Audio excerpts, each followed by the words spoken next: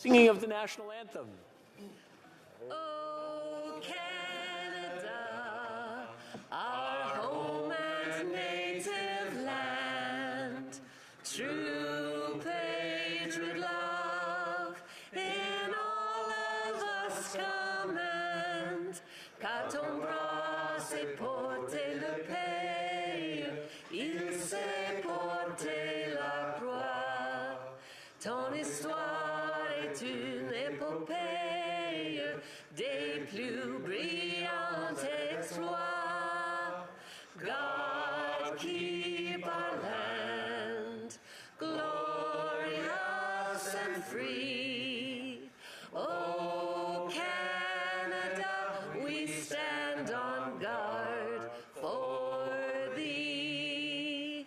Oh, Canada, we stand on guard for thee.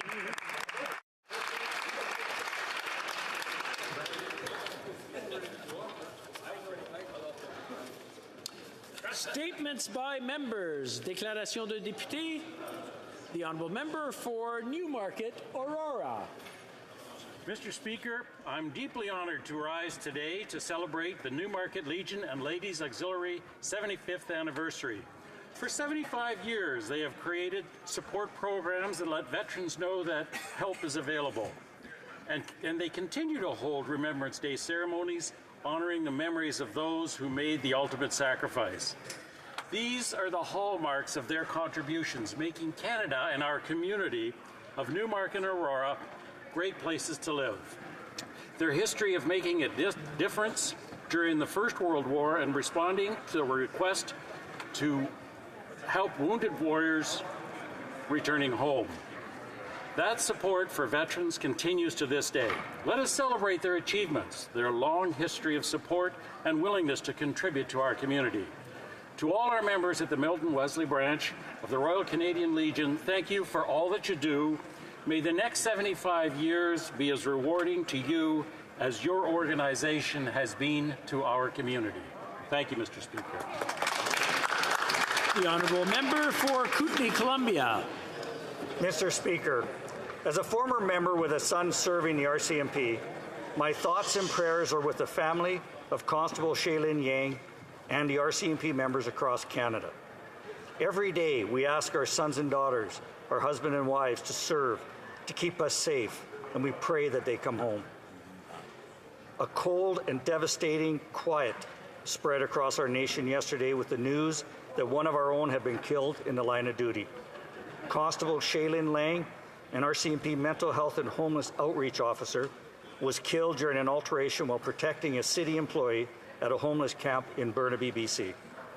This is a senseless loss. Shaylin Yang was a loving wife, a sister, and a daughter. Shaylin's colleagues describe her as kind and compassionate, embracing her role with devotion, helping those who struggle with mental health and addiction. Our nation has suffered an immeasurable loss. May her memory be the inspiration for each of us to act on issues important to Constable Shaylin Yang. She will never be forgotten.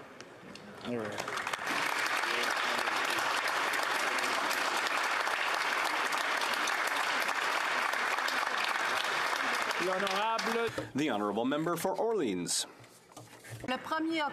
Mr. Speaker, on October 1st, I had the great pleasure of hosting a ceremony to present Queen Elizabeth II Platinum Jubilee Awards at École Béatrice des Loges in Orleans. During the event, I had the honor to recognize 113 citizens of Orléans from all walks of life for their exceptional contribution to our community and well beyond its boundaries.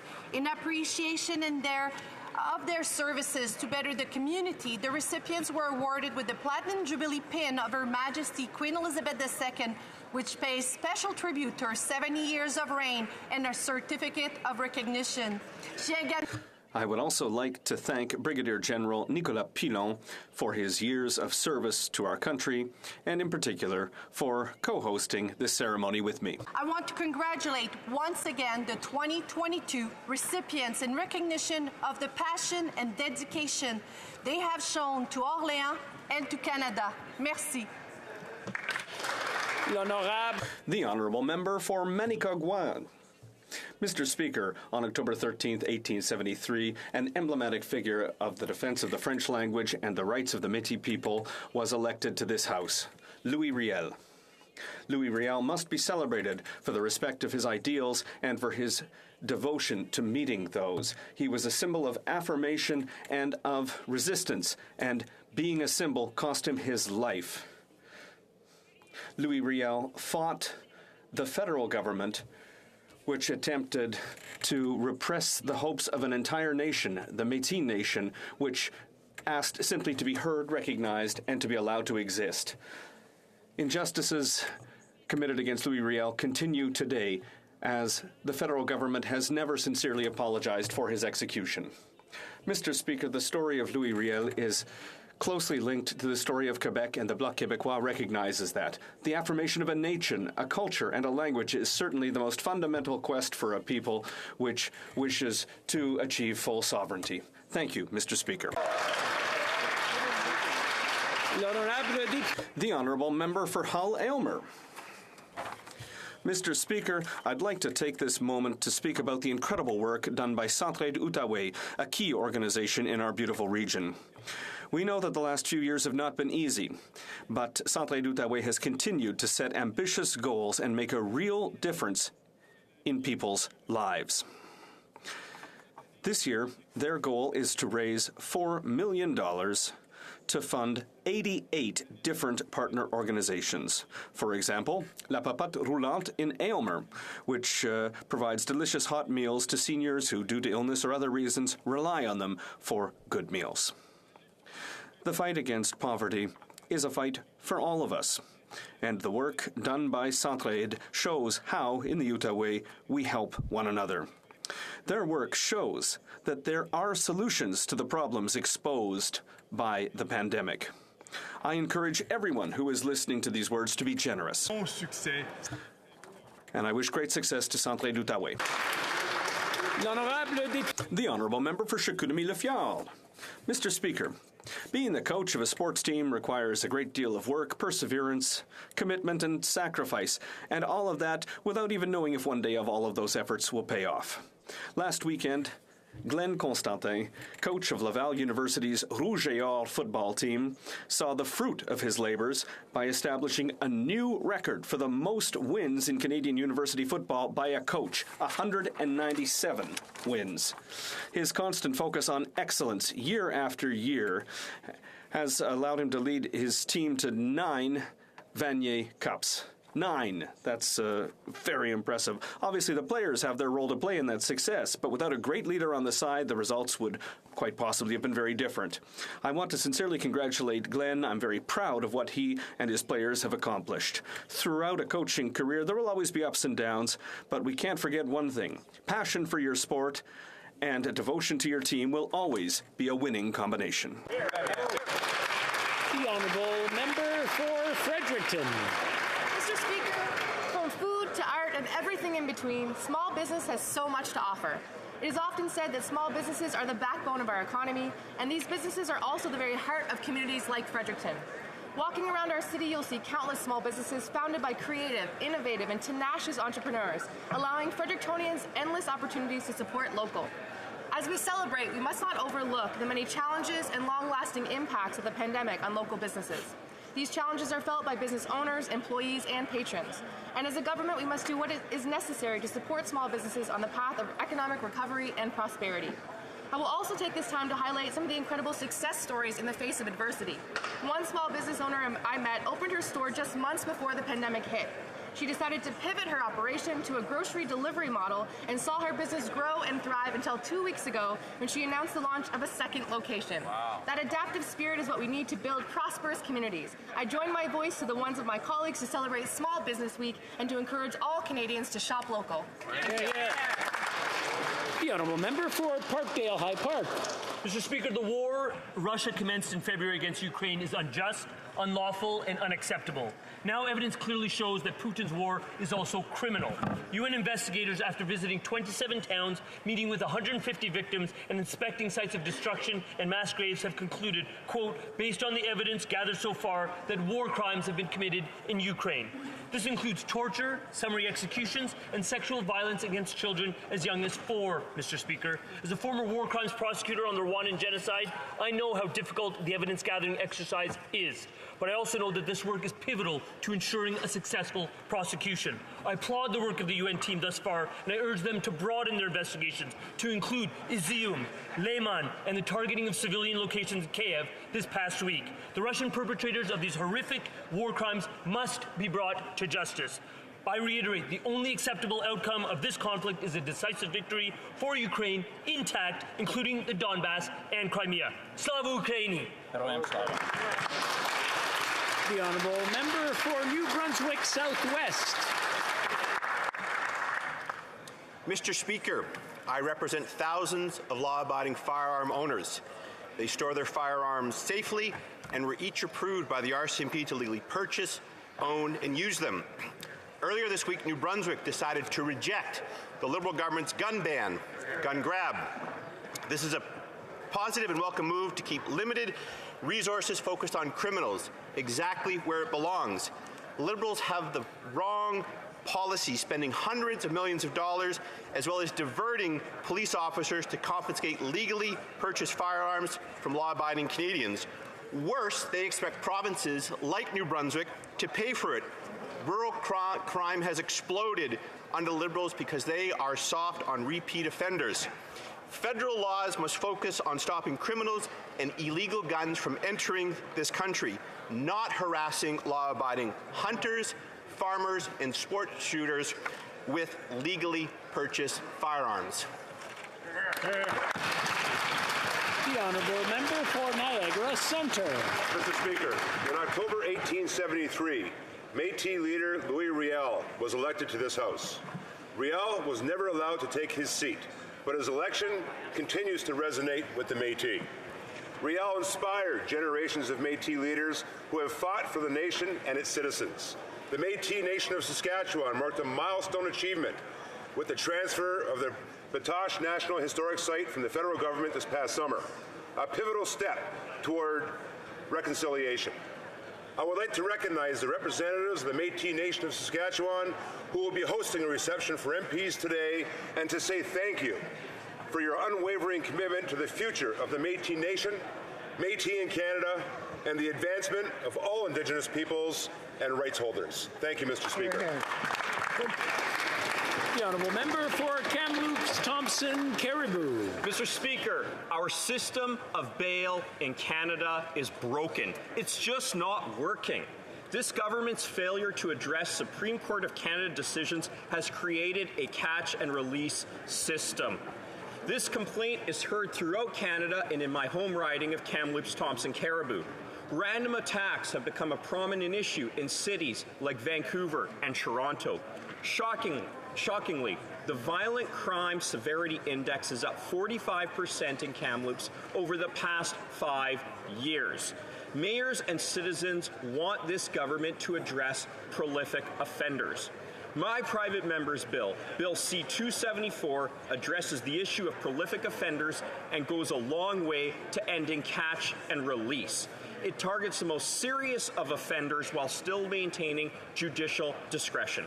It's time we act to make our communities safe. Will the Minister of Justice act, or will he sit on the sidelines?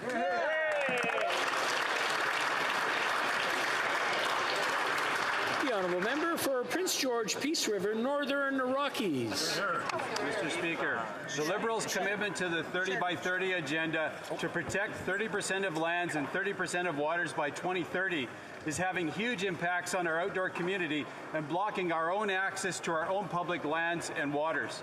Instead of protection where necessary, the Liberals have adopted the ever-increasing blind closures of radical Engos who DFO officials have admitted are at the decision-making tables at DFO. Recently at Fisheries and Oceans Committee, we learned that despite 2 UBC studies saying there's an abundance of Chinook salmon for our southern resident killer whales in BC, DFO closed the fishery anyway. Witness after witness testifying that political decisions are superseding science. Traditional grounds outside of Sydney, BC at Pender Bluffs, where Washington State data has proven southern resident killer whales are only in the area 7 to 10 days a year, moving bubble zone closures could be used when they are present. Instead, DFO closed the area permanently. It's time the Liberals start listening to the science and the sound advice from our local environmental stewards, not the radical agendas put forward by Ingos. The Honourable Member for Hochelaga. Thank you, Mr. Speaker. October 10th was World Mental Health Day. People are happy to talk about physical health. We're proud to say that we take care of ourselves, that we're active and we eat well. But when it's time to talk about our mental health, well, we hide. We're embarrassed because it's seen still today as a weakness. It's a societal taboo, and sometimes even for friends and colleagues. 1 in 3 Canadians is affected, and it's not normal that we have to wait months for psychological support. It's not normal that family doctors are ill-equipped to accompany their patients. It's not normal that in Quebec, about 15,000 people are on a waiting list. We would never tell someone with a broken leg to come back in 6 months for a cast. Unfortunately, mental health is still today reserved for those who can afford to pay for it. This is a public health crisis, and it's been made worse by the pandemic. We all know someone, a colleague, a member of our family who's suffering, and we all have a responsibility to act. Mr. Speaker, a people that's in good health is a people that can achieve anything. Thank you.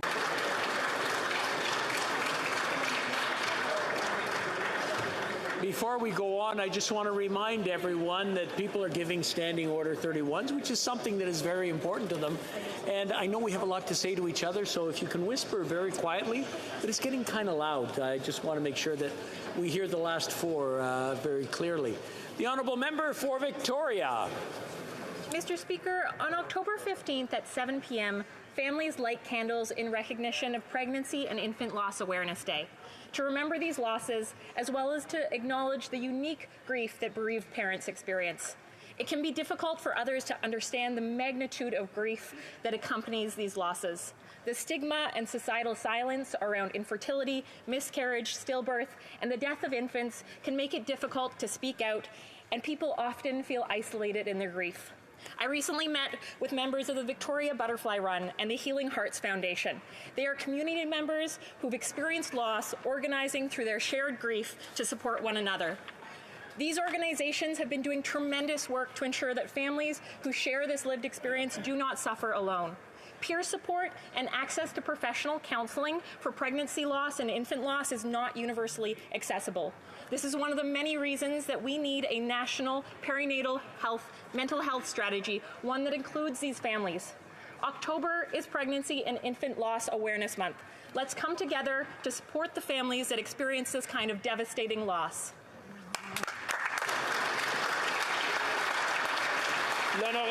The Honourable Member for Beloeil-Chambly.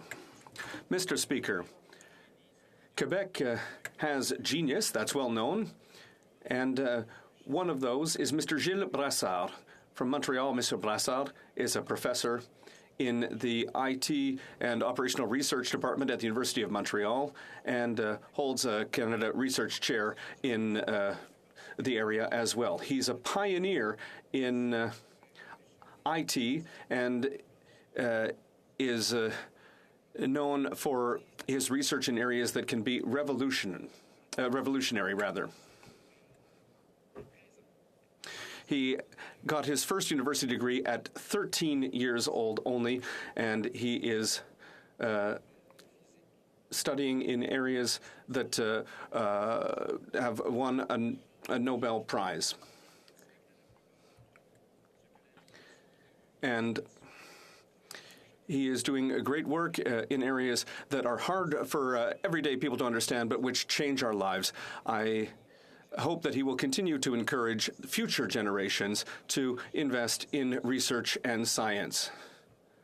And we will have, if that's the case, even more genius in Quebec. The Honourable Member for Cariboo, Prince George.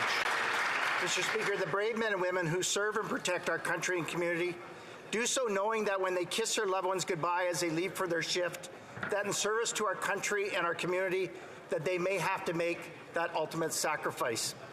Yesterday, RCMP Constable Shaylin Yang was tragically killed in the line of duty. Constable Yang was a loving wife, a mother, and a friend who volunteered extensively within her own community. She joined the RCMP just 3 years ago and acted as an officer who specialized in mental health outreach. She was described as a kind, compassionate, and empathetic by all who knew her. She was a compassionate and tireless advocate for those who struggled with mental health and addictions. Canadians around the country grieve alongside the fallen officer's family and friends in remembrance. But, Mr. Speaker, thoughts and prayers are little comfort to Constable Yang's family, friends, and colleagues. This tragic and senseless act of violence was in part caused by the lack of mental health funding and support for our homeless population who suffer in our streets each and every day. As leaders, we must take concrete action on mental health to prevent our most vulnerable and sick from being left on the fringe of society. And, Mr. Speaker, we must protect those who protect us. Lives depend on it.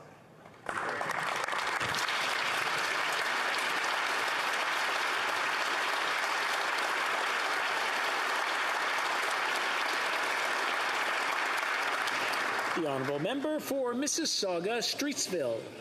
Mr. Speaker, I am proud to rise today to highlight that October is Women's History Month in Canada, and this year marks the 30th anniversary.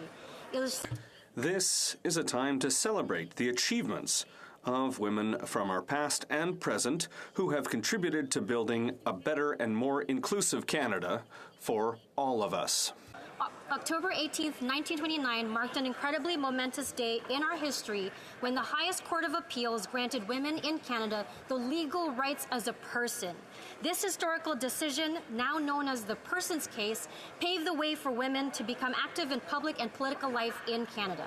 Today we honor the famous five: Emily Murphy, Nellie McClung, Louis McKenney, Irene Parlby, and Irene Muir-Edwards, who helped pave the way for gender equality and those who work to expand and strengthen these rights for generations to come. I would like to wish everyone a happy Women's History Month. Thank you, Mr. Speaker.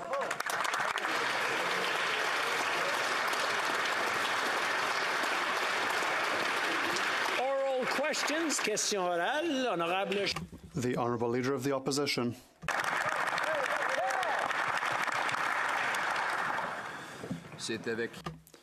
It's with sadness that we express our love for the family of Constable Yang. I'll express our love and support for Constable Yang's family. She was sadly murdered while she was courageously doing her job. This has to stop. This is one of a series of murders of our police officers as part of a larger violent crime wave. What changes will the Prime Minister make to policies to put this crime wave to an end?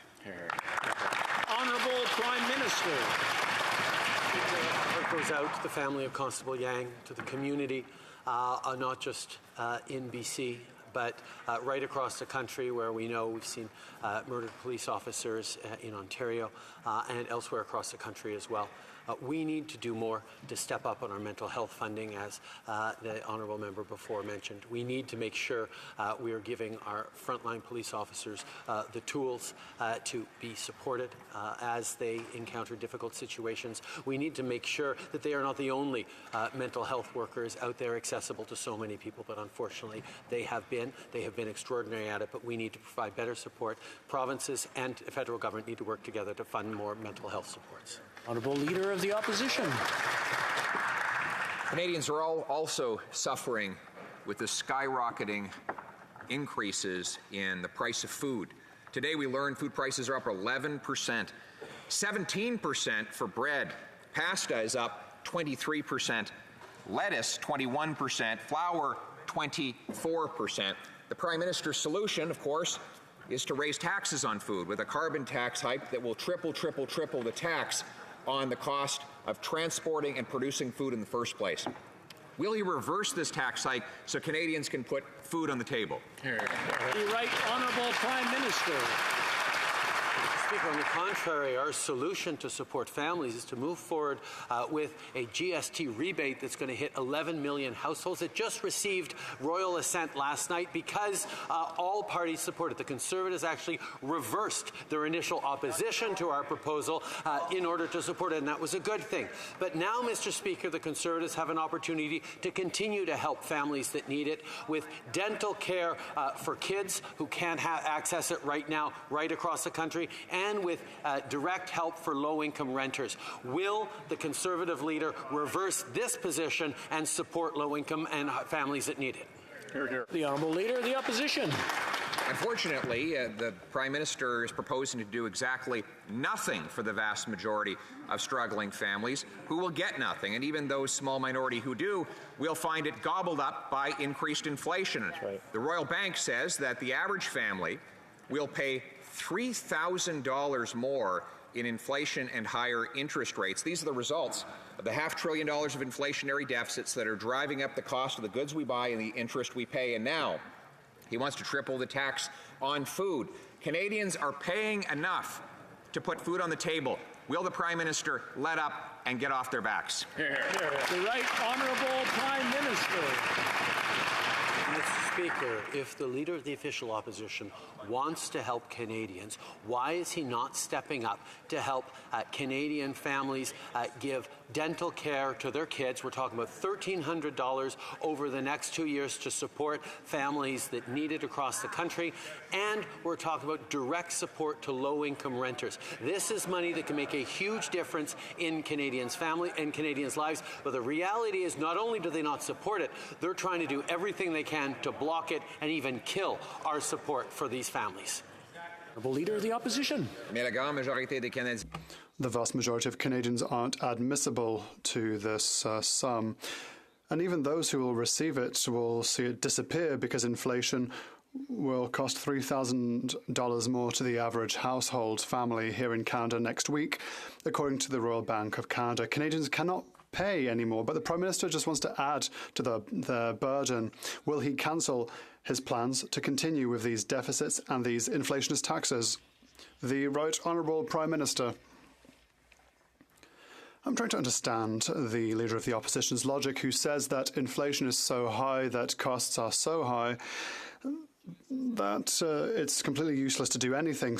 Quite the contrary, Mr. Speaker. We are here to help people concretely and tangibly with assistance with the GST credit. We are here to help families who have children who are under 12 who cannot afford dental care. And we are here to help renters, low-income renters, with their rent this fall. Why are they not here to help these families? All we see are excuses. We want them to support us in our measures to help Canadians. The Honourable Leader of the Opposition. Have gone up most in price are those that we can produce right here in Canada. Bread, pasta, flour. We grow wheat in this country. We should be able to deliver it to people's kitchen tables affordably. But the Prime Minister wants to raise taxes on the people who do the growing of our food and the delivering of it to our grocery stores. Even the Governor of the Bank of Canada says that inflation in Canada increasingly reflects what's happening in Canada. This is homegrown Liberal inflation. Why doesn't the Prime Minister stop raising the prices on Canadians so that they can put food on the table? The Right Honourable Prime Minister. Mr. Speaker, let us be very, very clear. Our price on pollution puts more money back in the pockets of Canadians while ensuring they breathe cleaner air. With checks issued in June and just last Friday, a family of 4 in the opposition leader's riding has already received over $550 from our government in climate rebates this year. This means more money for Canadians. While the Conservative leader doesn't believe that climate change is a problem, we're moving forward with practical, affordable solutions to support families, grow the economy, and fight climate change at the same time. The Honourable Member for Bailleul-Chambly. Mr. Speaker, $28 million in contracts granted to a friend of the Liberal Party. They claim that it's because the lands are close to Roxham Road already. But what we have found out is that this is simply not true. instead of giving taxpayer money to Liberal buddies, why can't the Prime Minister find a way to decently welcome asylum seekers at regular stations by qualified individuals? The Right Honourable Prime Minister. Mr. Speaker, we make sure every day that our asylum system remains robust and humane. There is no magic solution, but we'll continue to be here for people to make sure that our values are reflected in our immigration systems. It is clear that we must continue to work on the question itself, including with the United States of America, to have a sustainable solution, and we will continue to be here to represent our values and welcome people in a responsible way. The Honourable Member for Bailleul-Chambly. Not too long ago, the Prime Minister and the Deputy Prime Minister were consulting each other before putting forward their position. And so they wanted to bring labour through Roxham Road, apparently. Cheap labour. If the government has a concern for labour, then there are already people who would like to come to Canada. Discriminated African Francophone students. Why is that the case? The Right Honourable Prime Minister. Mr. Speaker, we have zero tolerance for racism and discrimination in any form, including systemic discrimination. We are looking at the impacts of our policies and programs on racialized clients to ensure that they are just and fair for all those who wish to come study in Canada. The department has to implement immigration policy and laws without discrimination, and I know that the Minister is working on the file. The Honourable Member for Burnaby South. All New Democrats, I want to express our condolences to the friends, family, and colleagues of Constable Yang and the horrific killing that was experienced in Burnaby. New inflation data published today clearly shows that the cost of groceries just keeps rising. It is very difficult for families. It creates massive challenges for workers. It's clear that the Liberals and the Conservatives have done absolutely nothing to tackle this inflation. When will the Prime Minister act to help families? The Right Honourable Prime Minister. Mr. Speaker, in the weeks to come, 11 million Canadian households will receive the GST tax credit. That will greatly help them, almost $500 for a number of families. Money for 11 million households. This is a huge difference. Conservatives have changed their ideas, and now they're going to be supporting our solutions. We hope that we will be able to help people now with their dental care and rental assistance, and we will ask all parties in this House to join us in accelerating these deliverables for Canadians who need it. The Honourable Member for Burnaby South. The new inflation numbers are deeply troubling. We see the cost of food continue to rise. It's hit a record 11.4%. We know that the Liberals and the Conservatives don't have the courage to take on greedflation, but we do. We forced everyone in this House to support our motion to tackle greedflation. We know that the PR stunt from Galen Weston isn't good enough. Will the Prime Minister implement our solutions to support families now? Hear, hear. The Right Honourable Prime Minister. Mr. Speaker, we know Canadians are struggling with the rising cost of living, which is why when we came back to the House this fall, we brought in immediately measures to double the GST credit over 6 months for close to 11 million households. And that was something that fortunately all members of this House supported, including the Conservatives, who reversed their earlier objection to our proposal and then supported it. Now we need all parliamentarians to come together and make sure that we're supporting families families who need to pay for dental care for kids under 12, and move forward on direct support for low-income renters. All parliamentarians can stand together and do it. The honourable member for Calgary, Forest Lawn. Mr. Speaker, the Prime Minister's failed policies and direct attack on our responsible energy sector has caused higher prices and a cost of living crisis in this country. Groceries went up another 11.4%, gas is up 13.2%, utilities up 12.8%. Out-of-control spending, cancelled and blocked energy projects in Canada, and this Prime Minister's carbon tax is causing unjust inflation. Will this Prime Minister stop punishing Canadians and cancel his plans to triple the tax on groceries, gas, and home heating? The Right Honourable Prime Minister. Mr. Speaker, we know Canadians are struggling with this global inflation crisis caused by the end of the pandemic, by the stresses on supply chains, by the illegal invasion by Russia of Ukraine. I'm just going to interrupt the Right Honourable Prime Minister for a moment. We started off really well, and now it just seems to be sliding. I just want to remind everyone that there's questions being asked, and they're being heckled too, and then the Prime Minister or whoever's answering. So I just want to remind everyone, please try to have some respect for each other. The Right Honourable Prime Minister, please continue. Thank you, Mr. Speaker. That's why we're moving forward on direct supports for families. We know that even though the Leader of the Opposition came out in opposition to our GST credit for Canadians when we first announced it, it was members of his caucus who told him that no, they would support it, and eventually they reversed their position.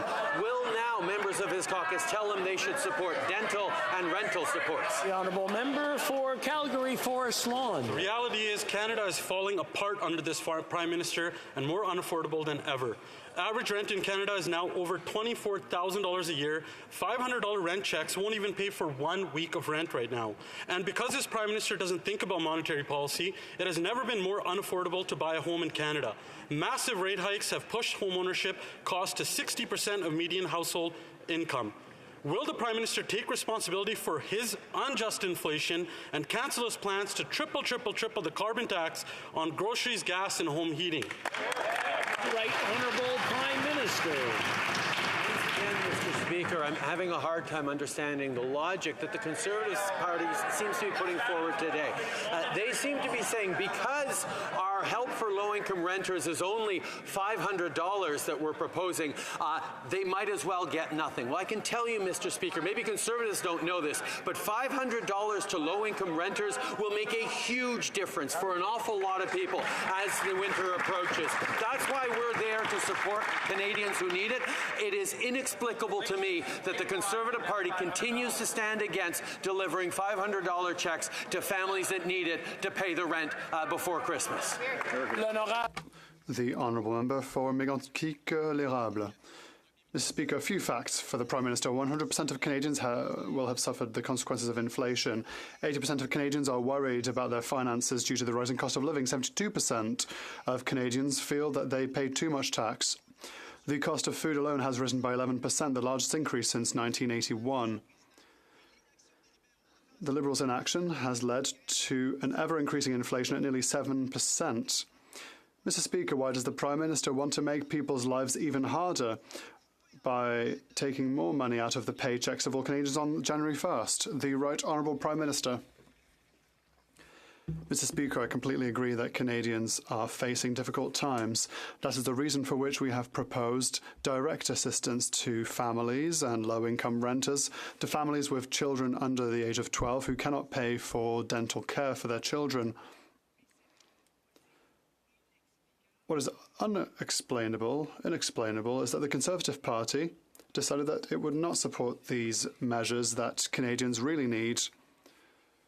Measures here to help people. Why are the Conservatives refusing to help Canadians who need help today? We are here to do so. Why are they not?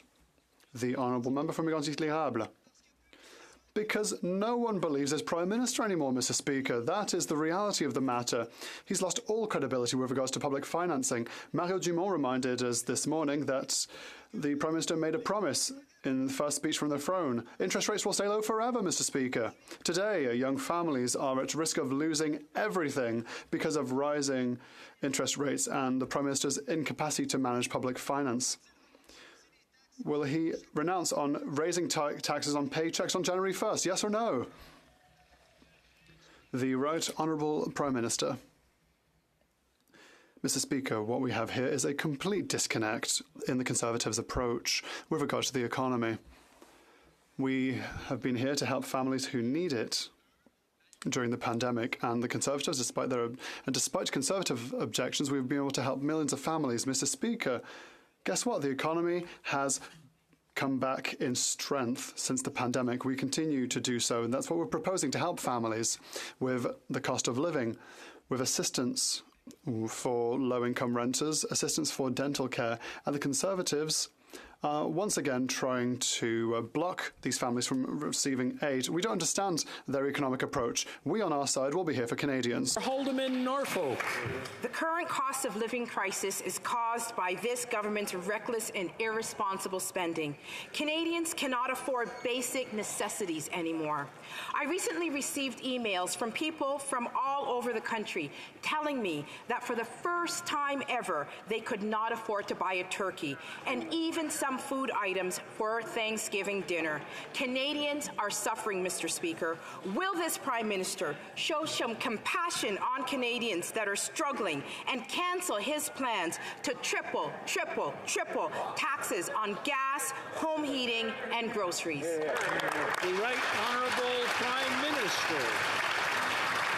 The supposed preoccupation of Conservatives with the cost of living would be slightly more believable if it wasn't for the fact that they are standing in the way of delivering $500 in extra support to low-income renters between now and Christmas, if they weren't standing in the way of giving $1,300 in extra access to dental care for families with kids under 12 who need that support. We know that low-income families and middle-income families could greatly benefit from that help. Why are Conservatives not standing up for those families? The Honourable Member for Haldeman, Norfolk. Mr. Speaker, the Prime Minister knows that the policies proposed by the Liberals will not reach the majority of Canadian families. Yet Canadians are making immense sacrifices just to get by. People are even rationing food. Amy, a first-time mother in my riding, recently wrote to me in desperation. She was worried about not having the basic necessities to raise and care for her baby. This Prime Minister's obsession with taxes is taking away the ability of average people like Amy to afford basic supplies and keep warm during the winter.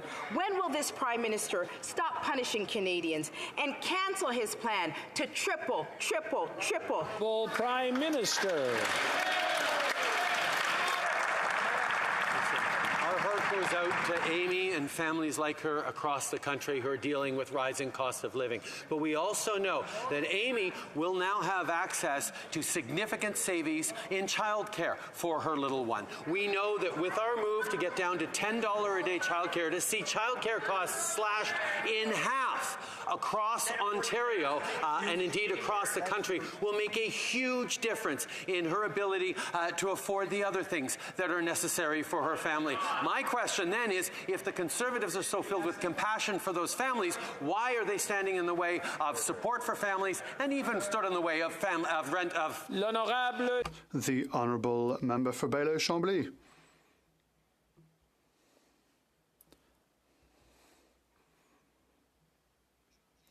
In January, the Prime Minister decided to impose emergency measures during the truckers' protests without trying to dialogue and, as we've learned, without anyone having asked him.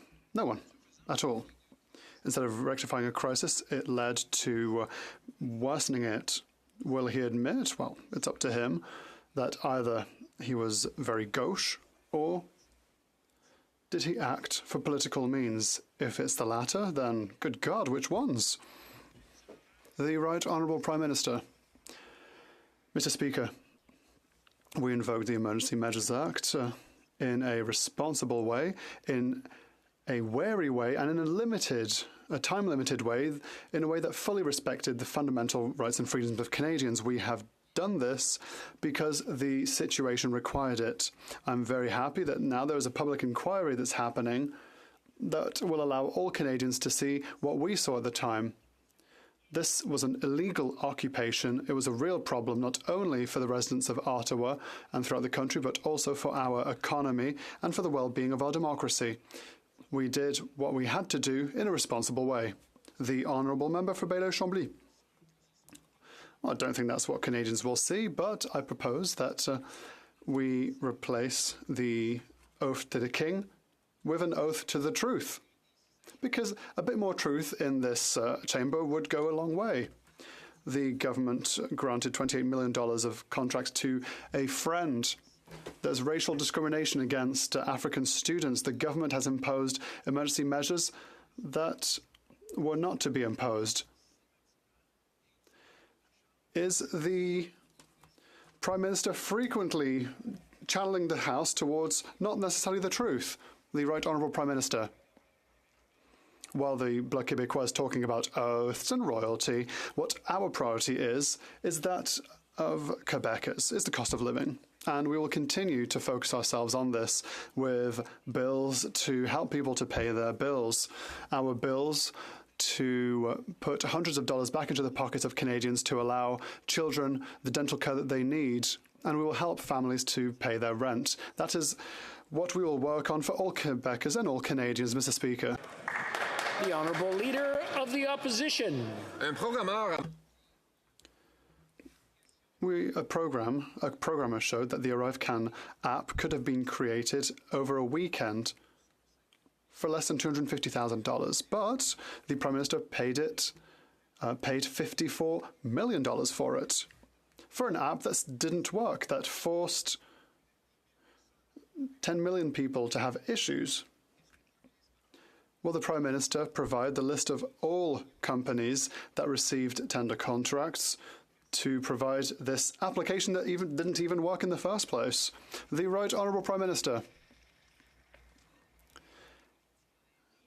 Despite the little petty politics from the Conservatives on this side of the House, we worked tooth and nail to protect the health and safety of all Canadians throughout the pandemic, including through the ArriveCan app.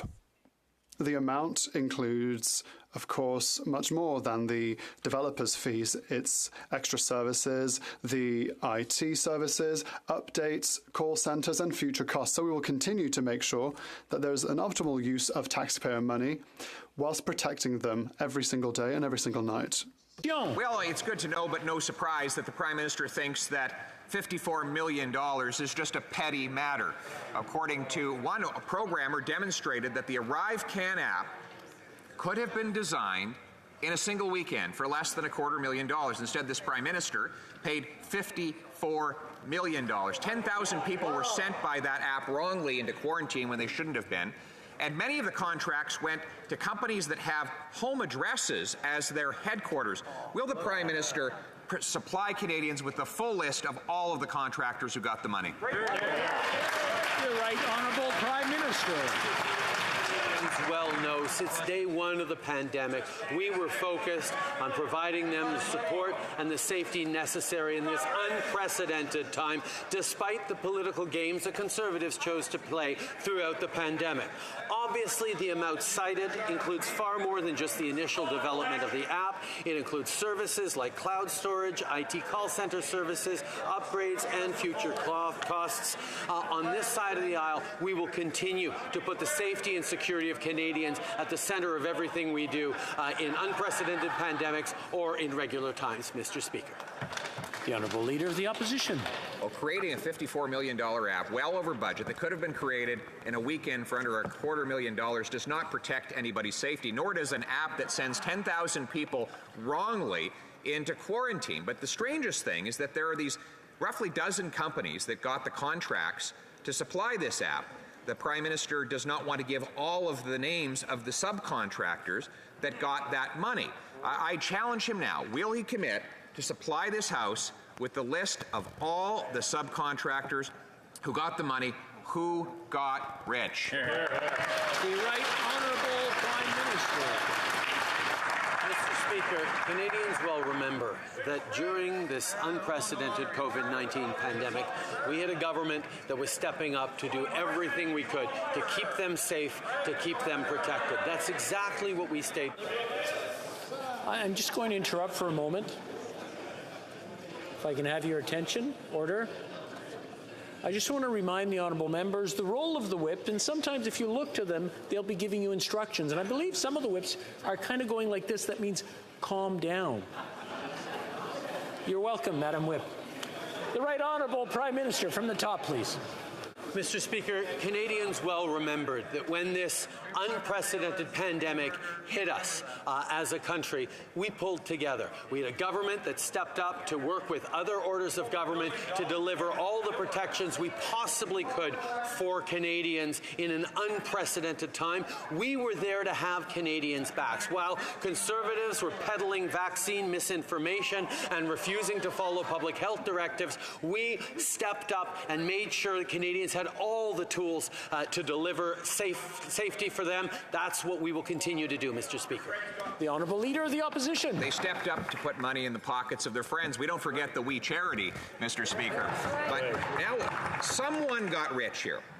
Someone designed an app that didn't work, that sent 10,000 people wrongly into quarantine, that had addresses, home addresses, as the headquarters of the companies that received the money. Many of the subcontractors are still secret, and if the Prime Minister will not tell us the identity of those companies, then maybe he can tell us who was the genius. Would the genius who spent that $54 million on an app that could be designed in a weekend please stand up now? The Right Honourable Prime Minister.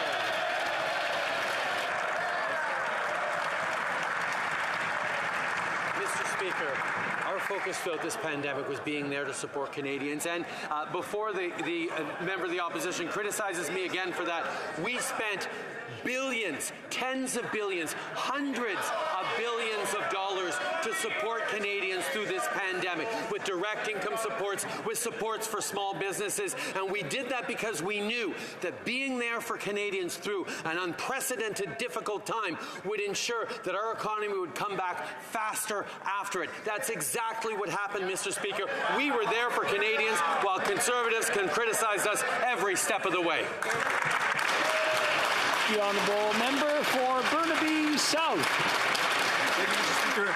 The CLC put out a report by Jim Stanford which highlights some serious concerns with the Bank of Canada's approach to inflation. They lay out two mandates the Bank of Canada must follow. One, to keep inflation in check, and two, to encourage maximum employment, sustainable employment. Well, given the fact that the increased interest rates of the Bank of Canada will not address the root causes of inflation, they're going to certainly create a self-induced recession, which will result in massive job losses. Does the Prime Minister agree with the Bank of Canada's approach? Right Honourable Prime Minister. Mr. Speaker, on this side of the House, we support the integrity and independence of our institutions. Canada has a long and storied history of strong institutions, from the Supreme Court to the Bank of Canada, that manage, in counterpart with the work that is done in this House, to serve Canadians. And we will continue to defend the integrity and the independence of those institutions, unlike, apparently, multiple parties on the other side of the aisle.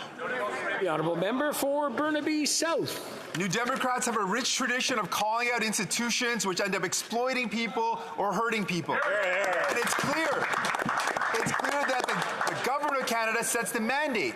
Now, this very same Bank of Canada, the governor has stated to employers, discouraging them to increase wages to keep up with inflation, which is ludicrous because there's absolutely no evidence that high wages have in any way contributed to inflation. In fact, wages have not kept up with inflation historically.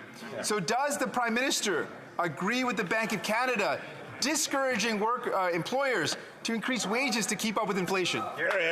Honourable Prime Minister.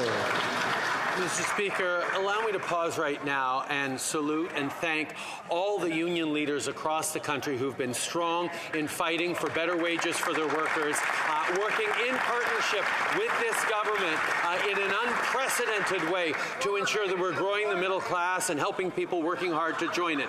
We will continue to make sure that we're working with labor, we're working with bargaining agents, we're working with workers to ensure that they're getting paid well for the work they're doing, that they can support their families and their communities. We will do so in a way that Canadians expect us to. The honourable member for Calgary Skyview. Mr. Speaker, we recently learned the good news that over 2.5 million Canadians have now been lifted out of poverty since 2015. Yet some of my constituents are still concerned about the rising cost of living. What are the latest actions our government is taking to help my constituents and all Canadians make ends meet? Honourable Prime Minister. Mr. Speaker, I want to thank the member for Calgary Skyview for his question and for his hard work.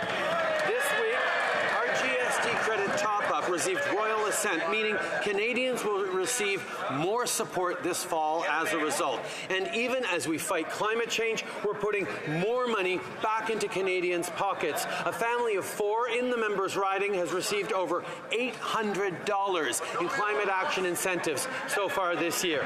Unlike the Conservative approach of bitcoins and buzzwords, we're talking about real action to make life more affordable for all Canadians.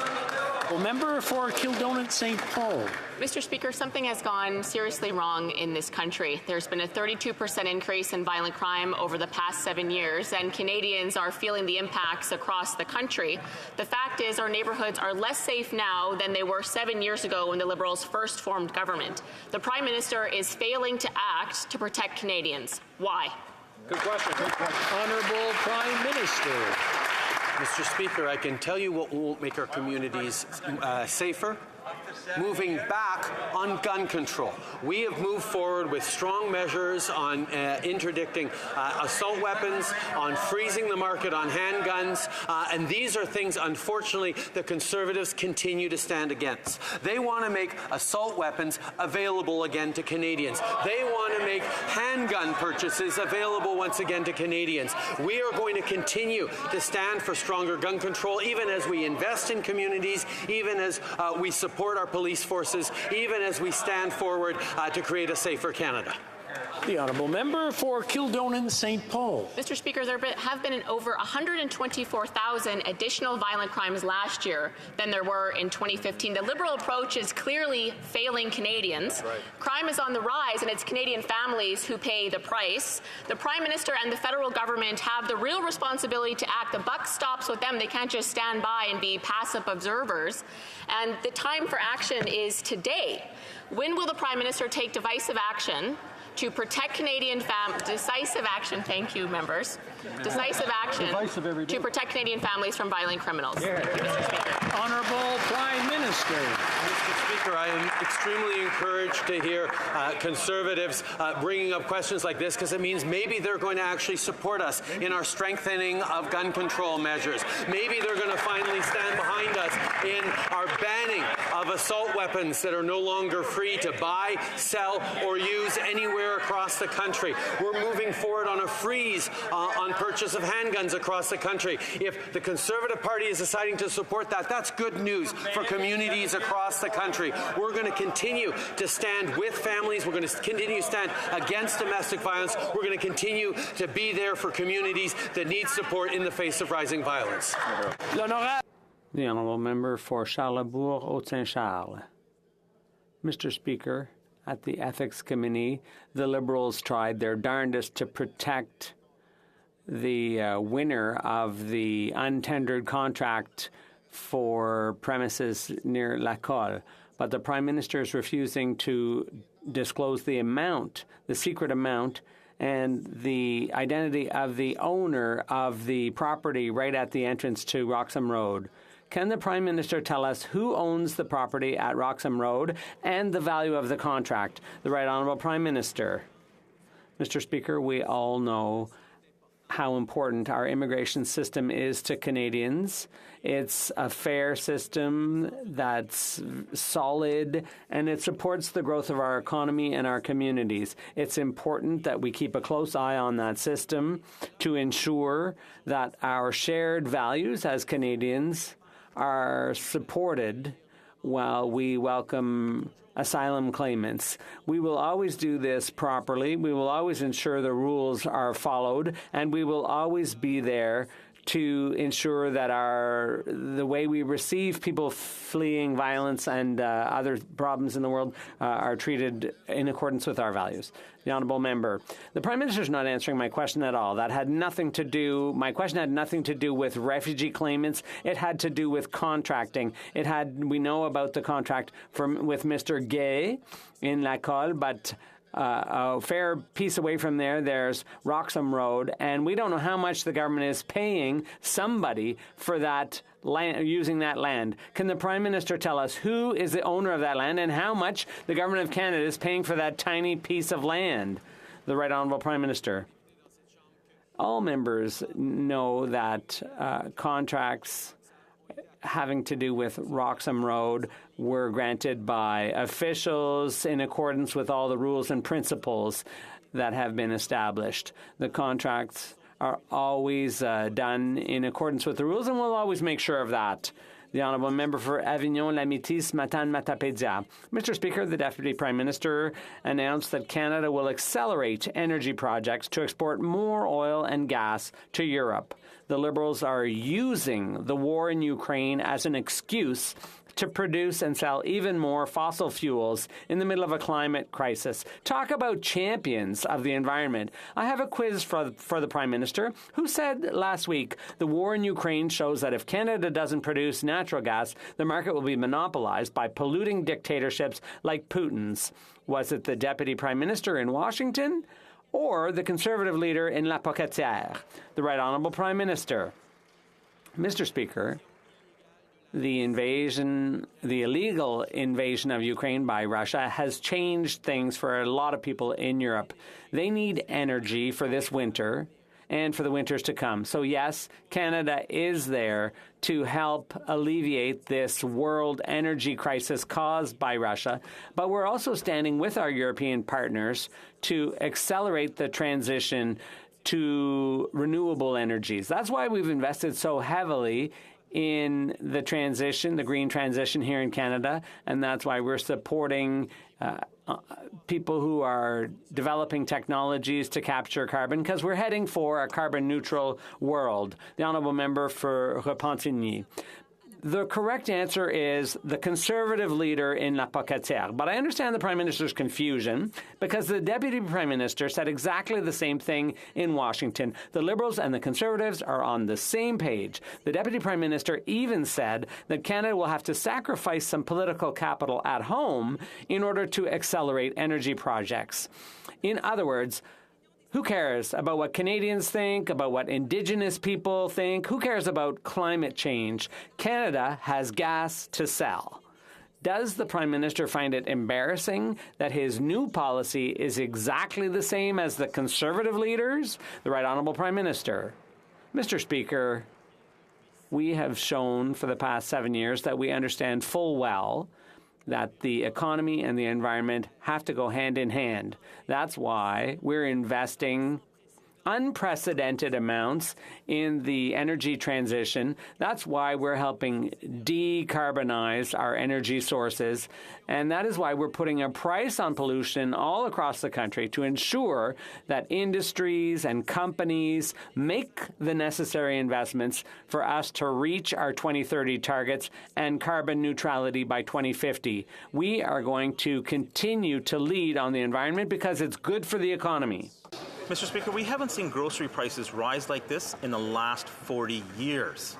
Last week, many Canadians struggle to afford Thanksgiving dinner with their families, all because of this Prime Minister's inflation crisis. Next week is Bandi Chhor Divas and Diwali. Can the Prime Minister please tell Canadians how much more it will take to celebrate the Festival of Lights under his homegrown inflation crisis? The Right Honourable Prime Minister.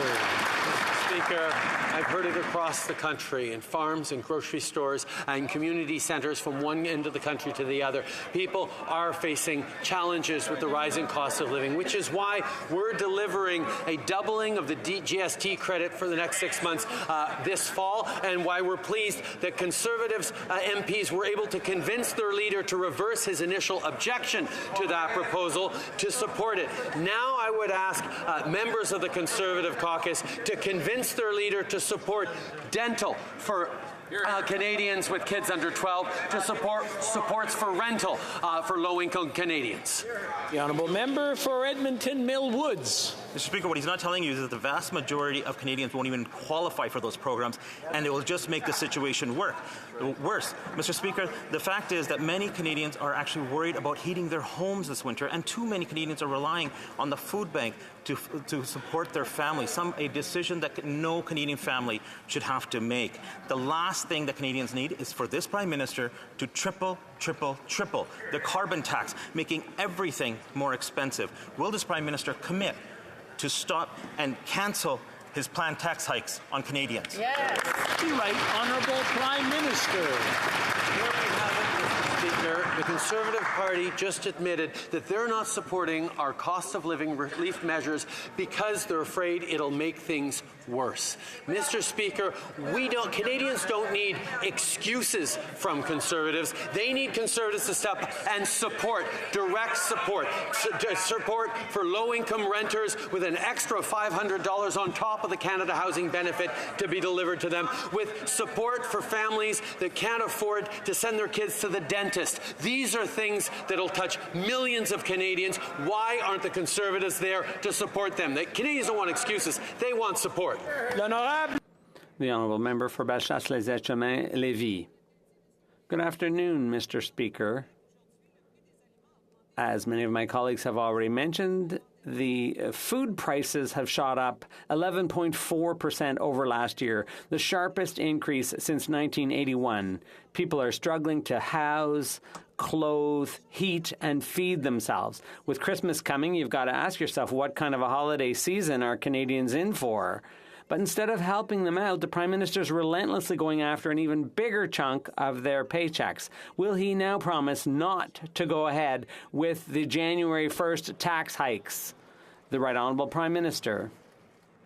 Mr. Speaker, if the Conservative Party is truly concerned about the cost of living for Canadians, they should be supporting our measures to support Canadians who are struggling the most, low-income renters who need a bit more help to pay their rent this fall, or families with children under 12 who can't afford dental care for their kids. I know it's not the solution that's going to change everything, but these are concrete measures that will help Canadians have a bit more this Christmas. Why are the Conservatives refusing to help families who are the most in need? The honourable member for Dorval-Lachine-LaSalle. Mr. Speaker, since day one, our government has been there to support small businesses all across Canada. They are the heart of our communities and the drivers of our economy. That's why we all need to stand together to give small business owners what they need to succeed. Can the Prime Minister remind Canadians how our government has supported small businesses? Thank you very much. The Right Honourable Prime Minister. Mr. Speaker, first of all, I'd like to thank the member for Dorval-Lachine-LaSalle for her question and her hard work. Canadians can see for themselves who is truly defending the interests of small business. When we extended programs to assist small businesses, growing businesses, the Conservatives voted against it. When we helped 1,400 small businesses in Ottawa get back on their feet after the convoy's occupation, the Leader of the Opposition said he was proud of the occupiers, while the Conservatives continue to deny small business owners the support they need. We are going to keep on defending them all across the country. Mr. Speaker, the cost of home heating just keeps going up in Atlantic Canada. Half of Atlantic Canadians are living in energy poverty. The cost of home heating oil jumped 30% in the last month in New Brunswick. Half of Atlantic Canadians heat with oil, and they're facing a cold, bitter winter because of this Liberal government. Today's numbers confirm Liberal inflation is up again for groceries and housing back home. With the affordability crisis devastating Atlantic families, why are the Liberals planning to triple taxes on home heating? Right, Honourable Prime Minister. Again, we are all in this House concerned about the rising cost of living faced by Canadians in Atlantic Canada and indeed across the country. So the question I think we all have is, why aren't Conservative politicians supporting our cost of living relief measures? Why are they not stepping up to send checks to the lowest income renters that'll support close to 2 million Canadians who are going to have trouble paying rent this winter? Why are they not sending support to families who can't send their kids under 12 to the dentist? We're talking about $1,300 that are going to help families over the next couple of years, and yet the Conservatives say they care and don't stand up for them. Member for Hastings, Lennox and Addington. This morning, media reports indicated that food prices are skyrocketing 11.4% this month, the largest increase in 41 years. Wow. Everything is broken, and this government's carbon tax makes the already unbearable even worse. Mr. Speaker, instead of Liberals driving up prices and sending Canadians deeper in debt, we need less talk and more decisive action from this government now. Mr. Speaker, when will this Prime Minister cancel his plan to triple taxes on gas, groceries, and home heating? Right, Honourable Prime Minister.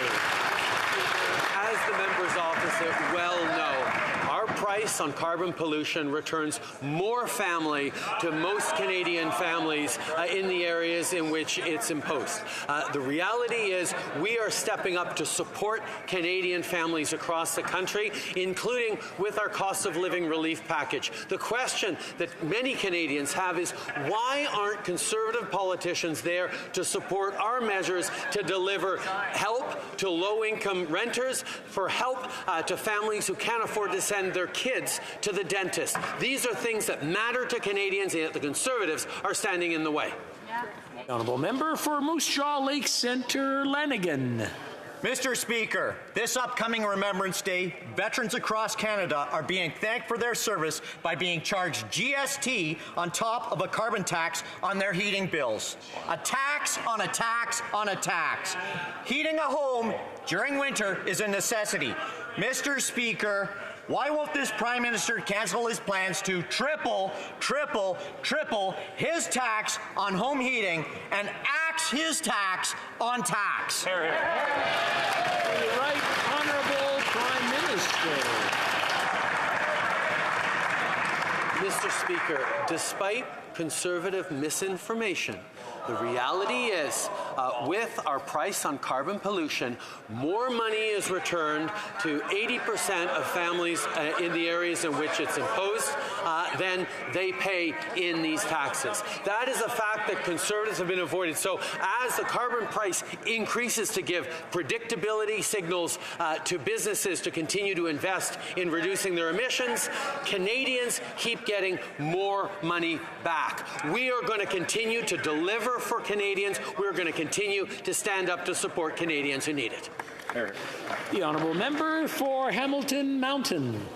This government is committed to the collective bargaining process to protect workers' rights, pay, and power. One of the first things we did after we formed government was to repeal the Conservative anti-worker legislation that made it harder for unions to fight for workers. Legislation the Leader of the Opposition supported. Hamilton Labour leaders tell me they were relieved and grateful that our government took this swift action. Can the Prime Minister update the House on what our government is doing to eliminate the use of replacement workers during strikes and lockouts so the workers have more power and fairness at the negotiating table? Honourable Prime Minister. Speaker, I'd like to thank the member for Hamilton Mountain for her hard work and her constant advocacy for workers. As a cabinet minister in the Harper years, the Conservative leader actively supported anti-union legislations like 525 and 377, and he's still attacking supports for workers today. Today, our government launched consultations on eliminating the use of replacement workers during strikes and lockouts. This government will always always be on the side of workers, while the Conservative leader gatekeeps Canadians out of safer, good-paying jobs.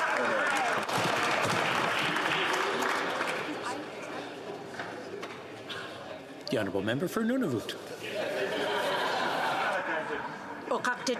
When I visited Kugaruk, I was told the consequences the housing boards face when they say no to an applicant. One decision resulted in turning away a young pregnant woman because there were no houses available. In hopelessness, she completed suicide.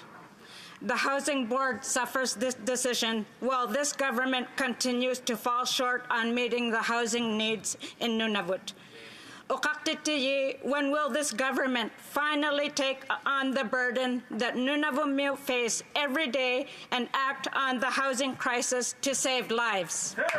The Right Honourable Prime Minister. Mr. Speaker, our hearts break at hearing stories like that. Obviously, it is unacceptable. That is why we are continuing to step up, including in working direct partnership with Premier Achiaguk to ensure that we're delivering housing investments in the North. We know that the needs are great, and we know we need to continue to step up. We have strong programs, big investments that are going in, but we need to do more. We recognize that. We will be there.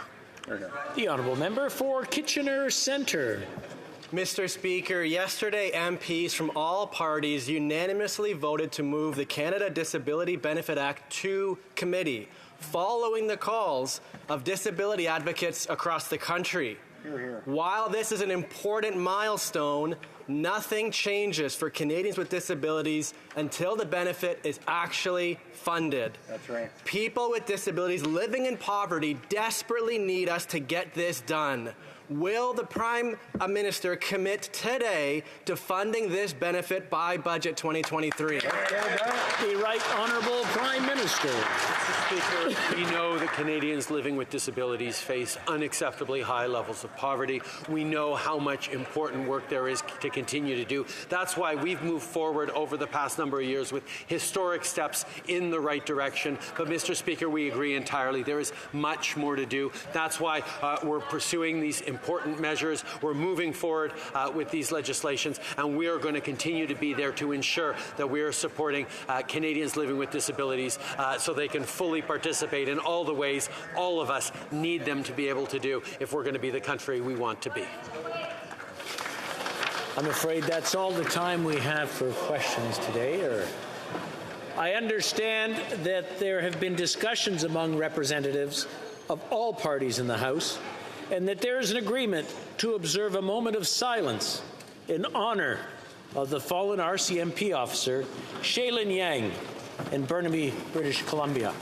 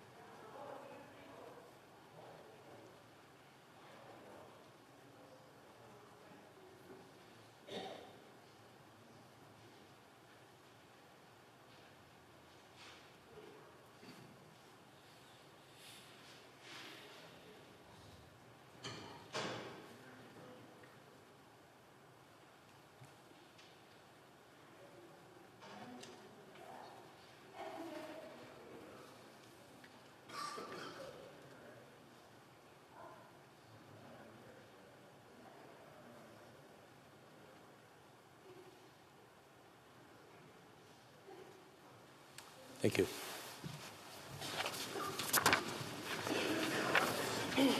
The House will now proceed to tributes in the memory of our former colleague, the late Honourable Bill Blaikie.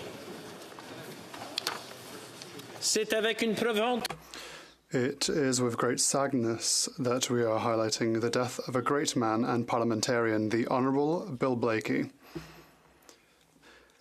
Bill Blaikie served the voters of Elmwood Transcona for close to 30 years. During 2 of those years, from 2006 to 2008, He was Deputy Speaker of the House with the former Speaker Peter Milliken. The term dynamic duo has been used to describe the Milliken-Blakey team. They were united in their commitment to this House, its role in democracy, its traditions, and its history. I understand that there were no procedures or processes too arcane for these devotees and scholars of Parliament. At one time, I had the good fortune to serve with Bill Blakey on the Standing Committee of National Defence and Veterans Affairs, where I always look forward to him for a balanced view on issues. I also looked forward to his trademark wit and good humor. We shared many good laughs together. A good number of us benefited from his long experience and service to Canadians. Bill Blakey was a source of inspiration for us all. And we have proof in this chamber that he was a source of inspiration to his children, who followed in his footsteps to serve the people of Manitoba and all Canadians. I know that honourable members join me in expressing our deepest condolences to Bill Blakey's wife, Brenda, and his entire family. And, of course, we send our sympathies to his son, our colleague, the honourable member for Elmwood-Transcona, for the loss of his beloved father. Merci. Thank you. Thank you.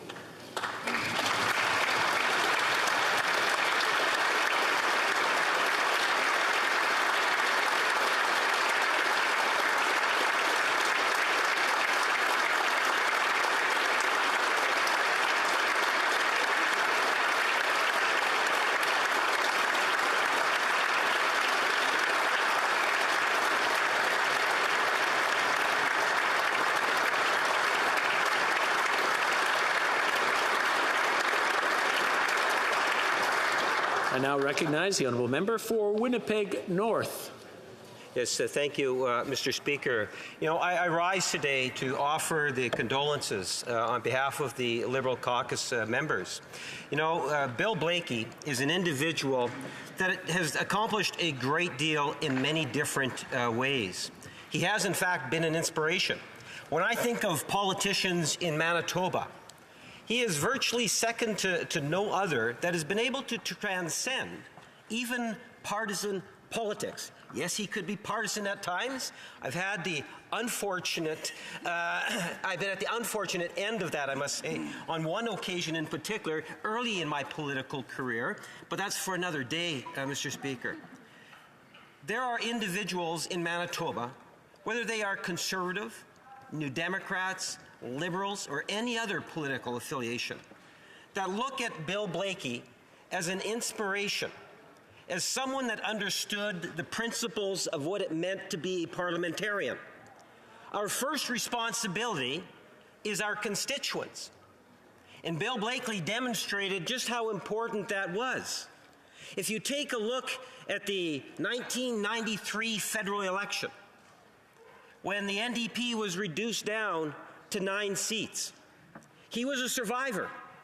In fact, I believe he was the only New Democrat that was elected east of the province of Saskatchewan. I would argue that the reason for that is because he had established himself as a constituency person, someone that understood the needs of those that worked at the CN Rail, to the many different businesses and occupations and the people that he served, Mr. Speaker. And that is why he survived back in 1993. You know, we often think about parliamentarians and, well, if you're in government, you can be potentially a minister.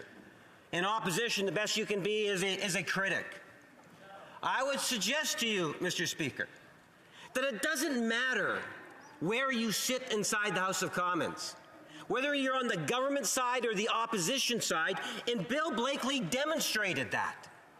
He demonstrated that in the roles that he played in the House.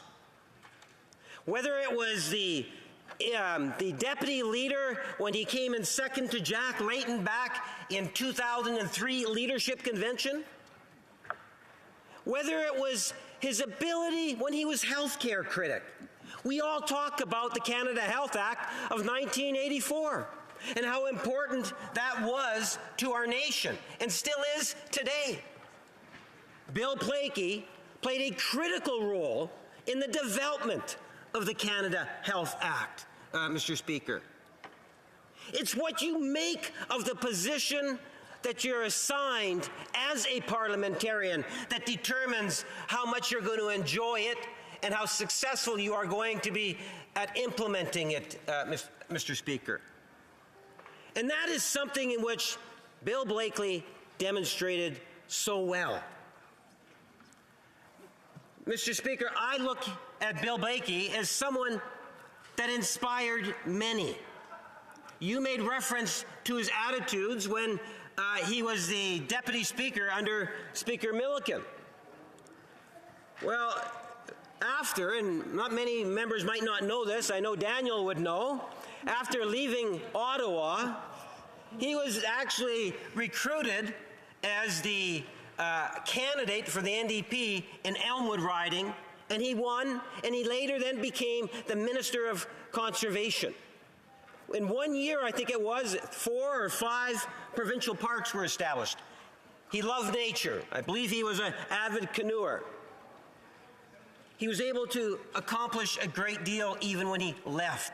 He was a parliamentarian first and foremost. That's when I got to know your father, primarily because he was also the government House Leader.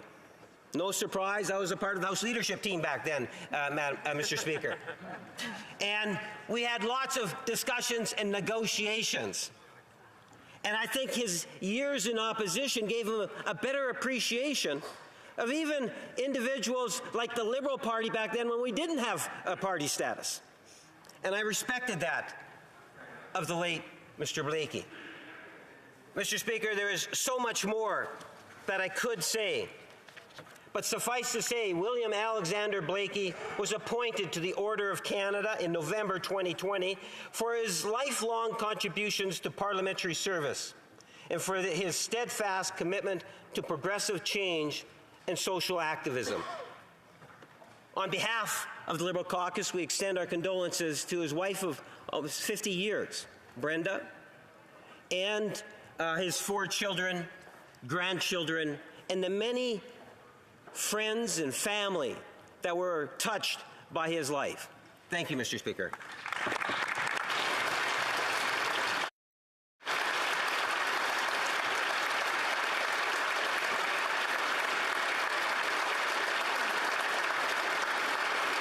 The honourable member for Selkirk, Interlake Eastman. Well, thank you, Mr. Speaker. It's a privilege to rise today and pay tribute to a former colleague and veteran parliamentarian, the Honourable Bill Blaikie, who just recently passed away. Bill was first elected to this place in 1979 and served continuously for 29 years. When I and others in this chamber were first elected back in 2004, the Dean of the House was Bill, a position he held in the 38th and 39th Parliaments. Now, as we know in this chamber, the esteemed role of Speaker and Deputy Speaker is normally shared between the governing party and the official opposition. However, because Bill epitomized what being a parliamentarian meant, he was respected right across party lines and throughout this entire House. And he was appointed in 2006 as Deputy Speaker, as you mentioned, serving with Speaker Milliken, and made some incredible rulings and ran the House very efficiently. Our House Leader, the member for Regina Capel, was appointed at that time as Assistant Deputy Speaker at the tender age of 26 and worked closely with Bill. A fun fact, Mr. Speaker, when Bill was first elected to the House of Commons in 1979, the member for Regina Capel was just 2 days old. Mr. Speaker, Bill was a devoted parliamentarian, a former House Leader, and a Deputy Speaker. Bill's reverence for the institutions of Parliament is something we'll always remember about him. When I first met Bill, he was literally bigger than life, towering over almost all of his colleagues, with the exception of probably 6'7" Brian Palliser, our former Premier of Manitoba, who at the time was the MP for Portage Lisgar. Back in those days, the direct flights between Winnipeg and Ottawa were done either on Dash 8s or on the little CRJ jets. And I can tell you that it was almost impossible for Bill to bend over enough to get into the airplane and walk down the aisle, never mind fit into the extremely tight seating. Now, I found this very uncomfortable, but Bill never, ever complained. It was on those trips back and forth between Ottawa that I was able to get to know Bill. And I was surprised to learn he had been a member of the Progressive Conservative Party. He was a young conservative in high school and early days in college. And that's why I think he was so reasonable. and he could always appreciate our side of the debate. It was also on those trips, because of his long service, I know that when he first started in Parliament, that he had a young family as I did. And I would ask him for advice on how to make sure we balance parliamentary life with our responsibilities to our family. And he provided me with very sound advice. Now, Bill also served as a reservist with the Queen's Own Cameron Highlanders of Canada and shared my passion for a strong Canadian Armed Forces. And Mr. Speaker, as you and I both know, Bill was very proud of his Scottish heritage. He was one of the best pipers Canada had to offer and was instrumental in founding our annual Robbie Burns Nights here on the Hill, starting way back in 1988 with Speaker Fraser. I can honestly say I have never seen a more passionate or better or comical address to the haggis. Bill loved performing it, and we all loved watching him do it. Now, following his federal career up here in Ottawa, Bill was asked to run provincially and served from 2009 to 2011 as Manitoba's Minister of Conservation and Government House Leader. And I got to work with him again as we dealt with overland flooding along Lakes Manitoba and Lake Winnipeg and Lake St. Martin in my riding. But, Mr. Speaker, it wasn't just politics and Parliament that Bill respected. He was a man of faith. He revered God. The Honourable Bill Blaikie was also the Reverend Bill Blaikie, an ordained minister of the United Church. He found callings in both faith and politics. After he retired from politics, Bill accepted a position as adjunct professor of theology and politics at the University of Winnipeg. When it came to politics, as Bill said in an interview after publishing his 2011 biography, he said, and I quote, "The driving force has been the social gospel in Canadian left-wing politics. That dynamic of persons of faith in politics, perhaps, Mr. Speaker, is something which has been more common in Western Canada and certainly was once upon a time part of the very foundation of the NDP. Bill was keen to stress that, and again, I quote him, "Church and state is different than faith and politics.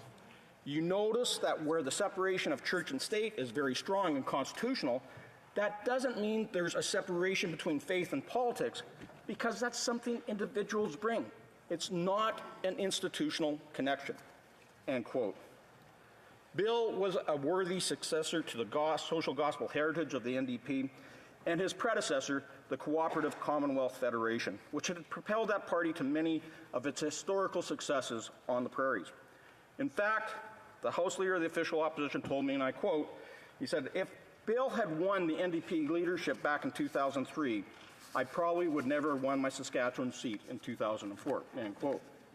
Truth be told, if Bill was the NDP leader, my Manitoba seat would have been at risk, and I may not have made it here in 2004 either. Instead, as fate would have it, Jack Layton won, which allowed our House Leader and I to be Bill's colleagues in the House, and in the case of our House Leader, sharing your chair, Mr. Speaker. Like many Conservatives and New Democrats, we hardly agreed on everything, but we certainly respected the fact that we each believed in things and acknowledged our respective principles. Bill Blaikie had a life well lived, a life dedicated to service and helping others. And for that, we unite today in paying tribute and saying thank you. In closing, Mr. Speaker, on behalf of my Conservative colleagues, I want to express our sincere condolences to Bill's wife, Brenda, his daughter, Rebecca, Jessica, Tessa, and his son, our colleague, who's carrying on Bill's legacy, the Honourable Member for Elmwood-Transcona. Bill will be sadly missed, but fondly remembered by all. May he rest in peace.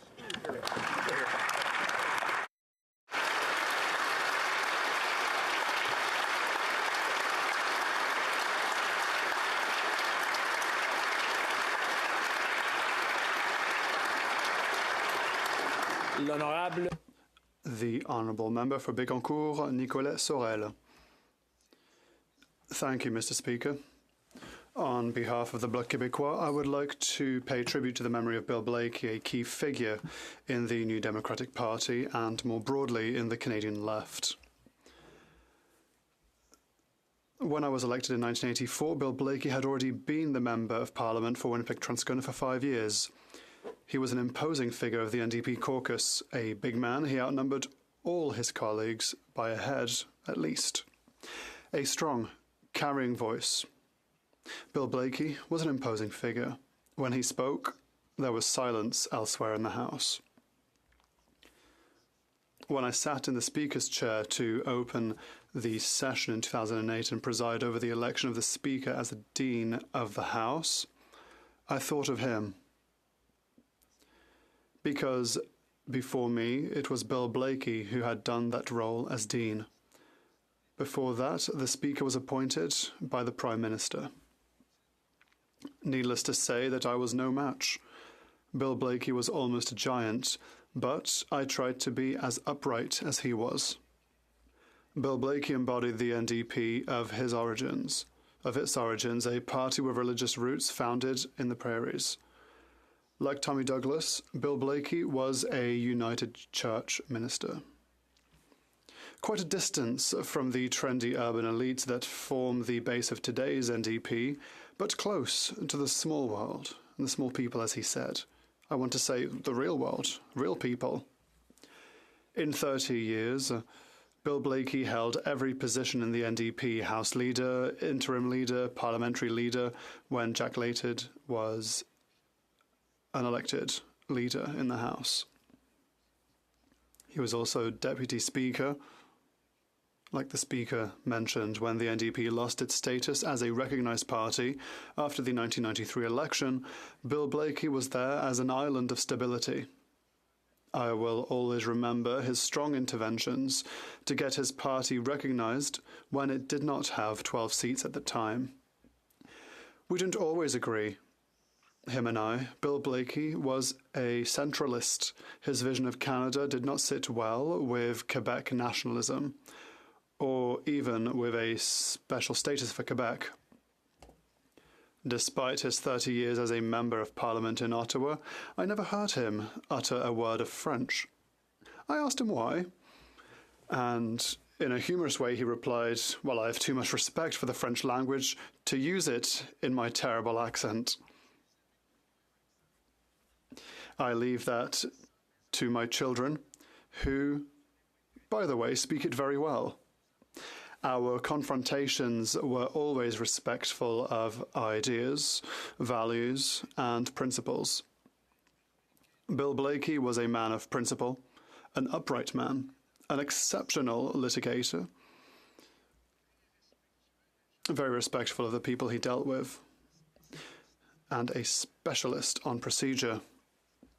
When he had something in mind, and he knew his procedure so well, let me tell you that the amendment was going to pass.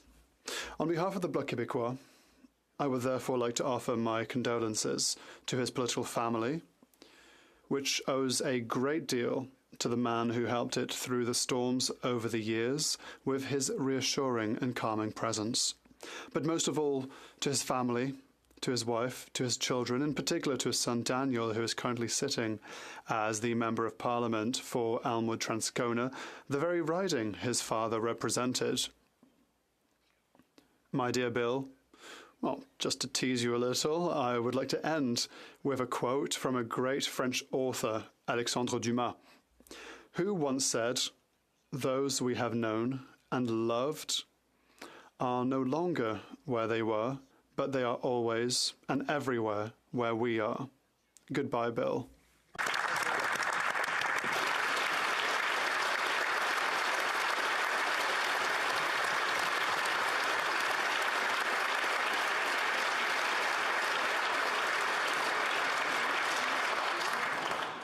The Honourable Member for Burnaby South. Thank you, Mr. Speaker. Many words have been used to describe Bill Blaikie. Giant, legend, pillar. He was a giant in our movement, both in physical stature, as has been alluded to, and in his deep commitment to justice. He was a legend in the House of Commons. He held a deep respect for democracy and for the people he represented.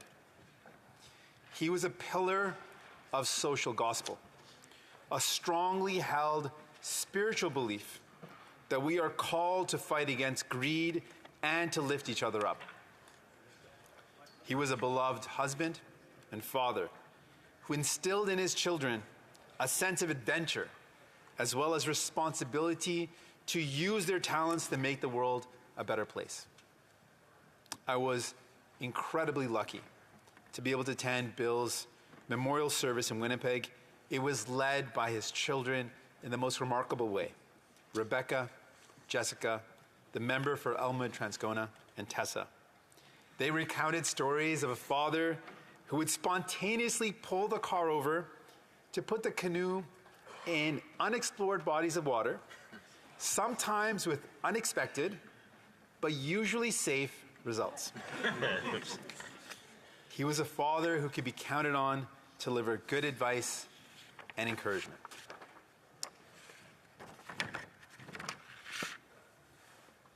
And a father who had a passion for social justice and a deep love of nature, qualities he passed on to his children. Bill loved the communities he served, whether he was in the church, his party, or his neighborhood of Transcona. He knew that his community has its roots in the railway, and he was dedicated to protecting those jobs and making sure they could sustain families in the future. Bill understood that economic justice, social justice, and environmental justice were all essential parts of our vision of a better Canada. He was a leading voice against the increased globalization. He warned against the dangers of a race to the bottom, where greed and profit were the priority, and people and the environment and protecting them against exploitation was seen as a barrier to free trade. Bill was also a passionate champion of our public health care system. As the NDP health critic, he was instrumental in pushing the Liberal Health Minister at the time, Minister Bégin, to introduce the Canada Health Act to protect Canadians from having to pay for healthcare services. Both Bill and Minister Bégin tell stories of how Bill engaged in guerrilla warfare in the House to make sure the Act contained the necessary protections, and, as is still the case, the minister depended on this pressure from the NDP to convince her colleagues to make the legislation better for Canadians. Before it was ever fashionable, Bill was an environmentalist. He loved nature, was an avid paddler and camper, and he believed it was a part of our mission to protect the earth. In his final act of political life, as Manitoba's Minister of Conservation, he put these beliefs into action when he took measures to protect the boreal forest, a place that had nurtured him. Bill loved Parliament. He was the Dean of the House and served as Deputy Speaker. In 2007, he was named Parliamentarian of the Year by Maclean's magazine. He was an incredible speaker, and his speeches in this place were legendary, shaming the government of the day for ignoring the needs of the most vulnerable and laying out a path to a better and fairer future. When Jack Layton was elected leader, he asked Bill to be his parliamentary leader, since he did not yet have a seat in the House. Bill had finished second in that leadership race, which was a disappointment to him, but he put that aside and took on the challenge of leadership in the House, working closely with Jack and sharing his wisdom and advice with the new leader. He also loved getting to know MPs from other parties and finding common ground with people who had a different view of the world. He could be hard on you in the House while still respecting your humanity and sharing a conversation over a meal. He was fiercely proud of his Scottish heritage. Bill was one of the founders of the annual Robbie Burns Nights on the Hill, which he saw as another opportunity for MPs of different parties to meet each other outside of daily debate. Listening to his children's story tell the story of Bill's life, it was clear that he found his strength in two places: his faith and his family. Bill's Christian faith informed his politics. For him, the calling to do good in the world required him to challenge injustice and those in power who allowed injustice to happen. He did not believe that the Bible should be used to justify the politics of hate and exclusion, but as a politics of justice and equality. Bill loved his family. The life of a politician is not easy on families. It means long days and lots of time away from the home. Bill's wife, Brenda, was the glue that kept the family together, and it is her, more than anyone, that we must thank for sharing Bill with the country.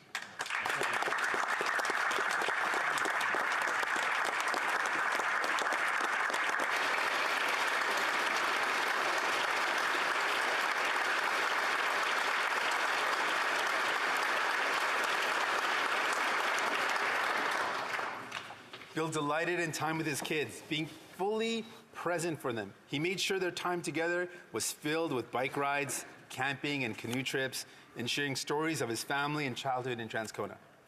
We are so fortunate to have Bill's son, the MP for Elmwood Transcona, in the House and in our caucus. He carries on his dad's legacy, speaking truth to power, standing up to injustice, and always defending the interests of the least powerful. Like his dad, he doesn't suffer fools gladly, but when you win his friendship, you know he'll always have your back. In his final years, Bill cherished time with his 4 grandsons, Robert, Owen, Noah, and Emmett. Throughout his battle with cancer, he made sure to find the energy to make memories with the new generation of Blakey kids. He took part in water pistol fights and played in the fall leaves with them, just as he had with their parents. Bill made sure that his grandchildren knew him and heard his amazing stories. New Democrats across the country mourn the loss of Bill Blakey, and we are so thankful for his life. He leaves a legacy of compassion, fairness, and justice. His example reminds us that we are morally required not to add to the riches of those who have the most, but to meet the needs of those who have the least. I extend my sincere sympathy to his family and our commitment that we will continue his work.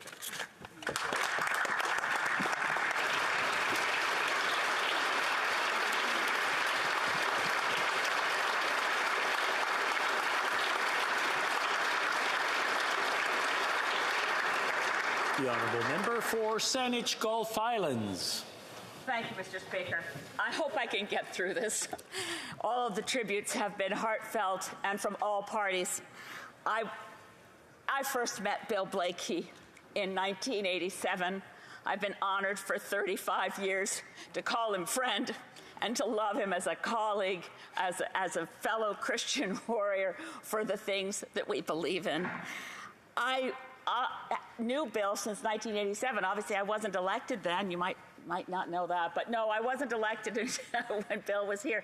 Bill was, in 1987, the environment critic for the New Democratic Party. I was a senior policy advisor in the Office of the Federal Minister of Environment, and that's how I had the amazing honor to get to know him and work together. And over the years, I can't tell the stories of adventures. I want to try to keep this brief. I'm going to try hard. Well, we had adventures. We marched together in the battle in Seattle, chanting, "Turtles and Teamsters together at last." We got tear gas together. What's more binding than that? That's where I first met Rebecca, by the way. We also were together at the first meeting of the World Trade Organization in Singapore, and I was there at that first 1988 Robbie Burns night dinner when Speaker John Fraser, with whom Bill Blakey was a grand friend, joined together. And I can picture Bill to this minute marching in, piping in the haggis. And there was something about Bill Blakey's legs in a kilt that I thought, how did he get related to oak trees? But in any case, you've heard, he was a bear of a man with a heart as big as he was. I want to tell you one thing about being an eyewitness to his talents, his skills as an orator in this place, his enormous warrior heart, his ability to stay focused and never give up, and of course, his talents in parliamentary alchemy. I will tell one brief story. In 1987, when the hot topic was trying to save the southern third of Haida Gwaii from clear-cut logging, and our champion, in the seat now held by the Honourable Member for Skeena-Bulkley Valley, was another dear friend we lost too soon, Jim Fulton. And we were all working, and the Minister of Environment, no less than anyone else, to save this area. And there was an Opposition Day motion. It came forward from Jim Fulton. In those days, Opposition Day motions were non-votable. But we had the whole day devoted to the campaign to stop the logging and protect this area, working in concert with the Haida Nation. And at one point in the proceedings, Bill Blaikie got up and said, "Mr. Speaker," turning to his colleague, John Fraser, who was just as much of an eco-radical as the rest of us. And he said, "Mr. Speaker, it occurs to me," words to the effect of, "we seem to have a lot of unanimity in this place." No one had spoken against saving the area, although there were many against it. We seem to have unity. I would like to move, Mr. Speaker, that by unanimous consent, at the end of today's debate, it is deemed that this motion was voted on and passed unanimously. There was a fair amount of uncertainty through the room at that moment because no one had ever tried that before. And John Fraser, as Speaker, said, "Well, the Honourable Member, the words, and do we have," well, the Liberal environment critic was Brian Tobin. The Minister was in the room, Tom McMillan. And of course, Bill and Jim and, well, there was unanimity. Yes, this will be deemed to have passed unanimously at the end of the day. Miles Richardson, then President of the Council of the Haida Nation, told the media, "The Great Spirit hovered briefly over the House of Commons today." Those were things Bill Blaikie could do because he was universally respected. He knew his procedure, and if Bill thought we could get away with it, well, who knew? We did. So we've heard from many members here today about his many talents and skills and where he drew his strength. Yes, from family, yes. But the social gospel, something that we don't hear about very much in this place. I went to find some of the things Bill had said about that. And he related that when he finished theology school, he had, quote, "found the prophetic tradition within the Bible, the tradition of challenging the ruling elite." And he called it this, and I proclaim the same: faith in Jesus Christ as Lord and Savior, and Bill clarified, a Savior from the idolatries of the world. And then Bill pointed his finger at the market, the be-all and end-all to which everything is sacrificed. Bill knew you cannot serve God and mammon at the same time. I once heard him on CBC Radio Tapestry being interviewed, and he said, "We always hear about the Christian right. Let's hear it for the Christian left." The social gospel is with us because Bill will always be with us. I will never, ever stop being grateful for the chance I had to be his friend, to get to know the Honourable Member for Elmwood Transcona, his sister Rebecca. I don't know Jessica and Tessa as well as I should, but to thank Brenda, his wife, for sharing him with us all these years. It's the greatest loss, but when one cherishes a life well lived and knows that, I just hope heaven was ready for Bill. But anyway, we'll leave that for now.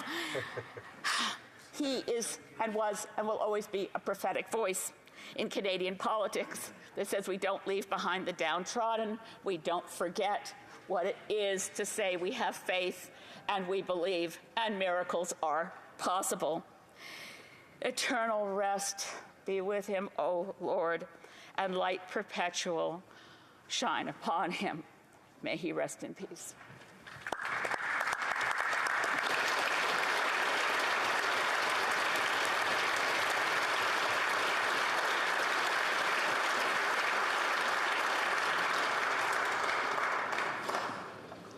The Honourable Member for Elmwood Transcona.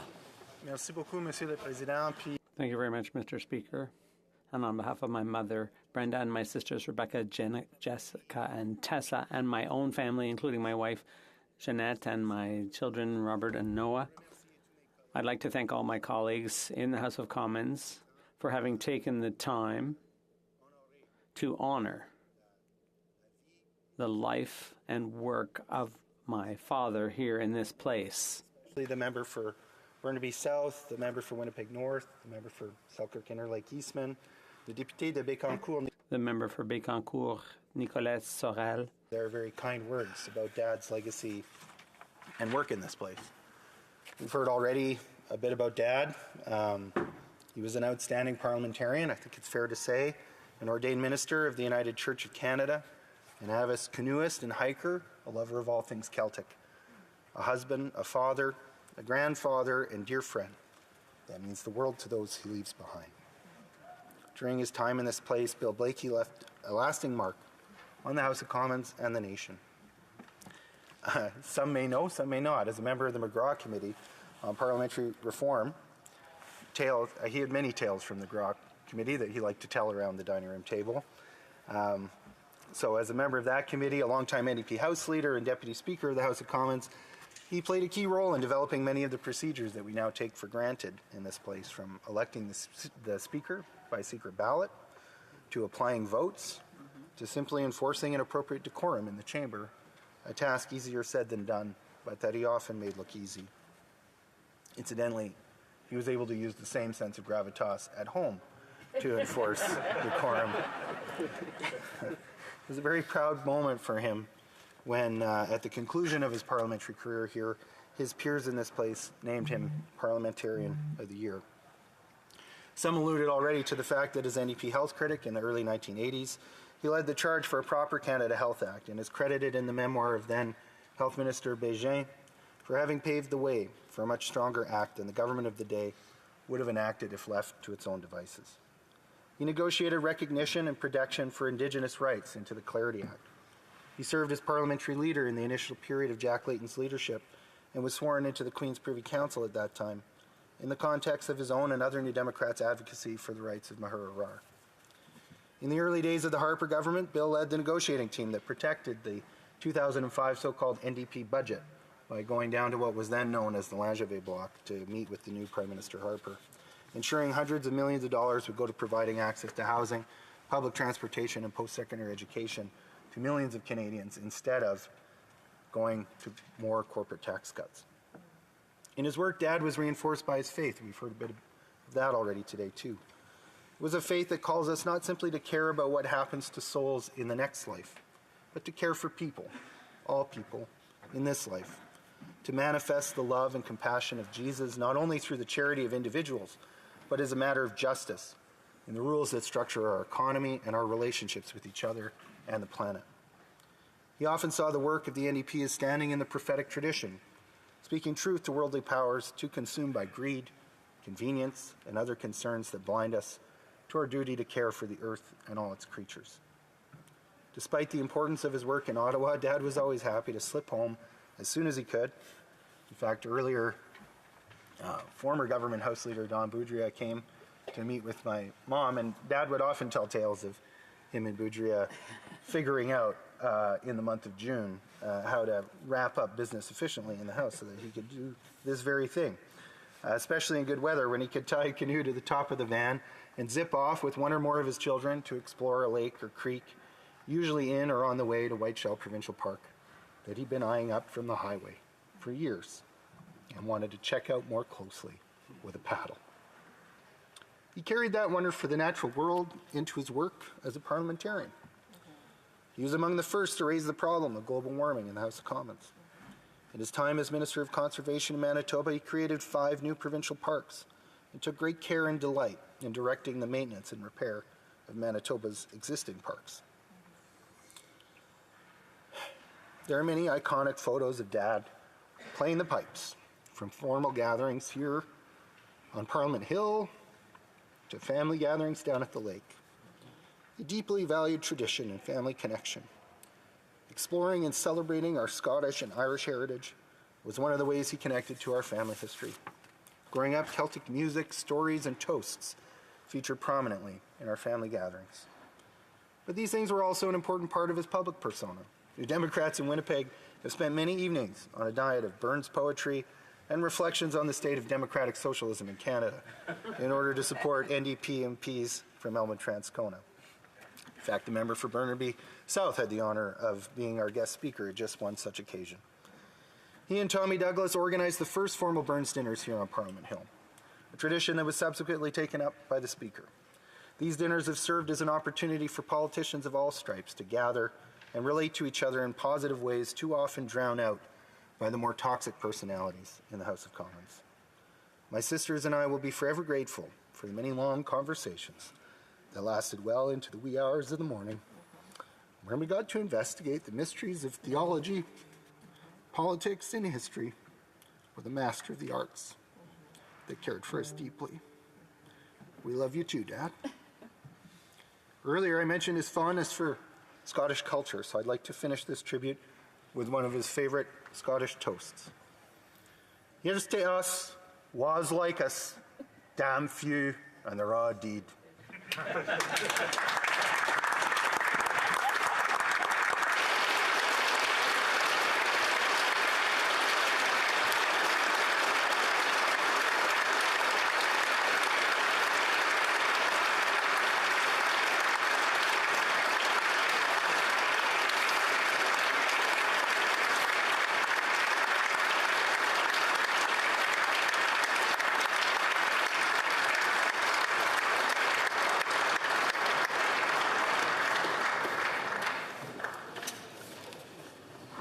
I invite all honourable members to stand to observe a moment of silence in honour of our former colleague, the late Honourable Bill Blaikie.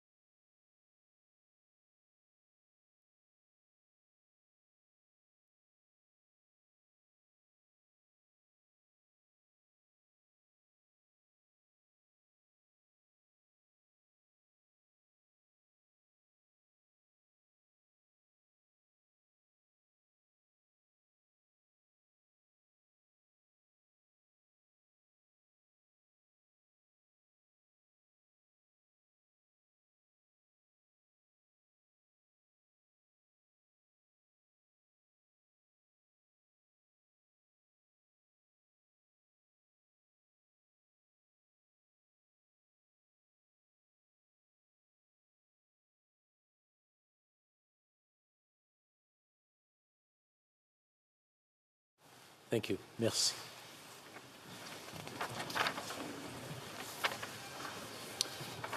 It being 4:02 p.m., conformément à l'ordre adopté.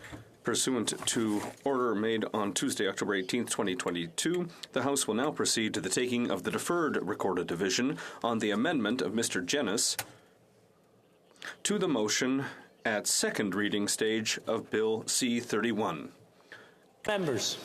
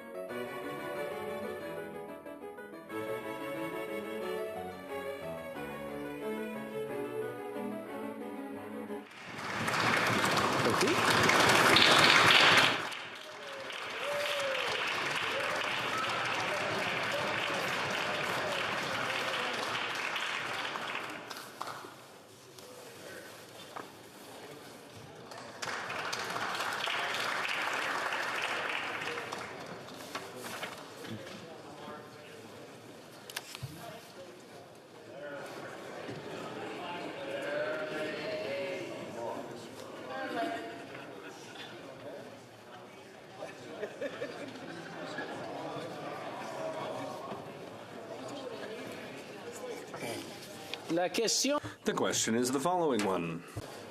Monsieur Duclos. Mr. Duclos. Bill C-31, an act respecting cost of living relief measures related to dental... May I dispense? No. That Bill C-31, an act respecting costs of living relief measures related to dental care and rental housing, be now read a second time and referred to the Standing Committee on Health. Mr. Generous, seconded by Mr. Dreeshen, moved the following amendment, that the motion be amended by deleting all the words after the word that and substituting the following. The House declined to give second reading to Bill C-31, an act respecting cost of living relief measures related to dental care and rental housing, since the bill will fuel inflation and fails to address the government's excessive borrowing and spending that led to the inflation crisis in the first place.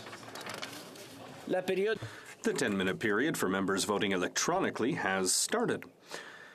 And the House will now proceed to the vote for members participating in person. All those in favor of the amendment will please rise. Mr. Scheer. Mr. Scheer. Mr. Doherty. Mr. Doherty. Mr. Bazan. Mr. Bazan. Mr. Kimmich. Mr. Kimmich. Mr. Deltel. Mr. Deltel. Mrs. Stubbs. Mrs. Stubbs. Mr. Paulus. Mr. Paulus. Mr. Upal. Mr. Upal. Miss Landsman. Miss Landsman. Mr. Hallan. Mr. Hallan. Mr. Barrett. Mr. Barrett. Miss Dancho. Miss Dancho. Mr. Barlow. Mr. Barlow. Mr. Moore. Mr. Moore. Mr. Mazer. Mr. Mazer. Mr. Lewis Essex. Mr. Lewis Essex. Mr. Jennis. Mr. Jennis. Mr. Seaback. Mr. Seaback. Mr. Small. Mr. Small. Mr. Stewart. Mr. Stewart. Mr. Berthold. Mr. Berthold. Miss Findlay. Miss Finlay. Mr. Abultaif. Mr. Abutayev. Mr. Chong. Mr. Chong. Mr. Schmale. Mr. Schmale. Mr. Vidal. Mr. Vidal. Mr. Davidson. Mr. Davidson. Mr. Kelly. Mr. Kelly. Mr. Viss. Mr. Viss. Miss Rood. Miss Rood. Mr. Cooper. Mr. Cooper. Mr. Martel. Mr. Martel. Mr. Godin. Mr. Godin. Miss Gladue. Miss Gladue. Mrs. Roberts. Mrs. Roberts. Mrs. Goodridge. Mrs. Goodrich. Mrs. Block. Mrs. Block. Miss Ferreri. Miss Ferreri. Mr. Chambers. Mr. Chambers. Mr. Aitchison. Mr. Aitchison. Mr. Malillo. Mr. Malillo. Mr. Williams. Mr. Williams. Mr. Lobb. Mr. Lobb. Mr. Allison. Mr. Allison. Mr. McLean. Mr. McLean. Mrs. Gallant. Mrs. Gallant. Mr. Waugh. Mr. Waugh. Mr. Steinley. Mr. Steinley. Mr. Lawrence. Mr. Lawrence. Mrs. Cramp-Nyman. Mrs. Cramp-Nyman. Monsieur Lehoux. Monsieur Lehoux. Mr. Tucker. Mr. Tucker. Mrs. Falk, Battlefords Lloydminster. Mrs. Falk, Battlefords Lloydminster. Mr. Van Popta. Mr. Van Popta. Mr. Zimmer. Mr. Zimmer. Madame Vien. Madame Vien. Monsieur Gould. Monsieur Gould. Mr. Caputo. Mr. Caputo. Mr. Arnold. Mr. Arnold. Monsieur Brassard. Monsieur Brassard. Mr. McGuire. Mr. McGuire. Mr. Cram. Mr. Cram. Mr. Mackenzie. Mr. Mackenzie. Mr. Dreeshen. Mr. Dreeshen. Mr. Currick. Mr. Currick. Mr. Nader. Mr. Nader. Mr. Tolmie. Mr. Tolmie. Mr. Muse. Mr. Muse. Mr. Carey. Mr. Carey. Mr. Obach. Mr. Hobach. Mr. Redekop. Mr. Redekop. Mr. Morantz. Mr. Morantz. Mr. Kitchen. Mr. Kitchen. Mr. Dowdle. Mr. Dowdle.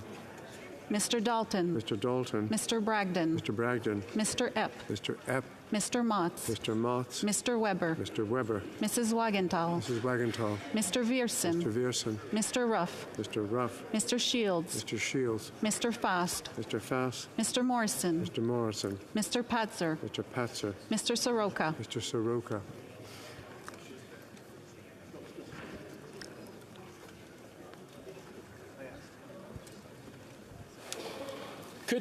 All those opposed to the amendment will please rise. Aye. Mr. O'Regan. Mr. O'Regan. Monsieur Duclos. Monsieur Duclos. Monsieur Lametti. Monsieur Lametti. Mr. Wilkinson. Mr. Wilkinson. Miss Tassi. Miss Tassi. Miss Jazek. Miss Jazek. Monsieur Garneau. Monsieur Garneau. Mr. Carr. Mr. Carr. Mr. Scarpalagia. Mr. Scarpalagia. Madame Saint-Onge. Madame Saint-Onge. Madame Fortier. Madame Fortier. Miss Gould. Miss Gould. Monsieur McKinnon Gatineau. Mr. McKinnon Gatineau. Mr. Casey. Mr. Casey. Monsieur Arsenault. Monsieur Arsenault. Ms. Vandenbeld. Ms. Vandenbeld. Monsieur Sanson. Monsieur Sanson. Ms. Jones. Ms. Jones. Madame Brière. Madame Brière. Mr. Fillmore. Mr. Fillmore. Mrs. Romanato. Mrs. Romanato. Mr. Lamour. Mr. Lamoureux. Ms. Sahota. Ms. Sahota. Mr. Virani. Mr. Varane. Mr. Ananda Sangare. Mr. Ananda Sangari. Madame Koutrakis. Madame Koutrakis. Ms. de Brusen. Ms. de Brusen. Monsieur Lauzon. Monsieur Lauzon. Mr. Essassi. Monsieur Essassi. Monsieur Elkoury. Monsieur Elkoury. Mr. Vancouverdin. Mr. Vancouverdin. Miss O'Connell. Miss O'Connell. Mr. Kellaway. Mr. Callaway. Miss Sachs. Miss Sachs. Mr. Beach. Mr. Beach. Mr. May Cambridge. Mr. May Cambridge. Mr. Sidhu Brampton East. Mr. Sidhu Brampton East. Mr. Badaway. Mr. Badaway. Mr. Batiste. Mr. Baptiste. Mr. Fragascados. Mr. Fagascados. Mr. Chang. Mr. Chang. Mr. Johari. Mr. Johari. Mr. Long. Mr. Long. Mr. Longfield. Mr. Longfield. Mr. Maloney. Mr. Maloney. Mr. McDonald Avalon. Mr. McDonald Avalon. Mr. McLeod. Mr. McLeod. Madame Shanahan. Madame Shanahan. Miss Sidhu Brampton South. Miss Sidhu Brampton South. Miss Serowix. Miss Serowitz. Mrs. Zaid. Mrs. Zaid. Mr. Rogers. Mr. Rogers. Miss Yip. Miss Yip. Mrs. Atwin. Mrs. Atwin. Miss Latanzio. Miss Latanzio. Mr. Lewis Kitchener-Conestoga. Mr. Lewis Kitchener-Conestoga. Mr. Pulowski. Mr. Pulowski. Mr. Turnbull. Mr. Turnbull. Madame Mendez. Madame Mendez. Mr. Van Bynen. Mr. Van Bynen. Miss Bradford. Miss Bradford. Mr. Chahal. Mr. Chahal. Madame Chatel. Madame Chatel. Mr. Collins, Hamilton East, Stony Creek. Mr. Collins, Hamilton East, Stony Creek. Mr. Gahir. Mr. Gahir. Miss Hepfner. Miss Hepner. Madame Lapointe. Madame Lapointe. Mr. McDonald Malpec. Mr. McDonald Malpec. Mr. Noor Mohammed. Mr. Noor Mohammed. Miss Taylor Roy. Miss Taylor Roy. Mrs. Valdez. Mrs. Valdez. Monsieur Terrien. Monsieur Terrien. Monsieur Sainte-Marie. Monsieur Sainte-Marie. Madame Normandin. Madame Normandin. Monsieur Simard. Monsieur Simard. Monsieur Garon. Monsieur Garon. Madame Gill. Madame Gill. Madame de Bellefeuille. Madame de Bellefeuille. Madame Michaud. Madame Michaud. Monsieur Fortin. Monsieur Fortin. Madame Vignola. Madame Vignola. Madame Gaudreau. Madame Gaudreau. Madame Larouche. Madame Larouche. Monsieur Perron. Monsieur Perron. Monsieur Barcelou Duval. Monsieur Barcelou Duval. Monsieur Plamondon. Monsieur Plamondon. Monsieur Thériault. Monsieur Thériault. Madame Posé. Madame Posé. Monsieur Champoux. Monsieur Champoux. Monsieur Beaulieu. Monsieur Beaulieu. Madame Saint-Clair de Gagné. Madame Saint-Clair de Gagné. Madame Chabot. Madame Chabot. Monsieur Trudel. Monsieur Trudel. Madame Desbiens. Madame Desbiens. Monsieur Désilet. Monsieur Désilet. Mr. Singh. Mr. Singh. Mr. Massey. Mr. Massey. Mr. Julian. Mr. Julian. Mr. Garrison. Mr. Garrison. Miss Blaney. Miss Blaney. Miss Idlout. Miss Idlout. Mr. Cannings. Mr. Cannings. Mr. McGregor. Mr. McGregor. Miss Barron. Miss Barron. Mr. Backrack. Mr. Backrack. Madame Hughes. Madame Hughes. Miss Zarillo. Miss Zarillo. Miss Collins Victoria. Miss Collins Victoria. Mr. Angus. Mr. Angus. Miss Matheson. Miss Matheson. Mr. Desjardins. Mr. Desjardins. Miss McPherson. Miss McPherson. Miss May, Saanich Gulf Islands. Miss May, Saanich Gulf Islands. Mr. Morris. Mr. Morris.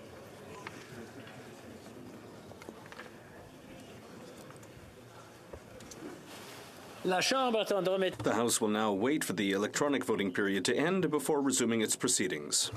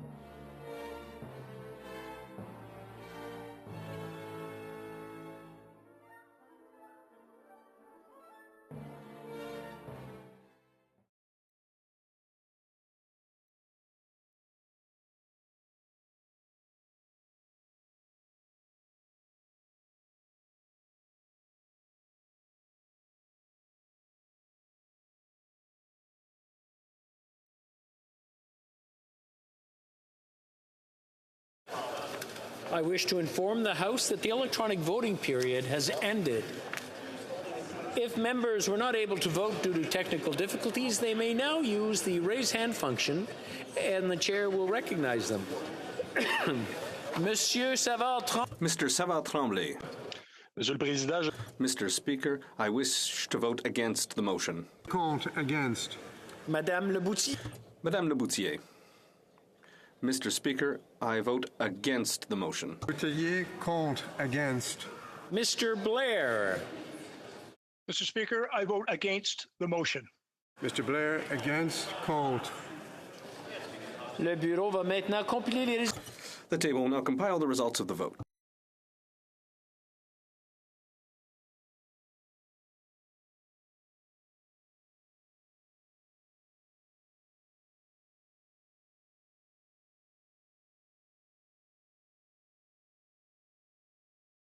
Miss Ning. Ms. Ning? Yes, I vote against. Ms. Ng, contre, against. Okay. I believe we have everyone. Okay. Now we'll let the table compile the results.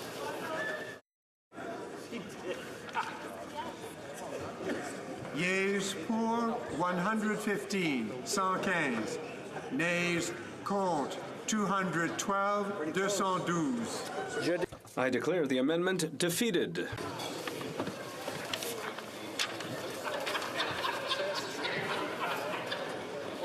The question is now on the main motion, and the question is as follows. Monsieur Duclos, appuyé par... Mr. Duclos, seconded by Ms. Tassi, moved that Bill C-31, an act respecting cost of living relief measures related to dental care and rental housing, be now read a second time and referred to the Standing Committee on Health. If a member of a recognized party present in the House wishes to request recorded division on that motion be adopted on division, I would invite them to rise and indicate it to the chair. The Honourable Deputy Whip. Deputy House Leader. I request a recorded division. Very good. Therefore, la période de 10... The 10-minute period for members voting electronically has started, and the House will now proceed to the vote for members participating in person. All those in favor of the motion will please rise. Mr. Fergus. Mr. Fergus. Mr. O'Regan. Mr. O'Regan. Mr. Duclos. Monsieur Duclos. Mr. Lametti. Mr. Lametti. Mr. Wilkinson. Mr. Wilkinson. Ms. Tassi. Ms. Tassi. Ms. Jazek. Ms. Jazek. Mr. Garneau. Mr. Garneau. Mr. Carr. Mr. Carr. Mr. Scarpellegia. Mr. Scarpellegia. Madame Saint-Onge. Madame Saint-Onge. Mr. Vandal. Monsieur Vandal. Madame Fortier. Madame Fortier. Miss Murray. Ms. Murray. Ms. Gould. Ms. Gould. Mr. Casey. Mr. Casey. Monsieur Arsenault. Monsieur Arsenault. Monsieur Sanson. Monsieur Sanson. Ms. Jones. Ms. Jones. Madame Brière. Madame Brière. Mrs. Romanado. Mrs. Romanado. Mr. Lamoureux. Mr. Lamoureux. Ms. Sahota. Ms. Sahota. Mr. Varani. Mr. Varani. Madame Koutrakis. Madame Koutrakis. Ms. de Brusen. Ms. de Brusen. Monsieur Lauzon. Monsieur Lauzon. Mr. Assassi. Monsieur Assassi. Monsieur El Khoury. Monsieur El Khoury. Mr. Vancouverden. Mr. Vancouverden. Miss O'Connell. Miss O'Connell. Mr. Kellaway. Mr. Kellaway. Miss Sachs. Miss Sachs. Mr. Beach. Mr. Beach. Mr. May Cambridge. Mr. May Cambridge. Mr. Sidhu Brampton East. Mr. Sidhu Brampton East. Mr. Badaway. Mr. Badaway. Mr. Batiste. Mr. Batiste. Mr. Fragascados. Mr. Fragascados. Mr. Chang. Mr. Chang. Mr. Johari. Mr. Johari. Mr. Long. Mr. Long. Mr. Longfield. Mr. Longfield. Mr. Maloney. Mr. Maloney. Mr. McDonald Avalon. Mr. McDonald Avalon. Mr. McLeod. Mr. McLeod. Madame Shanahan. Madame Shanahan. Miss Sidhu Brampton South. Miss Sidhu Brampton South. Miss Zarowicz. Miss Zarowicz. Mrs. Zaid. Mrs. Zaid. Mr. Rogers. Mr. Rogers. Miss Yip. Miss Yip. Mrs. Atwin. Mrs. Atwin. Miss Latanzio. Miss Latanzio. Mr. Lewis Kitchener-Conestoga. Mr. Lewis Kitchener-Conestoga. Mr. Pulowski. Mr. Pulowski. Mr. Turnbull. Mr. Turnbull. Madame Mendes. Madam Mendes. Mr. Van Bynen. Mr. Van Bynen. Ms. Bradford. Ms. Bradford. Mr. Chahal. Mr. Chahal. Madame Chattel. Madame Chattel. Mr. Collins, Hamilton East, Stony Creek. Mr. Collins, Hamilton East, Stony Creek. Mr. Gahir. Mr. Gahir. Ms. Hepfner. Ms. Hepner. Madame Lapointe. Madame Lapointe. Mr. McDonald, Malpec. Mr. McDonald Malpec. Mr. Noor Mohammed. Mr. Noor Mohammed. Ms. Taylor Roy. Taylor Roy. Mrs. Valdez. Mrs. Valdez. Monsieur Terrien. Monsieur Terrien. Monsieur Sainte-Marie. Monsieur Sainte-Marie. Madame Normandin. Madame Normandin. Monsieur Simard. Monsieur Simard. Monsieur Garon. Monsieur Garon. Madame Gill. Madame Gill. Madame de Bellefeuille. Madame de Bellefeuille. Madame Michaud. Madame Michaud. Monsieur Fortin. Monsieur Fortin. Madame Vignola. Madame Vignola. Madame Gaudreau. Madame Gaudreau. Madame Larouche. Madame Larouche. Monsieur Perron. Monsieur Perron. Monsieur Barcelou Duval. Monsieur Barcelou Duval. Monsieur Plamondon. Monsieur Plamondon. Monsieur Thériault. Monsieur Thériault. Madame Posé. Madame Posé. Monsieur Champoux. Monsieur Champoux. Monsieur Beaulieu. Monsieur Beaulieu. Madame Saint-Clair de Gagné. Madame Saint-Clair de Gagné. Madame Chabot. Madame Chabot. Monsieur Trudel. Monsieur Trudel. Madame Desbiens. Madame Desbiens. Monsieur Désilet. Monsieur Désilet. Mr. Singh. Mr. Singh. Mr. Massey. Mr. Massey. Mr. Garrison. Mr. Garrison. Miss Blaney. Miss Blaney. Miss Idlout. Miss Idlout. Mr. Cannings. Mr. Cannings. Mr. McGregor. Mr. McGregor. Miss Barron. Miss Barron. Mr. Backrack. Mr. Backrack. Madame Hughes. Madame Hughes. Miss Zerillo. Miss Cirillo. Miss Collins Victoria. Miss Collins Victoria. Mr. Angus. Mr. Angus. Miss Matheson. Miss Matheson. Mr. Descharlet. Mr. Desjardins. Miss McPherson. Miss McPherson. Miss May, Saanich Gulf Islands. Miss May, Saanich Gulf Islands. Mr. Morris. Mr. Morris.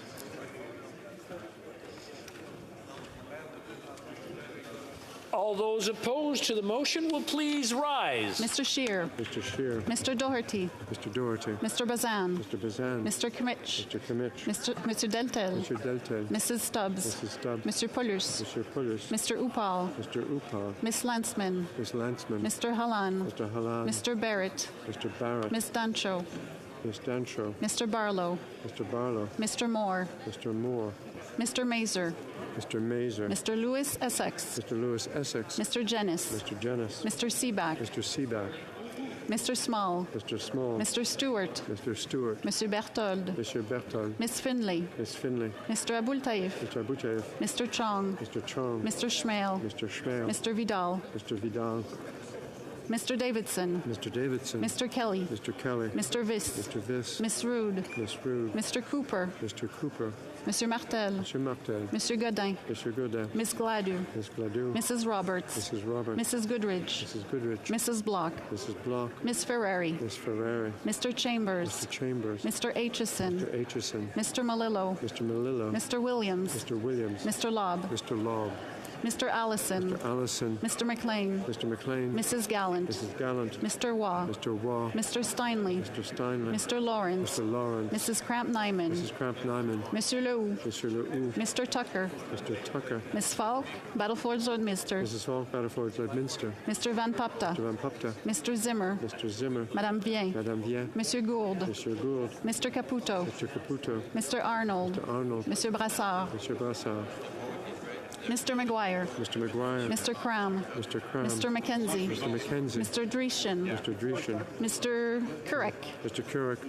Mr. Nader. Mr. Nader. Mr. Tolmie. Mr. Tolmie. Mr. Muse. Mr. Muse. Mr. Carey. Mr. Carey. Mr. Hoback. Mr. Hoback. Mr. Redicop. Mr. Redicop. Mr. Morantz. Mr. Morantz. Mr. Kitchen. Mr. Kitchen. Mr. Falk Provencher. Mr. Falk Provencher. Mr. Dowdle. Mr. Dowdle. Mr. Dalton. Mr. Dalton. Mr. Bragdon. Mr. Bragdon. Mr. Epp. Mr. Epp.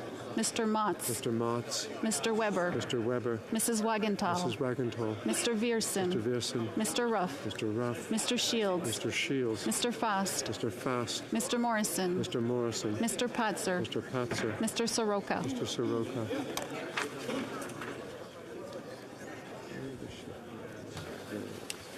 The House will now wait for the electronic voting period to end before resuming proceedings.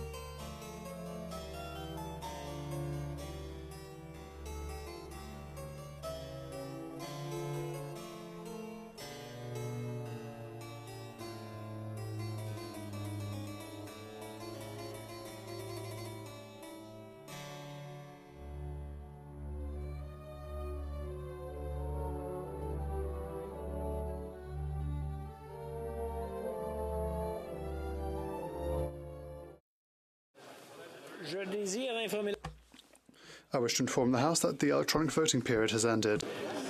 si des députés n'ont If members were not able to vote due to technical difficulties, they may now use the raise hand function and the chair will recognise them. Madame Le Boutillier. Je vote pour, Monsieur le Président. Madame Le Boutillier, pour 4. Ms. Anand.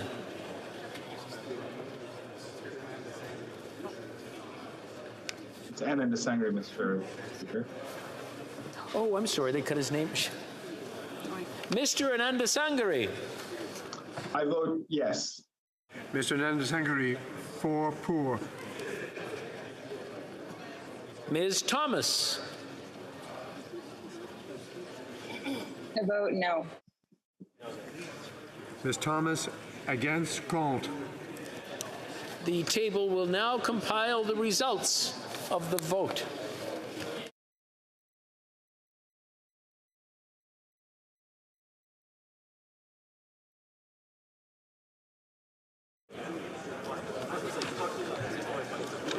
Yeas pour, 212, 212. Nays, contre, 113, 113. I declare the motion carried. Good reading of this bill. Deuxième lecture de ce projet de loi. Accordingly, the bill stands referred to the Standing Committee on Health.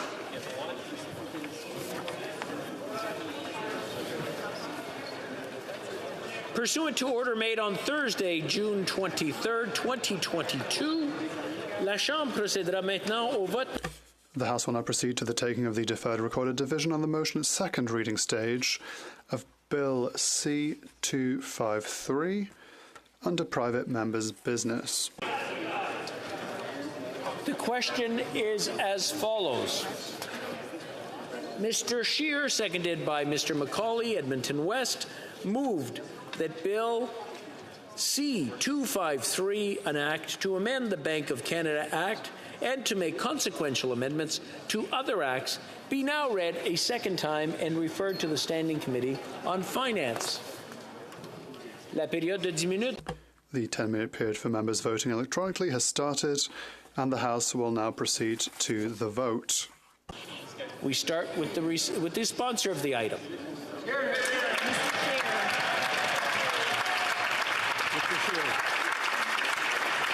We'll now proceed to members participating in person. All those at my left in favor of the motion will please rise. Mr. Dowdall. Mr. Dowdall. Mr. Dalton. Mr. Dalton. Mr. Bragdon. Mr. Bragdon. Mr. Epp. Mr. Epp.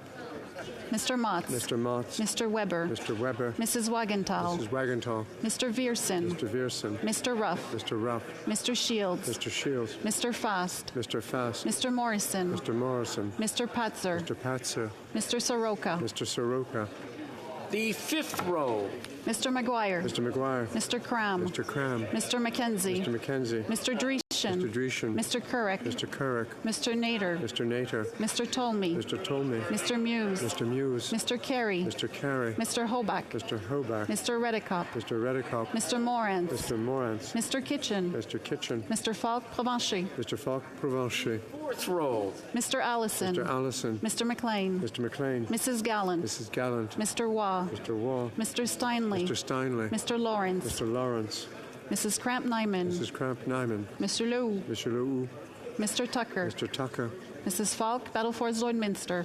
Mrs. Falk, Battlefords Lloydminster. Mr. Van Popta. Mr. Van Popta. Mr. Zimmer. Mr. Zimmer. Madame Vien. Madame Vien. Monsieur Gould. Monsieur Gould. Mr. Caputo. Mr. Caputo. Mr. Arnold. Mr. Arnold. Monsieur Brassard. Monsieur Brassard. The third row on my left. Mr. Davidson. Mr. Davidson. Mr. Kelly. Mr. Kelly. Mr. Viss. Mr. Viss. Miss Rude. Miss Rude. Mr. Cooper. Mr. Cooper. Mr. Martel. Mr. Martel. Mr. Godin. Mr. Godin. Miss Gladue. Miss Gladue. Mrs. Roberts. Mrs. Roberts. Mrs. Goodridge. Mrs. Goodrich. Mrs. Block. Mrs. Block. Miss Ferrari. Miss Ferrari. Mr. Chambers. Mr. Chambers. Mr. Aitchison. Mr. Aitchison. Mr. Malillo. Mr. Melillo. Mr. Williams. Mr. Williams. Mr. Lobb. Mr. Lobb.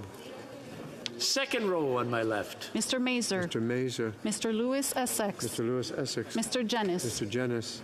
Mr. Seaback. Mr. Seaback. Mr. Stewart. Mr. Stewart. Monsieur Berthold. Mr. Berthold. Miss Finley. Miss Finley. Monsieur Aboultaïf. Mr. Abouter. Mr. Chong. Mr. Chong. Mr. Schmale. Mr. Schmale. Mr. Vidal. First row on my left. Mr. Doherty. Mr. Doherty. Mr. Bazan. Mr. Bazan. Mr. Kimmich. Mr. Kimmich. Mr. Deltel. Mr. Delta. Mrs. Stubbs. Mrs. Stubbs. Mr. Paulus. Mr. Paulus. Mr. Upal. Mr. Upal. Miss Landsman. Miss Landsman. Mr. Hallan. Mr. Hallan. Mr. Barrett. Mr. Barrett. Miss Dancho. Miss Dancho. Mr. Barlow. Mr. Barlow. Mr. Moore. Mr. Moore. All those at my right in favor of the motion will please rise. Sixth row. Fifth row. Fourth row.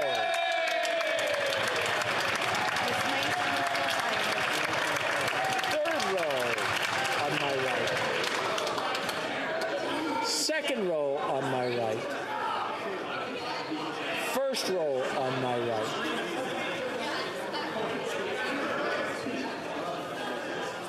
Que tous ceux à ma gauche qui s'opposent. All those to my left opposed to the motion will please rise. Monsieur Desilets. Madame Hughes. Madame Hughes. Miss Zarillo. Miss Cirillo. Miss Collins Victoria. Miss Collins Victoria. Monsieur Fourth row at my left. Monsieur Beaulieu. Monsieur Beaulieu. Madame Sinclair de Gagné. Madame Sinclair de Gagné. Madame Chabot. Madame Chabot. Monsieur Trudel. Monsieur Trudel. Madame Desbiens. Madame Desbiens. C'est ma faute. C'était ma faute. J'ai demandé pour la. My fault. I should have asked for the fifth row. The fifth row. Has everyone voted on the fifth row? Mr. Backrack. Mr. Backrack. Parfait. OK. Quatrième rangée. Fourth row to my left. Monsieur Barcelou Duval. Monsieur Plamondon. Monsieur Plamondon. Monsieur Thériault. Monsieur Thériault. Madame Posé. Madame Posé. Monsieur Champoux. Monsieur Champoux. Troisième rangée. Third row to my left. Madame Vignola. Madame Vignola. Madame Gaudreau. Madame Gaudreau. Madame Larouche. Madame Larouche. Monsieur Perron. Monsieur Perron. Mr. Cannings. Mr. Cannings. Mr. McGregor. Mr. McGregor. Second row on my left. Monsieur Garon. Monsieur Garon. Madame Gill. Madame Gill. Madame de Bellefeuille. Madame de Bellefeuille. Madame Michaud. Madame Michaud. Monsieur Fortin. Monsieur Fortin. Mr. Garrison. Mr. Garrison. Miss Blaney. Miss Blaney. Miss Idlout. Miss Idlout. Première rangée. First row to my left. Monsieur Sainte-Marie. Monsieur Terrien. Monsieur Terrien. Madame Normandin. Madame Normandin. Monsieur Simard. Monsieur Simard. Mr. Massey. Mr. Massey. Que tous ceux. All those at my right opposed to the motion will please rise. Sixth row. Madame Mendez. Mr. Van Bynen. Mr. Van Bynen. Miss Bradford. Miss Bradford. Mr. Chahal. Mr. Chahal. Madame Châtel. Madame Châtel. Mr. Collins, Hamilton East, Stony Creek. Mr. Collins, Hamilton East, Stony Creek. Mr. Gahir. Mr. Gahir. Miss Hepfner. Miss Hepner. Madame Lapointe. Madame Lapointe. Mr. McDonald Malpec. Mr. McDonald Malpec. Miss Taylor Roy. Taylor Roy. Mrs. Valdez. Valdez. Cinquième rangée. Fifth row to my right. Mr. Long. Mr. Long. Mr. Longfield. Mr. Longfield. Mr. Maloney. Mr. Maloney. Mr. McDonald Avalon. McDonald Avalon. Mr. McLeod. Mr. McLeod. Madame Shanahan. Madame Shanahan. Miss Sidhu, Brampton South. Miss Sidhu, Brampton South. Miss Zerowitz. Miss Zerowitz. Mrs. Zaid. Mrs. Zaid. Mr. Rogers. Mr. Rogers. Miss Yip. Miss Yip. Mrs. Atwin. Mrs. Atwin. Miss Latanzio. Miss Latanzio. Mr. Lewis Kitchener-Conestoga. Mr. Lewis Kitchener-Conestoga. Mr. Pulowski. Mr. Pulowski. Mr. Turnbull. Mr. Turnbull. Fourth row on my right. Monsieur El Khoury. Mr. El Khoury. Mr. Vancouverden. Mr. Vancouverden. Miss O'Connell. Miss O'Connell. Mr. Kellaway. Mr. Kellaway.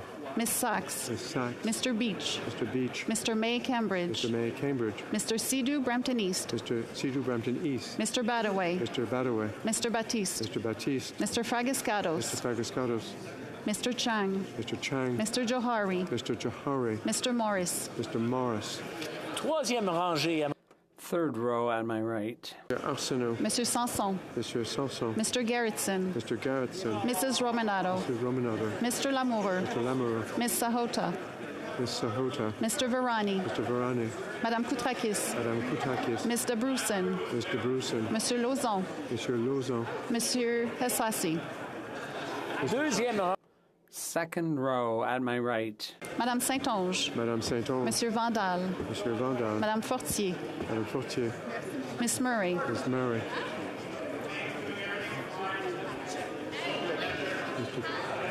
Mr. Casey. Mr. Casey. Mr. Descharles. Mr. Desjardins. Miss McPherson. Miss McPherson.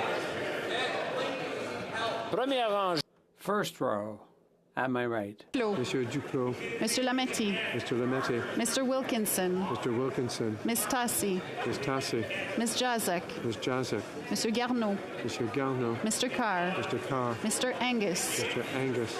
Miss Matheson. Miss Matheson.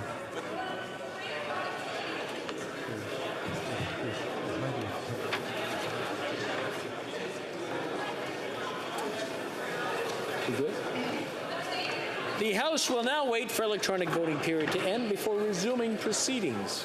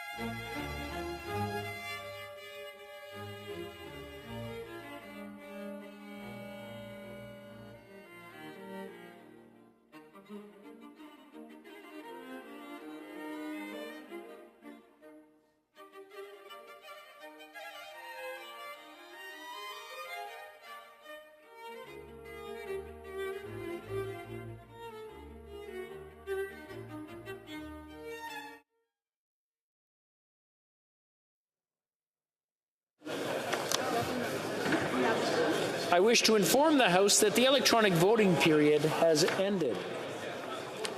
Si des députés n'ont pas pu voter en raison... If members were unable to vote on account of technical difficulties, they may now use the raise hand function and the chair will recognize them. Je vote contre, Monsieur le Président. Madame Le Boutillier, contre, against. Le bureau va maintenant compiler les résultats du vote.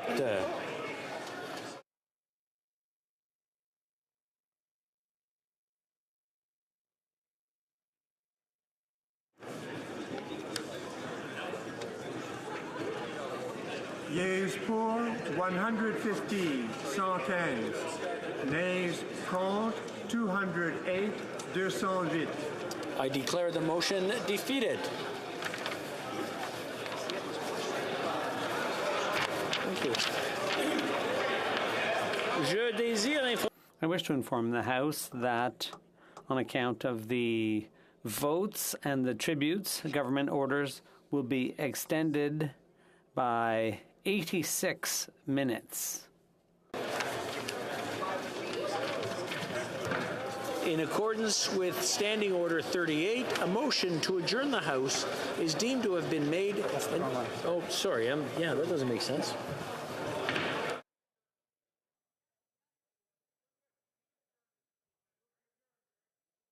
There we go. Now, let me start that one over again. It's my duty, pursuant to Standing Order 38, to inform the House that the questions to be raised tonight at the time of adjournment are as follows. The Honourable Member for Bow River, Health. The Honourable Member for Courtenay Alberni, Health. And the Honourable Member for Leeds, Grenville, Thousand Islands, and Laredo Lakes, Health. Tabling of documents. Des projets de loi émanant du gouvernement. Introduction of government bills. By ministers.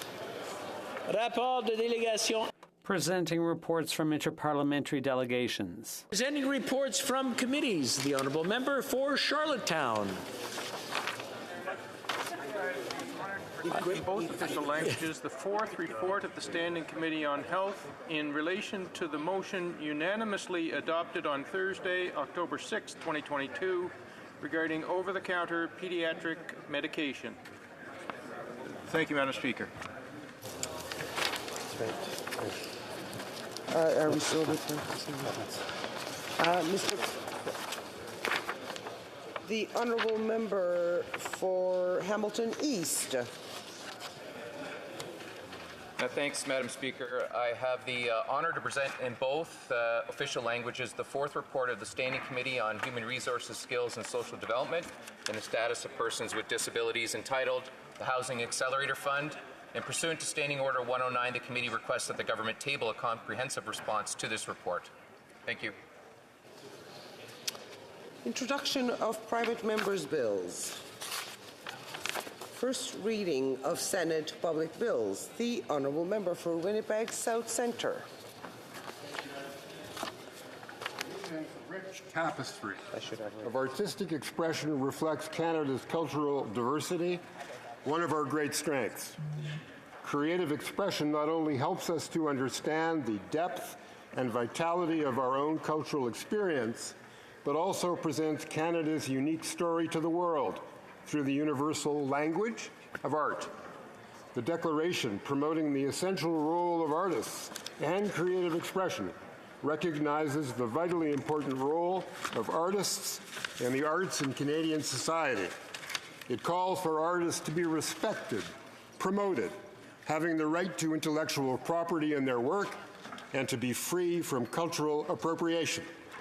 The Declaration will ensure the fruits of artistic expression are accessible for the enjoyment of all Canadians. Madam Speaker, I am honored to... May I interrupt the Honourable Member? I'm sorry, I have to interrupt the Honourable Member. We have an issue with interpretation. Okay, it's back on. My apologies to the Honourable Member. To start from the beginning? Madam Speaker, I am honored to sponsor Senator Bovey's Bill S-208, an act respecting the Declaration on the essential role of artists and creative expression in Canada. Thank you. The Honourable Member has read the bill. The motion is deemed adopted. When shall the bill be read a second time? First reading of this bill, première lecture de ce projet de loi. When shall this bill be read a second time? At the next sitting of the House.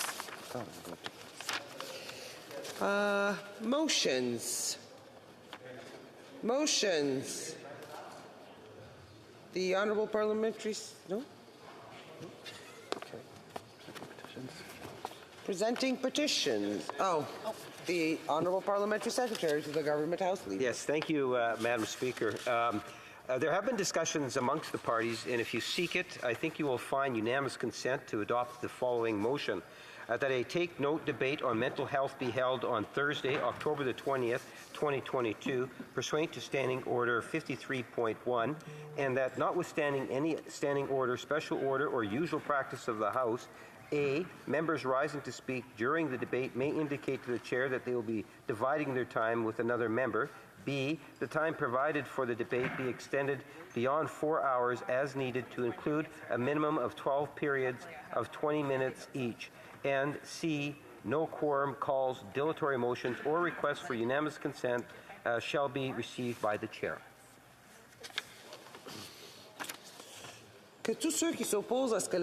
All those opposed to what the honourable member is proposing will please say nay. There's a no. I just heard a no. D'accord. The House has heard the terms of the motion. All those opposed to the motion will please say nay. Carried. Presenting petitions, the Honourable Member for South Okanagan West Kootenay. Well, thank you, Madam Speaker. I rise today to present a petition signed by 3,596 Canadians who are deeply concerned about federal funding for graduate students and postdoctoral scholars. They point out that these students are our best and our brightest. They are the life force of discovery and innovation in Canada. They are funded by the Federal Tri-Council funding agencies, but the wages paid to them have not increased since 2003 and now amount to less than minimum wage, and they are living in poverty. The petitioners therefore ask the government to increase the value of graduate scholarships and postdoctoral fellowships by 48% to match inflation over the past 20 years and index that value to the Consumer Price Index. And they also ask that the number of scholarships and fellowships be increased by 50% so we can truly support their efforts to keep science and innovation alive in Canada. Thank you.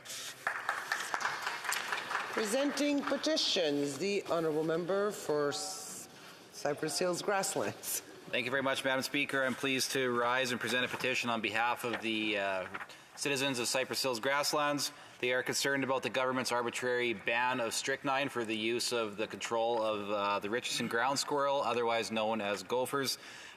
They cause a lot of damage to farmland, to grassland. They do damage to both the economy and to the ecosystem, and therefore the petitioners are signing to ask the health minister to repeal the ban of strychnine used for the control of Richardson ground squirrels. Thank you very much. Presenting petitions, the Honourable Member for Yorkton Melville. Thank you, Madam Speaker. I'm presenting a petition today on behalf of these individuals, Canadians, who are aware that the Liberal Party of Canada was elected with a promise to revoke charitable status for pro-life organizations and specifically focused on crisis pregnancy centres at this time. They feel that these centres serve young women who are seeking assistance in carrying their child to term in a scenario where possibly it is an unexpected pregnancy.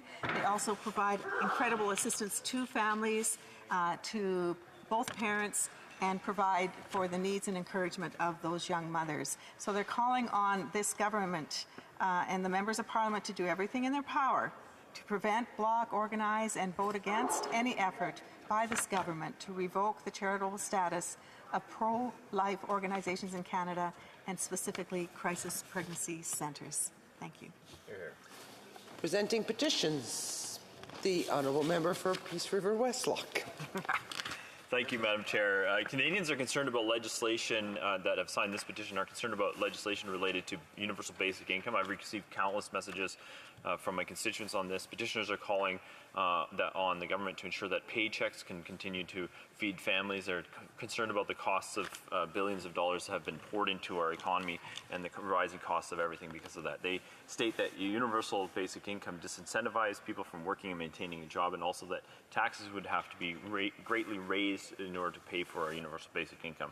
The petitioners are calling on governments to vote against Bill S-233 and C-223, and they also want an end to the carbon tax and inflationary spending. Finally, they'd like to see pipelines and other projects built across Canada to ensure that our Freedom Energy can help free the world and ensure growth in Alberta and Canada. Thank you, Madam Chair. That's my first petition. My second petition is from people from across this country. that are calling on the government to pass Bill S-210. The petitioners are concerned about how easy it is for young people to gain access to sexually explicit material online, including violent and degrading sexually explicit material. And they comment on how this is an important public health and public safety concern. They note that a significant portion of commercially accessible material has no age verification software. Moreover, age verification can be done without breaching privacy rights. The petitioners note the many serious harms associated with sexually explicit material, including the development of addiction and the development of attitudes favorable to sexual violence and the harassment of women. Finally, these petitioners call on the House of Commons to pass this legislation to protect young minds. Thank you, Madam Chair. Presenting petitions, the Honourable Member for Kingston and the Islands. Thank you very much, Madam Speaker. I rise today to present a petition on behalf of a number of Canadians who are bringing to the attention of the government the illegal practice of human organ harvesting that's going on, particularly in China, and they're calling on the federal government to enact resolutions and policies to combat this horrendous activity. Presenting petitions. Questions on the order paper. The Honourable Parliamentary Secretary to the Government House Leader. Yes, Madam Speaker, I would ask that all questions be allowed to stand at this time, please.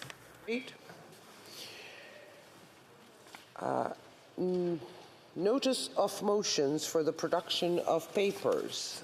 The Honourable Minister, the Honourable Parliamentary Secretary to the Government House Leader. Yes, thank you, Madam Speaker. And again, I would ask that all notices of motions for the production of papers also be allowed to stand at this time, please. Is she going to do something or not? Of the day. Orders of the day, ordre du jour, government orders, government bills, Senate, resuming consideration at second reading of Bill S5, strengthening environmental protection for a Healthier Canada Act. The debate, the Honourable Member for Victoria. Madam Speaker, every day Canadians are exposed to chemicals from polluting industries that spew harmful chemicals into the air we breathe and into the waters in our lakes, our rivers, and our oceans. But at home, we also experience this in the products we use. Canadians expect their government to take action to protect them and their families from these toxic substances. They expect their government to ensure that all people have the right to live in a healthy environment. But Canada's main environmental law to prevent pollution and regulate toxic chemicals is decades out of date. And while over 150 other countries already have legal obligations to protect the right to a healthy environment, Canada does not. These are things New Democrats have been calling on the government to fix for years. And while we're glad to see this bill finally come forward, there are some critical and troubling weaknesses and loopholes in the bill. In the 2 decades since the Canadian Environmental Protection Act was last updated, the number of chemicals that people in Canada are exposed to in their daily lives has grown exponentially.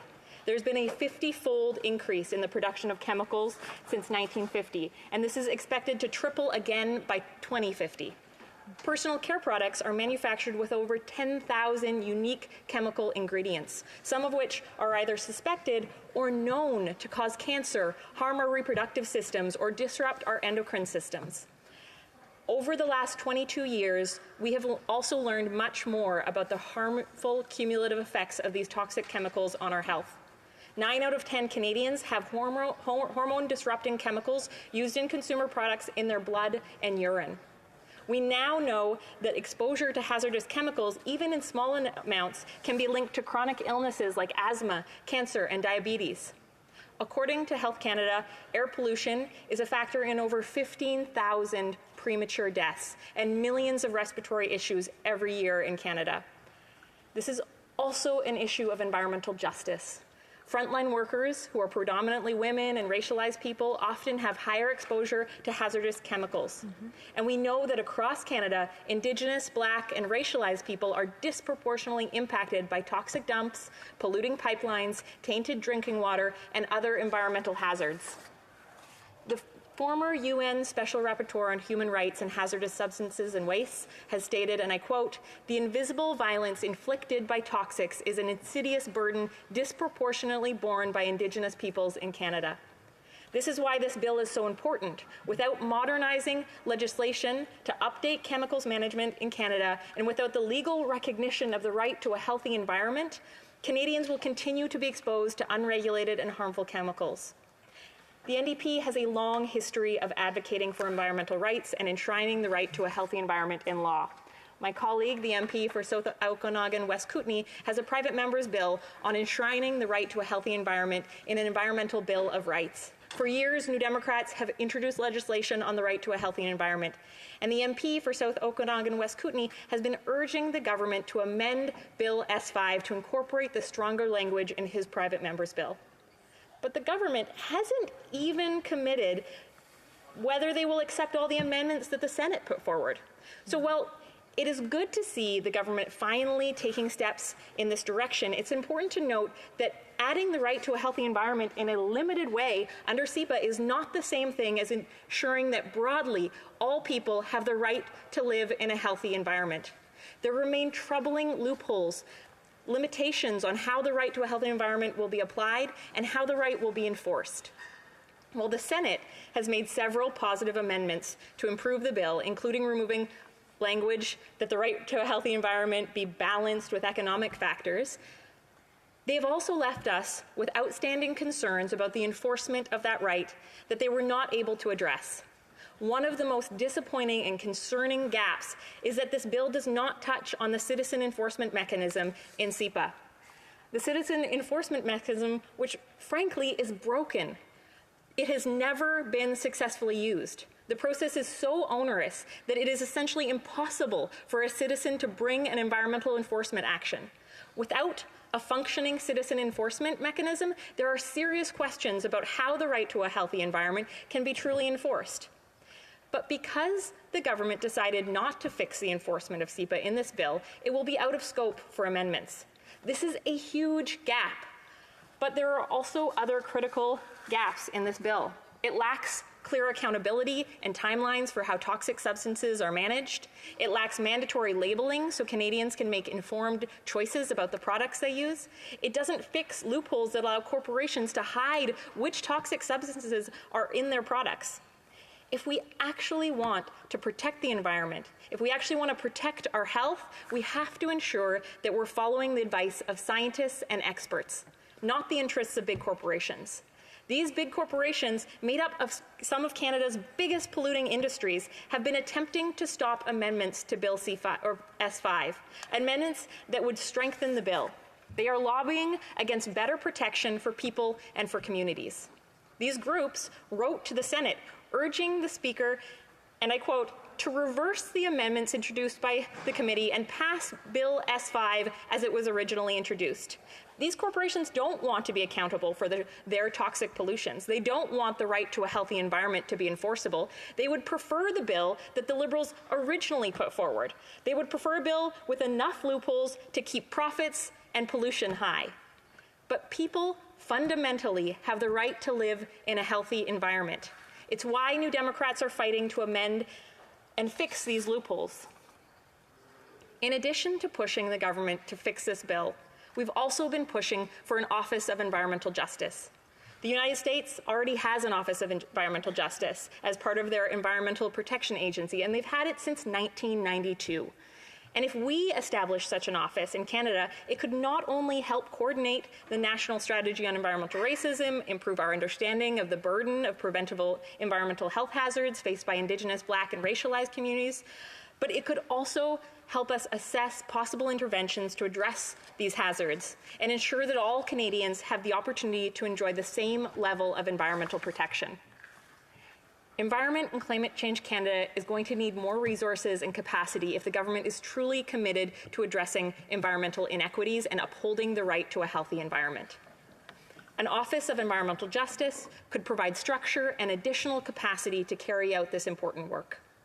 I find the failure to address enforcement in S5 the most troubling loophole, but I do want to mention a few other gaps in this bill. It does not include legally binding and enforceable air quality standards. It fails to establish a more open, inclusive, and transparent risk assessment process for the evaluation of genetically modified organisms. These are critically important areas that the government has chosen not to address. And since the government didn't open up these sections, like the section on enforcement, they are areas the government has deemed out of scope of the bill. So they're not open to fixing them with amendments. This is incredibly troubling. It has been over 20 years since CEPA was last updated. The Environment Committee studied this issue and made recommendations on how to fix it 5 years ago. We have been waiting for this bill, waiting for years. So why have the Liberals left so many gaps, loopholes, and issues that still need to be fixed?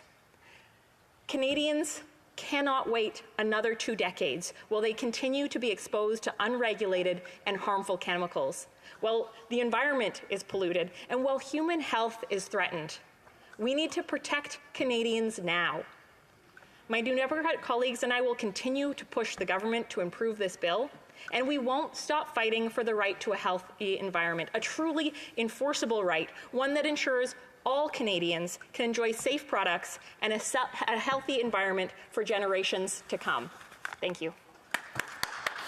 Questions and comments? The Honourable Parliamentary Secretary to the Government House Leader. Yes, thank you, Madam Speaker. I think there's many aspects of the legislation that really does improve, I believe, our environment going forward. One of the things that I think is personally quite interesting is the whole issue of labeling of toxic product, and that is something that, from what I understand, is being expanded upon, and I'm wondering if the member could provide her thoughts in regards to the importance of labeling. From a personal perspective, I believe that is something that is really quite encouraging, and hope to hear more feedback on that issue. The Honourable Member for Victoria. I want to thank the member for his question, and I agree with the kind of premise of the question that really labeling is incredibly important. Having Canadians know what's in the products that they're using is vital if we want to protect human health. But unfortunately, this bill takes a small step, but doesn't close the loopholes that allow industries to hide some of the things that they're putting in the products that we use. So yes, I want the government to move in this direction, but I hope that they will be open to amending the bill and strengthening this so that Canadians can truly be protected. Member for Dufferin-Caledon. Thank you, Madam Speaker. I want to thank my colleague for her speech. I enjoyed working on the Environment Committee with her. One thing she did talk about in her speech is that there were consultations on this for 5 years for this bill. So it's already taken 5 years. But with respect to the right to a healthy environment, the government is now saying, well, it's going to take 2 more years to determine what the right to a healthy environment actually means. I find that incredibly troubling that they're dragging their feet so long on this. And I wonder if the member shares those concerns or would like to comment on that. Member for Victoria. I want to thank the member for his question. I also enjoyed working on the Environment Committee with him. And yeah, it is extremely troubling, the delay. I mean, it has been 20 years since the last time that the Canadian Environmental Protection Act was updated.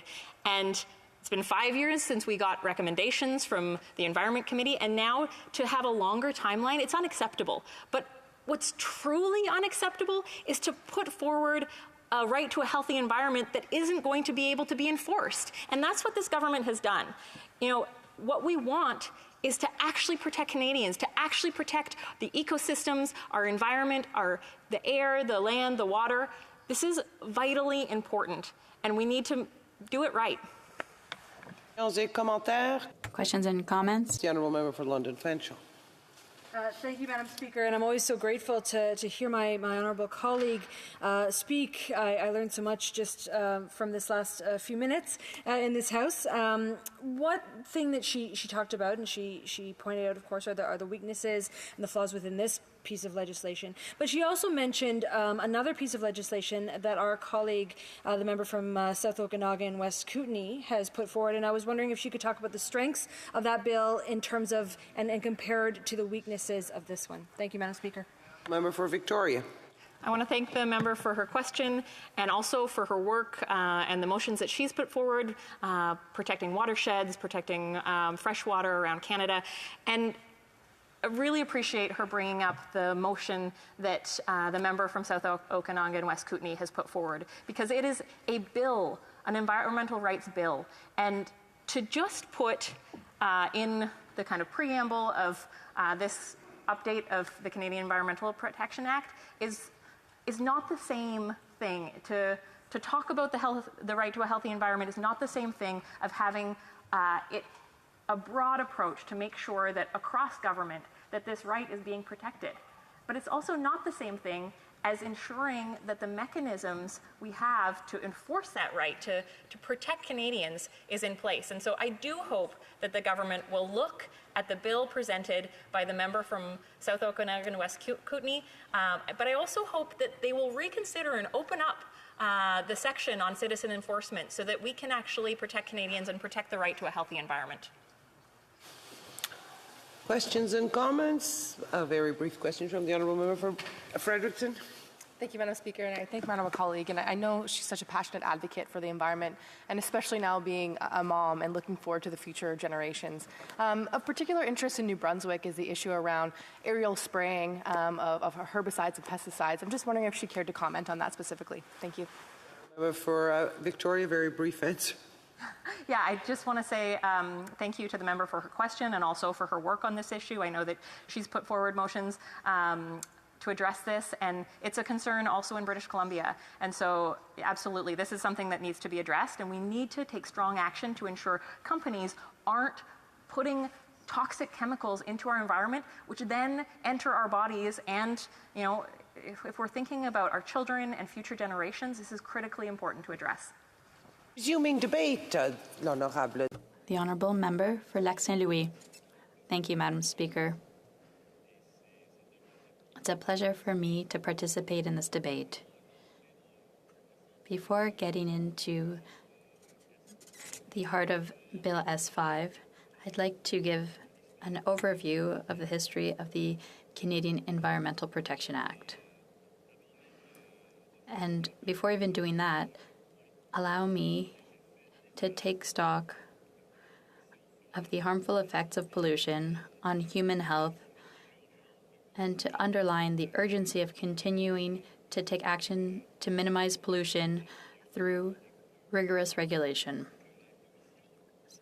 The Lancet Commission of 2017 on Pollution and Health concluded that pollution is the greatest environmental risk factor in the world for disease and premature death.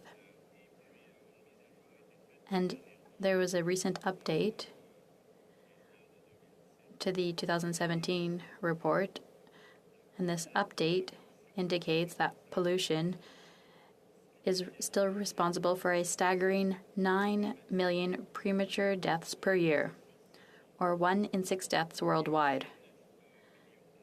Those 9 million deaths related to pollution every year, that's nearly 50% higher than all deaths worldwide due to COVID-19. And in 2019, it was higher than deaths due to war and terrorism, AIDS, tuberculosis, malaria, and drug and alcohol use combined. Air pollution is the main contributor to pollution-related deaths, accounting for 6.67 million deaths. I'd like to look at the Constitution of 1867 and remind everyone that the Constitution didn't refer to the environment when we talked about sharing jurisdiction between the federal government and the provinces. I dare believe that if we were in the same room as the Fathers of Confederation and we had mentioned the environment, we would have seen over the head of each Father of Confederation a question mark. They talked about forests and fisheries in the Constitution. They are mentioned in the Constitution, but from the perspective of resource exploitation, not from the perspective of resource protection. Madam Speaker, the division of powers in environmental matters has been an evolving affair, the result of court decisions. That is to say, it is the fruit of jurisprudence. In other words, and moreover, this jurisprudence does not assign full responsibility to one level of government or another. In other words, the environment is a shared jurisdiction. And now I'd like to mention the well-known Hydro-Quebec decision. And it's at that time there was a decision of the Supreme Court, and it was decided that the federal government could legislate on toxic chemicals using criminal law. The Hydro-Quebec decision had to do with Hydro-Quebec, the Crown Corporation, of course, which had been charged under the Canadian Environmental Protection Act with dumping PCBs into the St. Maurice River in the early 1990s. In its plea, the Crown Corporation argued that the regulation of toxic substances was not a matter of criminal law and that the federal government was therefore using criminal law as a pretext, as a disguised means of infringing on provincial jurisdiction. In a fairly close decision, 5-4, the judges Laforêt, Leroux Dubé, Conseil, Corey, and McLaughlin said the following: the protection of the environment through prohibitions against toxic substances constitutes a wholly legitimate public objective in the exercise of the criminal law power. Protection of the environment is an international problem that requires action by government at all levels.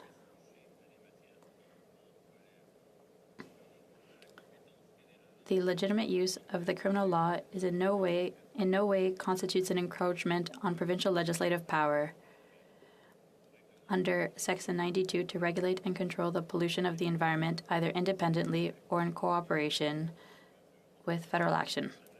In other words, Madam Speaker, the Canadian Environmental Protection Act is a cornerstone in criminal law. So this is a serious matter. To say that the law doesn't have teeth, or to say it's not rigorous and strong, that is to minimize what is in the law and the powers contained in the law. S5 do? Well, it does the following.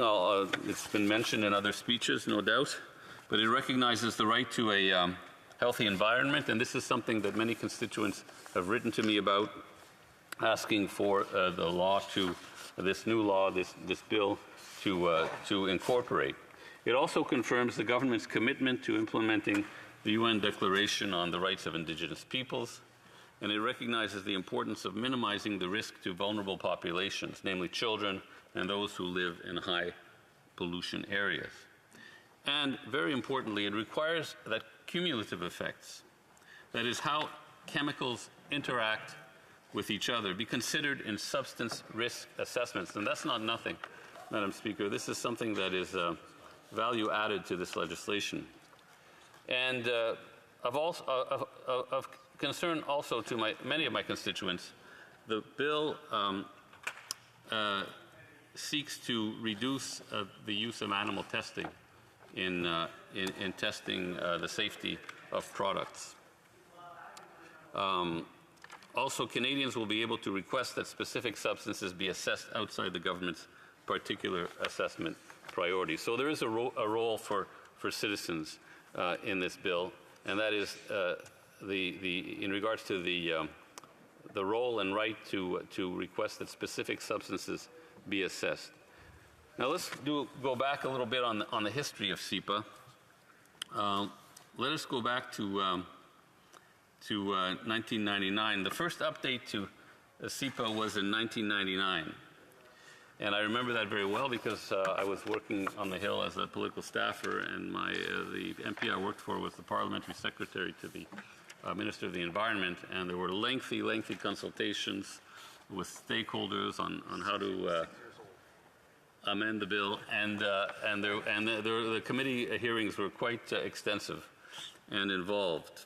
Now, CEPA in 1999 incorporated for the first time the precautionary principle, which again is not nothing. The precautionary principle states that, quote, where there are threats of serious or irreversible damage lack of full scientific certainty shall not be used as a reason for postponing cost-effective measures to prevent environmental degradation. And I remember there was a lot of debate around that definition of precautionary principle, and no doubt many people would like to see the definition perhaps be a little stronger and maybe not mention the words cost-effective, as in cost-effective measures.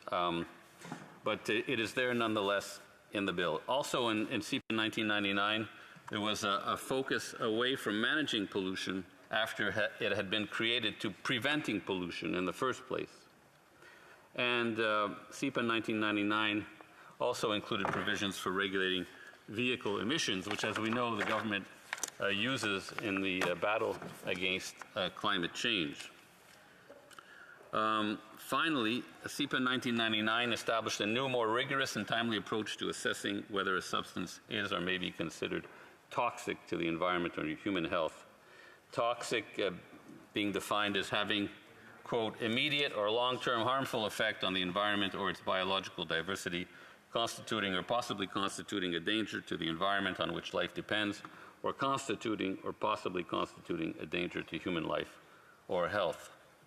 Now, Bill S-5, as I understand it, Madam Speaker, injects more rigor into the process. And here I quote, the new regime will retain the risk-based approach in the current Act.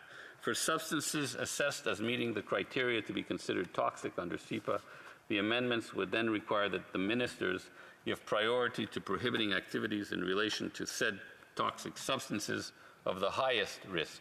The criteria for substances of the highest risk would be set out in regulations and would include persistence and bioaccumulation, as well as criteria for such things as carcinogenicity, mutagenicity, and reproductive toxicity.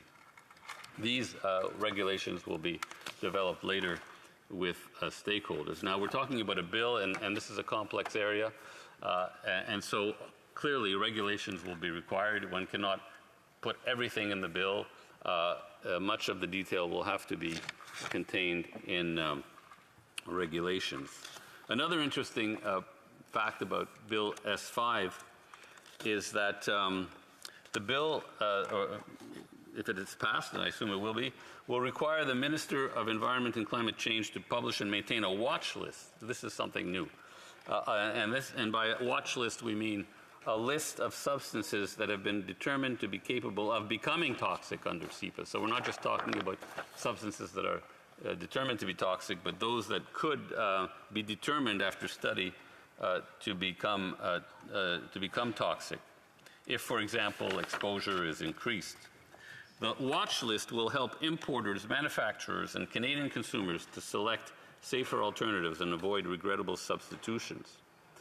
Now, another interesting fact about SEPA, which I don't think really has been talked about too much, is that SEPA is relevant. It's very relevant in the context of the fight against climate change.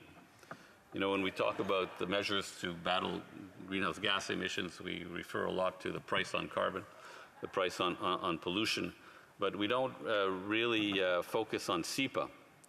And I remember, I was elected then in 2005, I was already sitting in the House, and I remember that the government of Paul Martin added greenhouse gas emissions to SEPA 1999, namely those emissions from large industrial emitters, citing, quote, the worldwide scientific consensus that there is sufficient and compelling evidence to conclude that greenhouse gases constitute or may constitute a danger to the environment on which life depends. This was almost 20 years ago, and even back then the Liberal government had the foresight to understand that climate change was a real and growing problem, and made amendments to SEPA 1999 to give itself the leverage, the power to regulate greenhouse gas emissions. I don't recall the Conservatives being thrilled with this change at the time, although today they happily preach the regulatory route to supporting clean technologies as the preferred alternatives to putting a price on carbon. Now, it's been mentioned, it's been talked about even today in this debate that began a short while ago, that one of the major steps forward through Bill S-5 is the introduction of the right to a healthy environment. And I'll read the section 5, the new section 5.11 of S5, which says, for the purposes of paragraph 21A.2, the ministers shall, within 2 years after the day on which this section comes into force, develop an implementation framework to set out how the right to a healthy environment will be considered in the administration of the Act. And I'll come back to this in a moment, Madam Speaker. Another very important aspect of Bill S5, which should not be minimized, and it has been mentioned, the member from Victoria touched on it, is that the bill seeks to minimize risks to the health of vulnerable populations. And by vulnerable population, we mean a group of individuals within the Canadian population who, due to greater susceptibility or greater exposure, may be at an increased risk of experiencing adverse health effects from exposure to substances, end of quote. Those with greater susceptibility may include, for example, children and those in poor health. Those with greater exposure may include workers and those living in areas where levels of pollution are particularly high. In addition, the new law would require that the government conduct research and studies, including biomonitoring surveys, specifically in relation to the role of substances in illnesses or in health problems, which may relate to vulnerable populations. Now, this is where Bill S5 intersects with Bill C-266, which in this Parliament is being sponsored by the member from Saanich Gulf Islands, but which was first introduced by the member for Colchester in the last Parliament. It's been referred to as the Bill on Environmental Racism. Now, Bill C-226, which is identical, except for a couple of grammatical changes in some wording, it's identical to the bill that came out of Environment Committee right before the last election. And this bill goes a little further than Bill S5 in being very proactive and prescriptive in engaging with vulnerable populations on the risks that they face. For example, Bill C-226 requires the minister to develop a national strategy to promote efforts across Canada to advance environmental justice and to assess, prevent, and address environmental racism. The bill requires that this strategy include a study that includes an examination of the link between race, socioeconomic status, and environmental risk, and information and statistics relating to the location of environmental hazards, and measures that can be taken to advance environmental justice and assess, prevent, and address environmental racism, and that may include possible amendments to federal laws, policies, and programs, the involvement of community groups in environmental decision-making, and lastly, the collection, Madam Speaker, of information and statistics relating to health outcomes in communities located in proximity to environmental hazards. In an effort to leverage the new right to a healthy environment and the protection of vulnerable populations, it has been suggested that Bill S5 be amended to require that the ministers specify what actions they will the government will take when every substance for which an ambient air quality standard has been established, what actions it will take when the average ambient concentration of such a substance is in a geographic area exceeds the standard. And I think this is very important, and I think it was alluded to by the member from Victoria, because this is where, and going back to the very beginning of my speech, this is where pollution really impacts human health. It's often through air pollution. And so many are calling for an amendment to the bill that would require the government to develop actions whenever it is determined that ambient air quality in a particular area is above standard. Now, I understand that there are some jurisdictional issues, federal, provincial jurisdictional issues around doing this, but I think it's something that I hope it's something that the committee will explore with expert witnesses, and perhaps an amendment will be introduced to this effect. Lastly, but not least, this connects to another issue that I've received a lot of mail about in the last few years. The bill seeks to reduce reliance on animal testing. I have many constituents who have written to me, especially in relation to animal testing for cosmetic product development. They've written to me saying, you know, we have to stop this. And in fact, the bill opens the door to minimizing the use of animal testing. The Senate made some amendments to make that part of the bill even stronger. I've met with stakeholders, namely, I don't have it in front of me now, but animal rights groups, a particular animal rights group, the Animal Justice, Humane Canada, and the Humane Society International Canada. And they have recommended strengthening this part of the bill even more, because even the Senate amendment talks about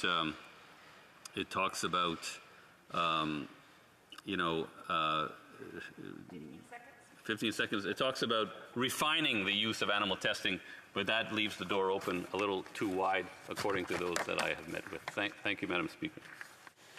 Questions and comments? Questions et commentaires. The honourable member for Dufferin-Caledon.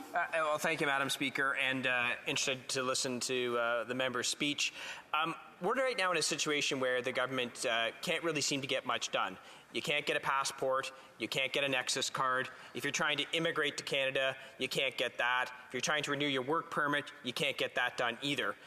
Inside this bill, it says that any person can ask for a substance to be assessed.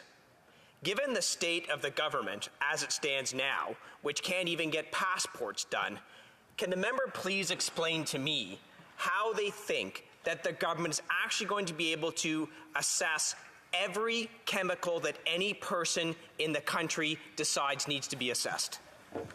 The honourable member, l'honourable député de Lac-Saint-Louis. The honourable member for Lac-Saint-Louis. Question. I would assume that there would have to be some kind of triaging system. I mean, you know, one could ask the government to assess a substance that is really totally harmless. So I think there will have to be some funneling. But this is something that the government has been doing. It's been assessing chemicals for a long time. This bill goes back to 1988. I believe we have a lot of expertise in the government around the assessment of toxic substances, and I have faith that the government will be able to act on this particular provision. But it's a point that I look forward to discussing. It's a good question. In fact, I would like to see that question addressed to the government itself, to the departmental officials themselves. Questions et commentaires. L'honorable. Questions and comments. The honourable member for Terrebonne. Thank you, Madam Speaker. I thank my colleague for her speech. Here's my question. It's about the principle in the bill, the principle to create a healthy environment for all Canadians. If that is the government's intention, then here's what I'd like to know. Why not speak with the Canadian partners to integrate this principle into the Charter for Rights and Freedoms? The honourable member for Lac-Saint-Louis. Well, I respect the member enormously. I had the pleasure of hearing one of her speeches during one of the opposition days. It was a conservative opposition day. The colleague made a truly excellent speech about the price on pollution. But I don't want us to reopen the Canadian Constitution. Maybe the member would like the Constitution to be reopened. Maybe she'd like constitutional talks and negotiations. But I remember our constitutional negotiations, and I'd like to stay away from that sort of debate. Thank you, Madam Speaker, and I want to thank the member for his speech, also for his work chairing the Environment Committee. It's a pleasure working with him. He spoke about receiving lots of correspondence about the right to a healthy environment. For me, the first people who came to me about the right to a healthy environment were Franny and Rupert. And they started advocating for this in 2014 when they were 7 and 10 years old. Now, this is 8 years later, and they are still incredible environmental advocates. They want to see a strong right to a healthy environment. One of the ways the government could do that is to open up the section on enforcement, ensure there is a strong citizen enforcement policy, one that isn't broken the way the current one is. And so I'm curious about the members' thoughts on ensuring that the right to a healthy environment can be enforced. The Honourable Deputy de Lac-Saint-Louis. The Honourable Member for Lac-Saint-Louis. Speaker, and thank you. I thank the member for the question and for actually her ongoing focus on enforcement. As some members of this House may know, the member had the Environment Committee study enforcement, and so enforcement is really the name of the game. I agree, and I think it's a problem that it's an issue that is not that is more general than related to the right to a healthy environment. I think personally, I believe the right to a healthy environment is incorporated in many different pieces of environmental legislation. The right to a healthy environment, remember, it's not a constitutional right. It's a right in law that can be changed depending on the government. But the right to a healthy environment exists it exists through the Canadian Environmental Assessment Act. The Impact Assessment Act. It exists in the Fisheries Act. It exists throughout legislative instruments that the government has to protect the environment. So that right is pervasive, and enforcement should always be a focus of the government, I believe. Kamata, questions and comments. The Honourable Parliamentary Secretary, Government House Leader.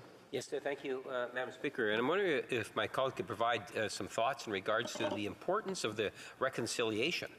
Within the legislation, from what I understand, there is consideration that's being given to the UNDRIP, and I think that's an important aspect of the legislation, and if he might want to provide some thoughts on that, or just generally speaking in regards to reconciliation and how the government needs to continue its efforts in dealing with the environment on the issue of reconciliation. L'Honorable Député de Lac-Saint-Louis. Thank you, Madam Speaker. You know, I've seen the evolution of discourse in this House and in legislation, and it is nice to see, and it's very heartening to see, very encouraging to see the UN Declaration on the Rights of Indigenous People, references to that declaration in an increasing number of pieces of legislation. And again, that speaks to the way the notion is permeating our political culture. So yes, I'm very encouraged by that. But also the bill, with its focus on vulnerable populations, when you marry it up to Bill C-226, I think that takes reconciliation a few steps forward, because these measures recognize that there are populations, and many of them indigenous, that have suffered disproportionately from the impacts of industrialization and pollution. And so this bill recognizes that fact and points us in the right direction. Questions and comments? The Honourable questions and comments? The Honourable Member for Peace River Westlock. Well, thank you, Madam Chair. And I'm interested in just a question of the member opposite, just about this right to a clean environment. Most of the rights that we have in Canada are what they deem to be like negative rights, to be free from something. This is like more of a positive right. How do you see that working out over time, as the government hasn't really fleshed this out? They're going to leave it to regulation. Where is you thinking that's going to go? Yeah, I just want to remind members to address questions and comments through the chair. L'Honorable Député de Lac-Saint-Louis. By requiring that the government create a framework for defining and implementing the right to a healthy environment, the bill opens the conversation with stakeholders. And so I think we'll see through the discussion, we'll see that idea become more tangible and concrete. But again, it opens up a discussion and one can no longer close the door on this idea. It's out there, and it will continue to inform policy and legislation and regulations. Questions and comments? The honourable member for Yorkton Melville. Just in response to the question that was just answered, he mentioned that this opens the door to have discussions with stakeholders. Would it not be wiser, or did they possibly also have significant conversation with stakeholders before bringing this bill forward? Member for Lac Saint Louis. Well, the discussion on the right to a healthy environment has been taking place for quite a while now. There have been debates about it in this House. But a formal process of consultation is, I think, injects rigor into the process, and will lead to some tangible recommendations. And I think that's where the difference is. We're focusing the discussion now. We're funneling the discussion, and that will move us forward on this issue. A brief question. Une question bref. The honourable member for Esquimalt-Saanich-Sooke. Thank you very much, Madam Speaker. You know, I appreciate the debate we're having on the Senate bill, and I do think it's important. But there's a great deal of impatience in my riding with talking about frameworks and rights when we've just gone through the 90 driest days in the history of our community. And we're facing wildfires and smoke. And so what people are really looking for, yes, is let's set frameworks, let's set strategies, but let's get busy working on the changes we need in terms of creating jobs in renewable energy, good family supporting jobs. So there's, as I said, increasing impatience that in the House we talk about framework, we talk about the right to a healthy environment. We don't actually get down to the hard work of making the changes we need. Answer from the member for Lac Saint Louis. Well, I think the member is touching on a bit of a separate issue. He's talking about the need for transitioning workers from fossil fuels to cleaner energies and those kinds of things. In terms of the fight against climate change, the government's plan, which it has been implementing and which is starting to show results, is extremely comprehensive and detailed. Unfortunately, that level of detail doesn't make it into news headlines. But the government is doing a tremendous amount.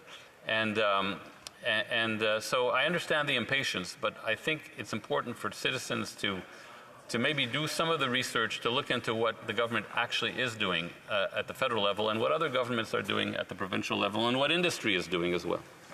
Resuming debate, the honourable member Peace River Westlock. Well, thank you, Madam Chair, and it's my honour to rise today to speak to S5. This is a bill that's coming out of the Senate, but it's a government bill nonetheless. And it's some amendments to the Environmental Protection Act, Canadian Environmental Protections Act.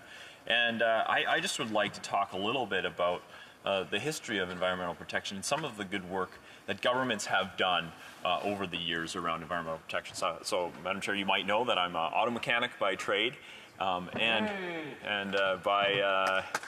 From that, the government has put their fingers in the mix of what it means to build an automobile, both in terms of emissions regulations, but then also in safety. And so I'd like to just talk a little bit today about how over the years there have been changes to automobiles that have led to improvements in our environment. And so, Madam Chair, long before I was born, there was a thing called the hole in the ozone layer, and that they deemed to have been caused by these things called hydrochlorofluorides, which were used in air conditioning systems. And so before I was born, they worked on that. Governments from around the world worked on that to say, hey, we got to stop using this product. We've got to find a different product. And so the air conditioning systems of older cars is filled up with a product called R12. And sometime in the 80s, they switched over to a product, it might actually be in the 90s, they switched over to a product called R134A. And that we watched over a generation. We watched something called the hole in the ozone layer down by the South Pole, which is ozone was a particular product in the air way up in the atmosphere. They monitored that and they watched that slowly close over time, and they've deemed that to be because of actions that the government took that worked. Governments from around the world worked together to ensure that this product wouldn't be used as much, and definitely not in the automotive sector. And so we've seen vehicles be converted from, if your air conditioning leaked out, you had to go, you couldn't buy R134A anymore, so you had to convert it to R134A. And so when I got into the industry and I became an auto mechanic, I was taught on how to switch them over, but then also what R134A was. And then more recently, they have gone from R134A and have moved into a new R1234. And so that came in about 2013, 2014, and I got elected in 2015. So I don't have a lot of experience with R1234, but I do know that government's worked hard on fixing the hole in the ozone layer, and the automotive industry was impacted immensely just in terms of the air conditioning. So that's one area where governments have done good work in ensuring that we could fix the hole in the ozone layer. The other area, which is probably more tangible to folks, is the area of acid rain. So I don't know if you know if you've ever experienced acid rain, Madam Chair, but again, this is something long before I was born.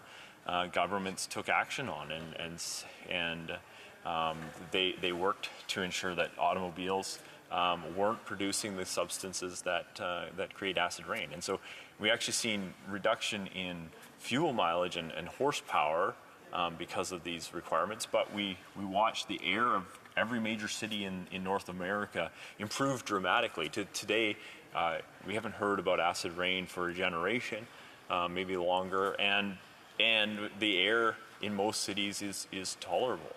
And more recently, in 2003-04, we moved from worried about those emissions in gas-powered vehicles, and now also on diesel vehicles. And so you may have heard consternation from your diesel pickup owners in your riding about some of the emissions controls, but those are going after targeting the acid rain producing materials that come out of internal combustion engines. NOx and SOx is what they're called, and they are formed when the combustion temperature inside a combustion chamber is too high, and rather than the hydrogen that's in our hydrocarbon fuels combining with oxygen, and our carbon combining with oxygen to create water and CO2, because of the high temperature, the sulfur that might be in the fuel is combining with oxygen, causing sulfur oxides, and the nitrogen that's just in our air, 78% of the air that's right here is nitrogen. Because of that high temperature, the nitrogen will actually join with the oxygen, and you get nitrous oxides. And those come out of the tailpipe, and they cause the smell. If you ever drive behind an old vehicle down the highway, and it stinks. We often forget that, but like a 60s vehicle, you drive a carbureted vehicle, you drive behind it, and it smells bad. That's the NOx and the SOx that you're smelling. And that was what was causing these brown rings around these big cities. That was the air was actually visibly brown. When you see pictures from places like Shanghai, China, the brown air that you see there, a lot of that's the NOx and SOx. So industrial emitters produce a lot of NOx and SOx as well, but automobiles, particularly from the 60s, were really bad on that. And governments worked on ending acid rain and reducing the NOx and SOx that were coming out of engines. So we've seen EGR valves, so an exhaust gas recirculating valve, where that came in as manufacturers had to reduce the amount of that emission coming out of engines. And so they rerouted exhaust back into the front end of the engine, and that lowered the exhaust temperature, or the combustion chamber temperature, which then didn't allow for nitrogen and sulfur to combine with oxygen to make those things. And today, we have more cars on the road in our major cities than probably ever before, and yet acid rain isn't something you've heard about.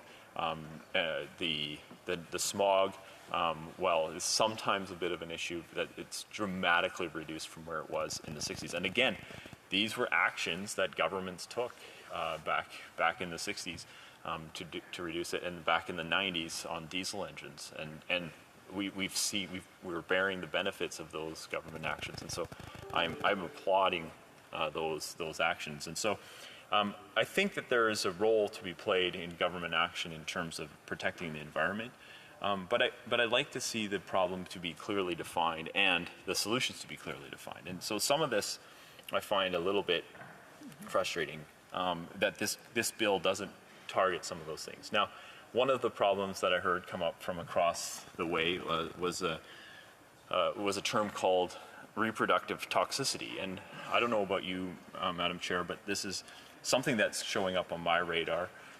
Infertility rates, folks that are struggling to conceive children, is an increasing it seems to be an increasing problem in the world.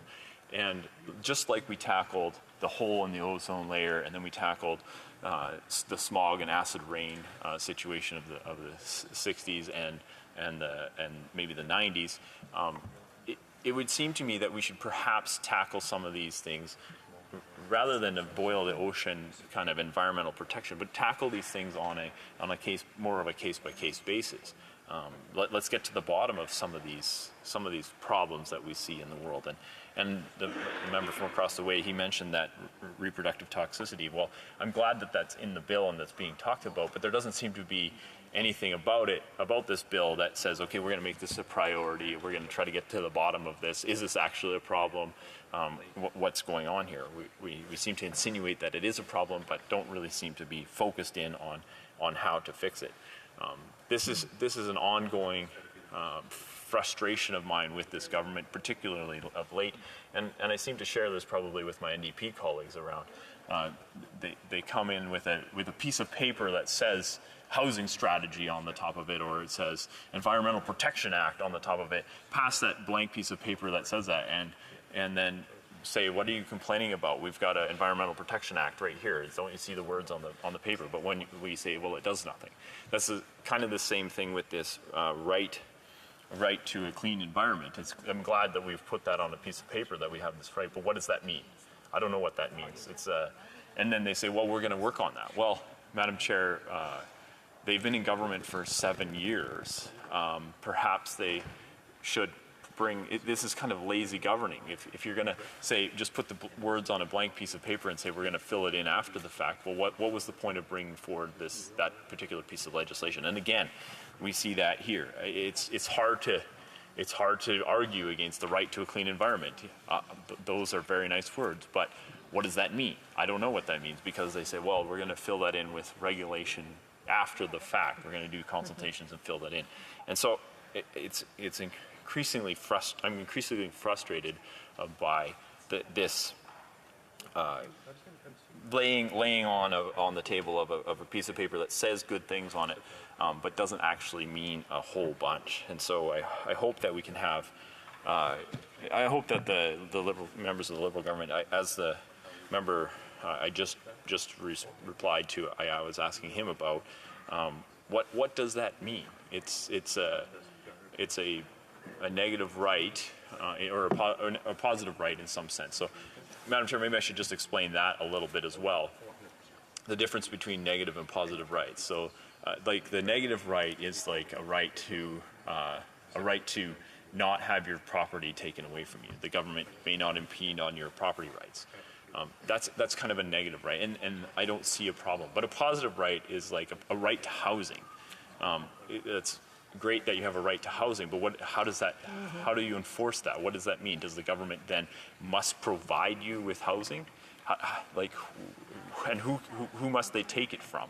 Right? That's the challenge with sometimes these positive versus negative rights. The right to illegal search and seizure is a so-called negative right, where the government can't impinge upon your person. I think that's a good thing. But the right to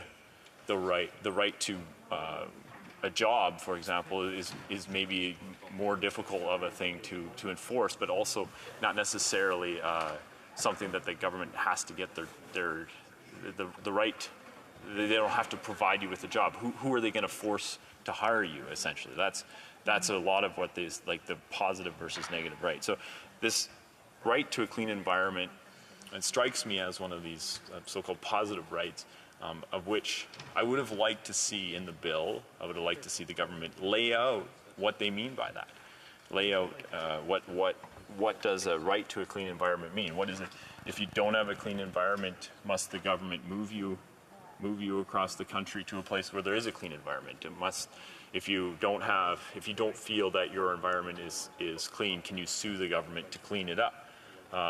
If you don't feel that you're living in a clean environment, what does this mean? That's essentially what I'm looking for in this particular bill. So, Madam Chair, I would say that Conservatives over the years have had a very strong record in tackling some of the very issues that have come toward us, and in terms of tackling an issue like acid rain, like the hole in the ozone layer, like the NOx and SOx issues. But we also are generally, in the word conservative, we're about conserving things, and so we have a great record in Canada of our conservation efforts around wildlife, for example. Whether it's getting our hunting and angling communities to ensure that there's people out on the land monitoring all of these things, that we work together to ensure that we manage our wildlife. This is something that I think is important. We have probably over the last 200 years improved the number of wildlife in Canada dramatically. Madam Chair, the Canada goose was at one point on the brink of extinction. If you ask anybody today, now that's definitely not the problem. If you've gone to any public park anywhere, I'm sure that the Canada goose being nearly extinct is not something anybody is concerned about anymore. The beaver on our nickel was near the brink of extinction at the turn of the century, 1899. It had been nearly trapped to extinction for the fur trade.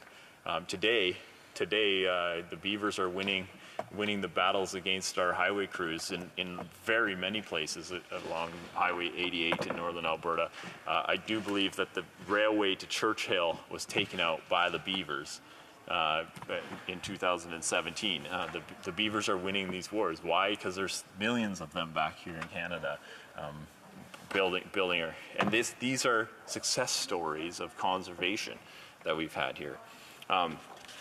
Now, Madam Chair, one of the things, these are stereotypes, and I often get accused of trading in stereotypes, but nonetheless, one of the differences between so-called progressives and conservatives is the idea of trade-offs versus solutions. And conservatives typically are thinking in terms of the trade-offs of different policy proposals, whereas often the progressives are talking in terms of solutions to things. So when they see a problem, they say, well, the carbon tax will be the solution to climate change. And that's their argument to make. But we would say that there's trade-offs to be made. Now, think about the plastic straw, for example. The plastic straw, we see that the plastic straw is being banned all around the world, including here in Canada, and they're bringing in the paper straws. Now, there's a case to be made for the plastic straw ending up in the oceans, but are the plastic straws ending up in the ocean, are they coming from Canada? Well, you can clearly make the case that that's not happening. Our plastic in general in Canada is ending up in the garbage, is ending up being recycled or in the landfill or being used to create electricity. So that's generally not the case. So we can say, well, the trade-off between a paper straw and a plastic straw is, well, the paper straws just don't work. I don't know if you've gone to McDonald's and got a milkshake and tried to use these paper straws. It's terrible. It's terrible. The plastic straws work just way better. So we could make that trade-off saying, hey, you know what? Plastic straws might be a problem in parts of the world, but they're not being a problem here. Let's use plastic straws. The other thing is in terms of the trade-offs between the CO2 emissions of things and the reality of other products. So if we're concerned about plastic ending up in our environment, that's a valid concern. But you have to balance that against the CO2 emissions. And in many cases, plastic is something that reduces our CO2 emissions dramatically.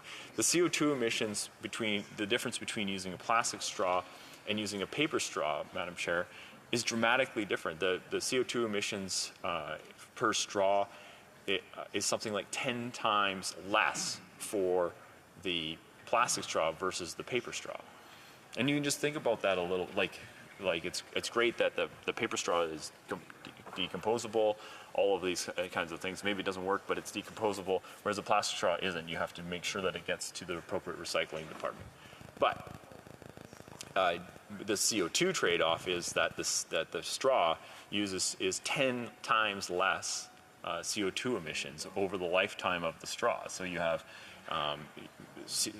generally it's much easier. Same with plastic bags. Plastic bags versus paper bags. The transporting of 1,000, you can transport 1,000 plastic bags for the same effort of transporting 10 paper bags.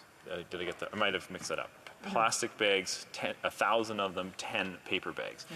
So just think about that. Going to the grocery store and using paper bags versus using plastic bags, the amount of energy that it takes to haul paper bags to the store versus the takes to haul. So the CO2 emissions of a paper bag versus a plastic bag, 10 times difference, or 100 times difference, just on the transportation costs.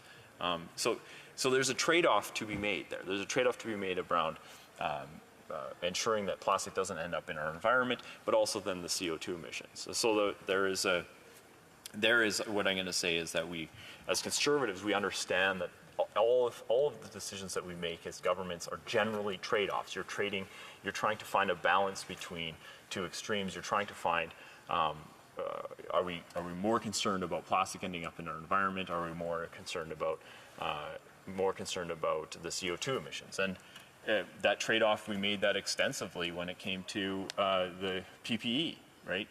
We've all come through this pandemic, and suddenly single-use disposable plastics didn't seem to be as big of an issue anymore when we were concerned about fighting a pandemic around the world. And so all of a sudden we had, I remember going to get a test for COVID, and there was like a single-use apron and a face shield and masks. They came and they tested me for that, and I watched them throw it all in the garbage and repeat that for the next one, right? And so single-use plastic, suddenly we made that trade-off. We said that our fight against the pandemic was worth more than our concerns around plastic. So I'm excited to see where this bill goes. I'm hopeful that the government will clarify this right to a clean environment, and I'm happy to take some questions. Thank you, Madam Chair. Questions and comments? The Honourable Parliamentary Secretary of the Government House Leader. Yes, Madam Speaker, just a quick question, but also a comment. The question is with respect to whether or not the Conservative Party will in fact be supporting S5. The member seemed to be implying that they would likely be supporting it, at least going to committee. So I'd like some clarification on that, because just the other day they brought in the concurrence motion in order to prevent debate on the bill. But the comment is when the member makes reference to plastic bags, many years ago when I was an MLA, I was in favor of banning plastic bags. And one of the Google searches that the member could do right now, as I just Googled it, is plastic bags in trees. And, it's a lot more than what it is that the member is putting on the record.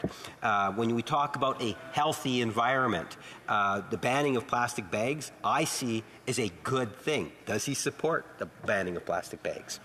Honourable Member for Peace River Westlock. Thank you, Madam Chair. That was precisely my point around the banning of plastic bags, is that we make that trade-off between having plastic bags not end up in trees, but we then have greater CO2 emissions, right? That's the trade-off that we're making, and that was my whole point, is that we have to see these things as trade-offs. In the same way that when we were fighting the pandemic, we've seen the trade-off between fighting the pandemic and using single-use plastic as not being a problem. Petroleum products have been a miracle product for humanity. As we have developed petroleum products, we have seen food waste dramatically reduced. We've seen the poverty being reduced around the world. And so I'm generally in favor of petroleum products being used, but we must recognize that in most of these cases there is trade-offs to be made. Questions and comments? The Honourable Member for Repentigny. Yes, thank you, Madam Speaker. I'll my colleague have a turn too. I'll go quickly. In 2010, the government banned BPA in baby bottles. But sometimes what companies do is they change the product to another product that would also be toxic. My colleague talked a lot about plastics in the environment, single-use plastics. Doesn't he think that regulations should be stricter so that our health and the health of our children is improved? The Honourable Member Peace River Westlock. Yes, Madam Chair. Again, I was pointing out that perhaps we should tackle some of these issues more on specific issues. If there's toxicity if we have like a particular, well, I mentioned reproductive toxicity. I think that's a noble cause to tackle. And I would like to see us tackle it. And if it's environmental impacts that are causing that, let's get to the bottom of it. Let's get to the bottom of it. If it's the BBH in our plastics, let's prove that. Let's work on that. That I think is important, rather than this kind of boil the ocean kind of bills. That's the Honourable Member for Courtenay Alberni. Thank my colleague from Peace River Westlock, and he talked about ways and history of us working together, whether it be acid rain, tackling acid rain, or Megan Leslie, the former member from Halifax, that put forward a motion banning microbeads, which has now been implemented, Madam Speaker, and my own motion, M151, back in 2018, which my colleagues supported and voted for, which is about reducing single-use plastics, including plastic bags, plastic cutlery, cigarette butts, and many different things that are lowering the impact. And we're glad to see the government dedicate funding for ghost and derelict fishing gear. That is actually being implemented in the coast right now. Is it enough? No. We need to go much further. But, Madam Speaker, we know there's over 10,000 unique chemical ingredients used in various different products that are known to cause cancer, harm the reproductive system, and disrupt the endocrine system.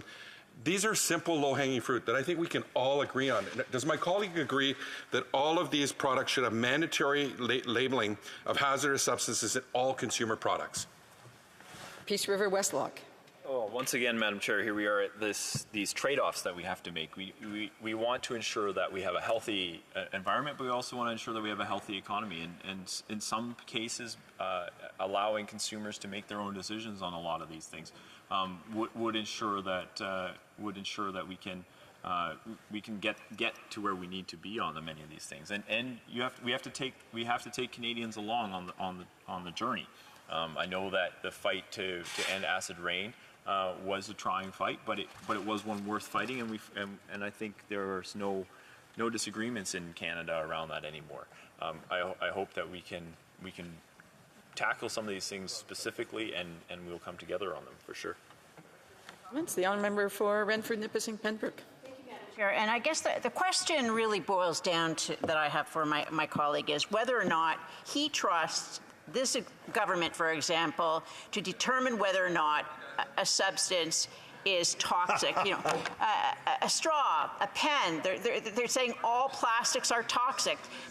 Plastics are. Order. If the honourable members want to have conversations, they should take them out. If it's about questions and comments, it's not the time. I didn't recognize them. The honourable member for Renfrew, Nipissing, Pembroke. The real hypocrisy, Madam Chair, is that they had a previous member who was a minister in her riding in Chester, Nova Scotia, and they have this technology, Sustain, where they can take plastics and distill them down to their original forms, the different oils, and use them as biofuel. But instead of that, what do? They just ban straws altogether. And as my colleague said, having these paper straws is even a larger carbon footprint. So does my colleague feel that he can trust this government to politically ascertain what is toxic and what is not? Peace River Westlock. Yes, I agree with my honourable member that I don't think that we can trust this government to get it right. I know they were all hopeful and sitting on their seats, but I guess I would just say that, like, put the definition of what you deem to be toxic, and maybe put a schedule out of toxic.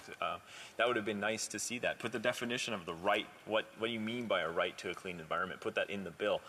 Then we could be debating actually that, and I'm certain that I wouldn't agree with the government about it necessarily. necessarily, because they generally are playing politics with this kind of stuff. So thank you very much for the question.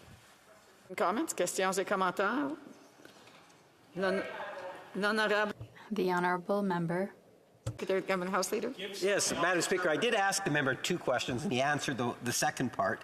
My first question was, does the Conservative Party actually support Bill S5? Would they like to see it go to committee? A member of Peace River Westlock. Well, Madam Chair, we do have some concerns about the bill. We'll be looking forward. I imagine the bill will be passing and going to committee, so we'll be looking forward to working with the government to ensure that our concerns are alleviated, and that we would love to be able to support the bill. Questions and comments? The honourable member of Saskatoon West. Thank you, Madam Speaker. There's a lot of items in this bill that have been talked about. You mentioned plastic straws and other things like that. A few years ago, the member from Regina Coppell introduced a bill to ban sewage dumping in our country that was defeated by all the opponent parties in Parliament here. And so I'm just curious on your thoughts as to where something like dumping raw sewage into our rivers and oceans rates compared to maybe the possibility and the trade-off, as you say, of a plastic straw. What's the trade-off on raw sewage? I'd be curious to hear your thoughts on that. And I want to remind members there to address questions and comments through the chair and not to the members. The honourable member for Peace River Westlock. Well, thank you, Madam Chair, and I want to thank my honourable colleague for that. I did have that written down as another thing that I was going to talk about. Not only did they not support our colleague's bill on that, but one of the very first actions that this government took, the Liberal government took it back in 2015, was to approve the dumping of raw sewage into the St. Lawrence Seaway. So that seemed to be something that counterintuitive, anyways, is this government that seems to be so concerned about the environment to then approve the dumping of raw sewage into the St. Lawrence Seaway. It seemed like a out of our off-brand decision that they would make, for sure. So thank you, Madam Chair. Brief question. The honourable member for Calgary Rocky Ridge. Well, thank you, Madam Speaker. And I really like the approach this member has taken by framing policy questions in terms of choices.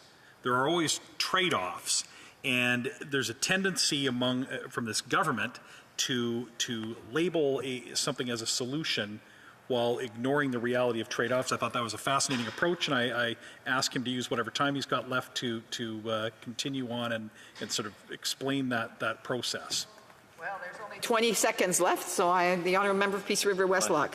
Well, Madam Chair, in general, I guess it's in some ways I was trying to outline how the difference between conservatives and, say, progressives is that progressives tend to fall on the side of solutions, whereas we tend to fall on the sides of trade-offs. And there's many examples of how that rolls out, whether that be how we deal with crime or how we deal with the environment or how we deal with taxation. Thank you, Madam Chair.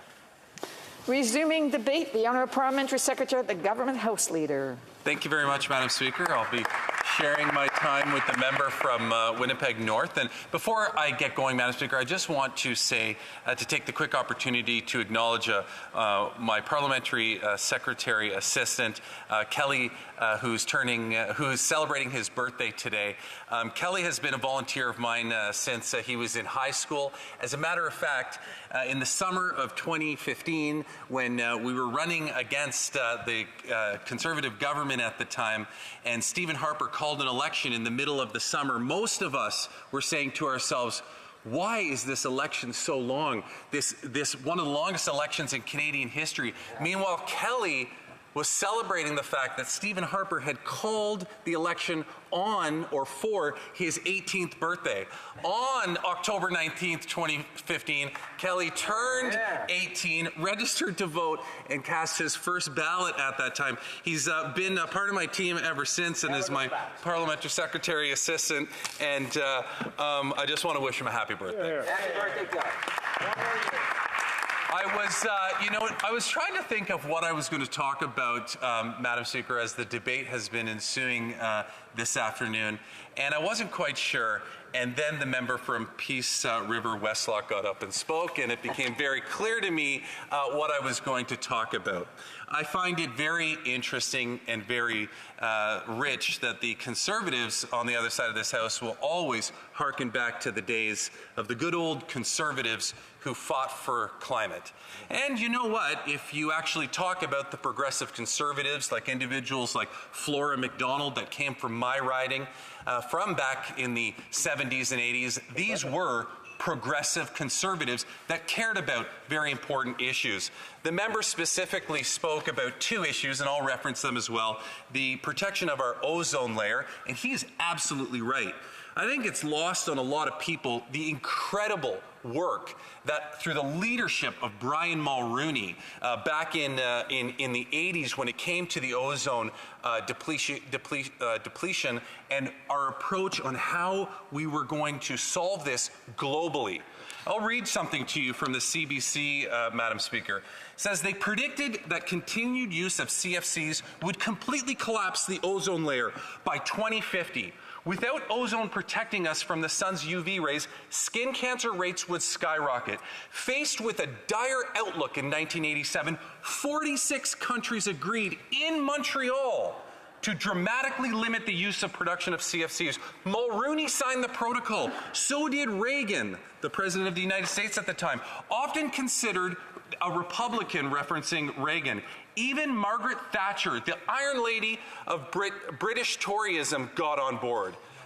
If you can believe it, led by Brian Mulroney, a progressive Conservative, literally saved the planet by protecting the ozone layer. That member is absolutely right when he harkens back to the progressive Conservatives and the role that they played. He also talked about acid rain. And let me read to you a quote from the CBC also about acid rain. In 1990, George Bush signed an update to the Clean Air Act that included regulations on emissions that were causing devastating acid rain in Canada and the US. The Canadian government had spent a decade trying to get Washington to address the issue, but were met with resistance until Bush. This is the legacy of Brian Mulroney and progressive Conservatives, Madam Speaker. They fought for the environment. They didn't care where the problem originated from. They looked at it as a global problem and saw Canada's responsibility to lead the way. And on 2 occasions, Brian Mulroney did exactly that. So right after talking about the incredible work of Brian Mulroney, what did the member from Peace River Westlock do? He immediately said, well, I don't know why we would bother trying to get rid of plastic straws. I mean, we're not using plastic straws. Our plastic straws aren't ending up in the oceans. Those are other people's plastic straws. Why do we have to use paper straws? Because other people are irresponsible. That's the Conservative Party of today, Madam Speaker. That's their approach. Their approach is not the Brian Mulroney approach and the Flora MacDonald approach of the 1980s. And that's what we're faced with right now. I will remind that member, Madam Speaker, that Stephen Harper did absolutely nothing. The next Conservative, I'll put that in quotes, Conservative Prime Minister to come from this place. I put it in quotes because we all know it is glaringly obvious that ever since Stephen Harper came along, the Conservative Party, the Progressive Conservative Party, the Conservative Party that could elect somebody in Kingston and the Islands, Flora MacDonald, that Conservative Party no longer exists. You can take the name, you can take the color, but what we have over there is the former Reform Party of Canada. That's what we have. We do not have the Brian Mulroney Conservative Party that cares about the environment. So, for the member from Peace River Westlock to come in here and try to suggest that Conservatives have always been there to fight for climate, to fight for the environment, is incredibly rich, because it is nothing, it draws no comparison to the party of today, you know, and then when you think that we got to the furthest point possible with Stephen Harper, they're even less progressive than Stephen Harper. If you will recall, Madam Speaker, it was Stephen Harper that said, pricing pollution makes sense. Why wouldn't that make sense to a conservative? You're literally talking about the economic model and how to incentivize market decisions through the economic model and the principles around an economy. You would think that if anybody understood that in this House, it would be conservatives who purport themselves to be the saviors of the economy, the party that understands economic principles and how an economy works. They can't even support a basic principle of understanding that when you put a price on something, it will change in incentivized choice in the marketplace. So Stephen Harper understood that. Stephen Harper's on the record of having said it makes sense to put a price on pollution. But now where are we today? We got the member from Regina Capel who comes along as the next leader, completely goes against that. We get the member from Durham. He tried, to his credit, I almost feel sorry for him at times. He recognized, I'm dealing with a party that doesn't support this because it's motivated from an angle of, of denying climate, but how do I work with it? Okay, so I'll set up this Air Miles type program of trading off, options, and then I get to pick a prize at the end and get a bicycle or something. He tried at least to build it into an economic model of some sort. And then, of course, we get to the current leader of the Conservative Party, an individual who time after time after time gets up and harps on and on and on about how pricing pollution is not the answer, despite the fact that economists throughout the world, and you'd think that conservatives would listen to economists, say that it is, despite the fact that it is proven to be the most effective tool throughout the world. And here we are. This is the Conservative Party of Canada today. It's not the Conservative Party of Brian Mulroney. It's not the Conservative Party that literally saved the world in Montreal, saved the ozone layer. And it's not the Conservative Party that saved us from acid rain and that worked and pushed George Bush for a decade to do something about it. This is a different conservative movement, and it is nothing like the conservative movement that elected Flora MacDonald in my riding of Kingston and the Islands. Here, Thank here. you.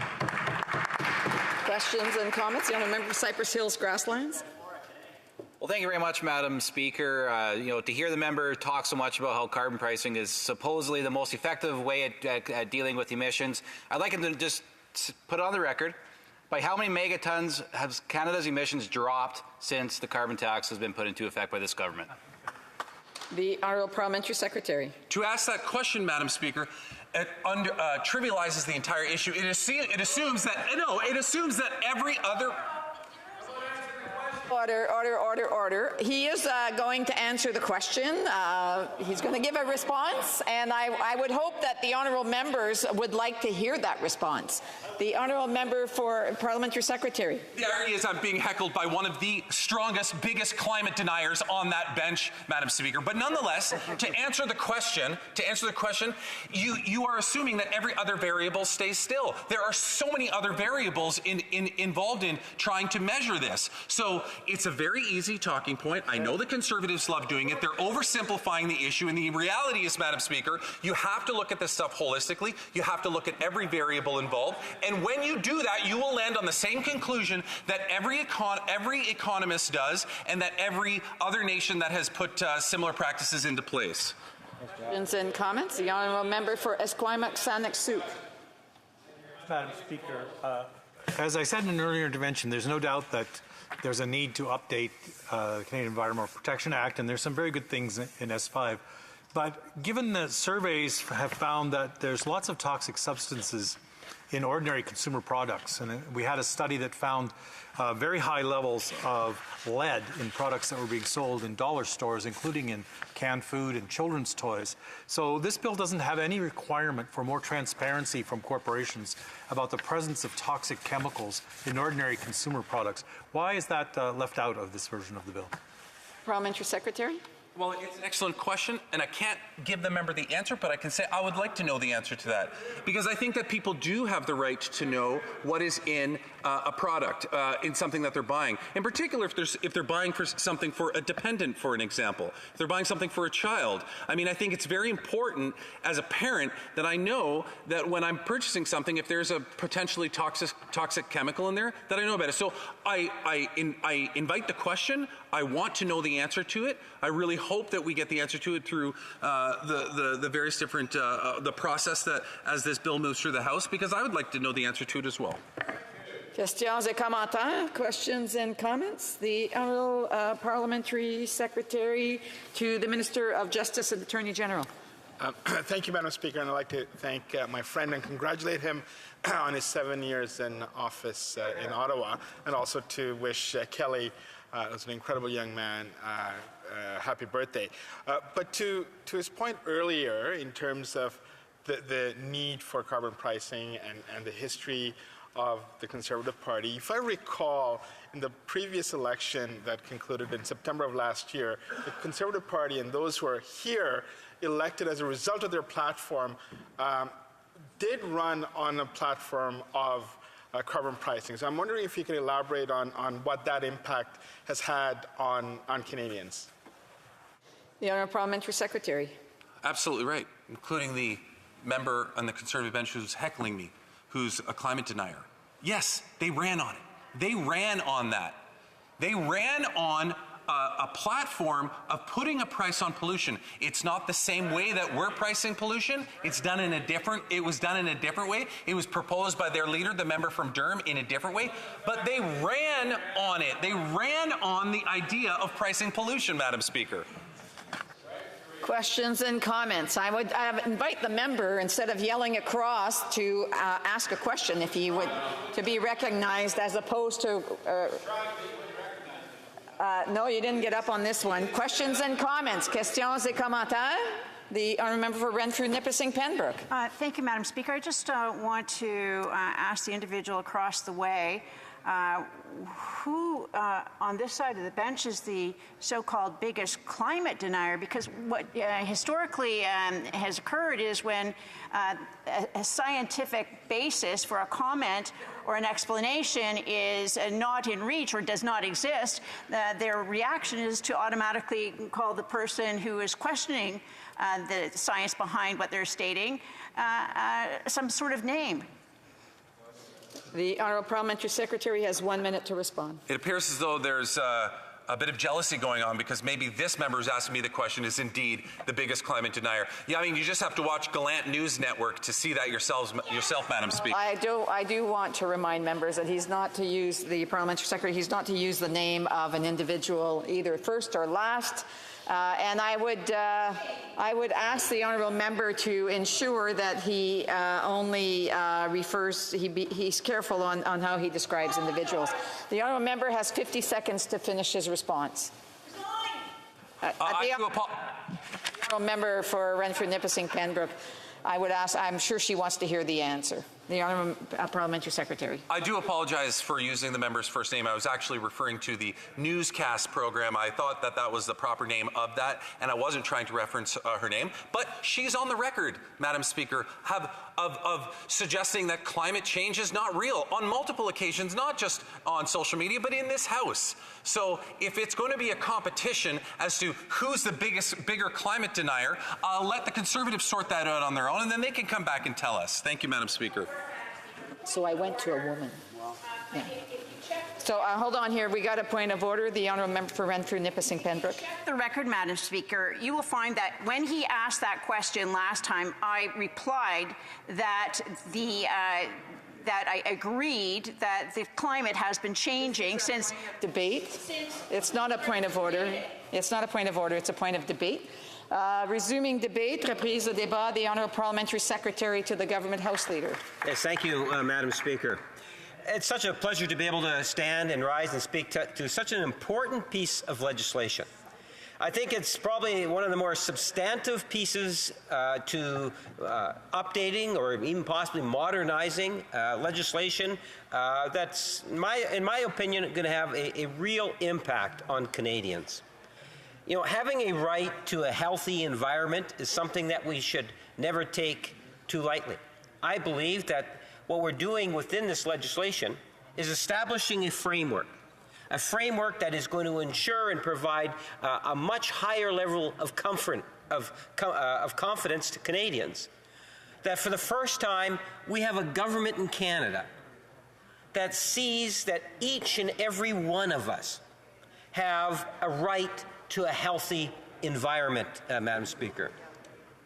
You know, I can remember listening to newscasts years ago when they would talk about the chemicals that are being put into products that, in particular, that are sold ultimately to children. In particular, I'm thinking of those little things that infants and young children would put in their mouth that would be imported into Canada primarily. And you don't know the chemical makeup of paints, for example. And this is actually being digested and directly into the mouths of children, Madam Speaker. When I think of other things like, you know, there was a time in which asbestos was being recognized as a wonderful product, that homes in all regions of our country were actually using that product as a form of insulation. In fact, I think if you go far enough back in time, you'll see a time in which governments possibly even subsidized, provided assistance, and encouraged the consumption of that particular product, Madam Speaker. How things have changed. And I see that as a very strong positive. You know, fast forward it to today. We're now debating a piece of legislation that's going to deal with many of the chemicals, you know, carcinogens, toxins, and how it is that we can make a difference in what it is that the public as a whole is seeing in the communities in which we live. Whether it's, you know, walking down a street, purchasing a product, having a better sense of what it means to have a healthy environment in which we all live. And it was posed in the form of a question earlier when some member from the Conservative Party asked the question, well, what about this whole idea that any Canadian would be able to request that a substance actually being assessed? And try to portray it in a negative light to my colleague in the form of a question. I too will wait as we see the framework flushed out to see in terms of how that issue will be appropriately addressed. But I think what I take away from the legislation is for the first time that we're empowering the people of Canada to be able to say, here is a substance that causes concern from a health perspective that I would like to see the government of Canada address. I see that as a strong positive measure. Now, the details of that will come out in time, Madam Speaker. The member made reference to the fact, well, maybe what it will require is some sort of a tertiary, where it's determined which ones might be established as a priority in terms of investigating, possibly. I don't know the details of it, but I think for a vast majority of people, they would recognize that that is a significant step forward. So when we talk about, you know, having a right to a healthy environment, that's the type of example that I will be saying to the constituents in which I represent. I think people can relate to that, Madam Speaker. And the details, well, what we're talking about today in second reading is to be able to ultimately talk about the principles of the legislation and pass it on. I'm really encouraged that we have within the legislation a commitment for ongoing reconciliation. I made reference earlier to UNDRIP and how that's being brought in terms of the calls for action, Madam Speaker, on the issue of reconciliation. We have a Prime Minister and a government as a whole that recognizes the importance of Indigenous communities in dealing with legislation such as what we're talking about today. It was a commitment that was given virtually from day one when the Prime Minister, today's Prime Minister of Canada, was first elected not as a Prime Minister, but as leader of the Liberal Party in third party status here in the House, Madam Speaker, where the Prime Minister made a commitment on the calls for action. So even from within this legislation, it might not necessarily be the biggest highlight for all people, but I can tell you the principle of what's being talked about in incorporating it into the legislation is another clear indication of the sincerity of this government wanting to move forward on the issue of reconciliation, which is so vitally important not only for the Prime Minister, but for all members, in particular within the Liberal caucus, Madam Speaker. It is something that is constantly being talked about in a wide variety of different departments. When we talk about existing substances, there are some substances, and I'm not much in terms of science myself, Madam Speaker, but what I do know is that there are carcinogens and there are toxins, as everyone understands and can appreciate, that cause serious issues for our environment and Canadians in general. So there is a list that's there, and it's established, at least in part anyway. It is important that we continue to assess and manage those substances. It's important that we keep an open mind, as no doubt there's going to be the need to add. And that is something, again, that is talked about within this legislation. The development of a watch list, which I would suggest to you, if we rooted back to some of my first comments in regards to Canadians being able to contribute to that. We often hear from our constituents about the issue of animal testing, or how animals are being used as tests for different consumer products and more, Madam Speaker. In a very real way, this legislation is moving us forward on that issue, in looking at ways in which we can minimize animals being used as a test, Madam Speaker. It talks about labeling, an issue that I had made reference to earlier, and how it is that we ensure that there's consistency in labeling, so that there's a better understanding of what's in that content. My colleague made reference to the importance of provincial and federal jurisdiction. And as a government, we are committed to work with Indigenous communities, provincial governments, and other stakeholders. Caring for our environment and protecting the health of Canadians is all of our responsibilities.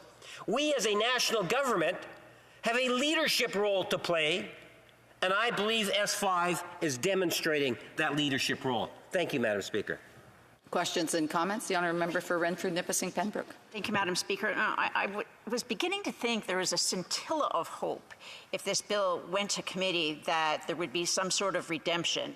But when the Speaker opposite convinced me that there is not even going to be an attempt to make these initial decisions based on a scintilla of science.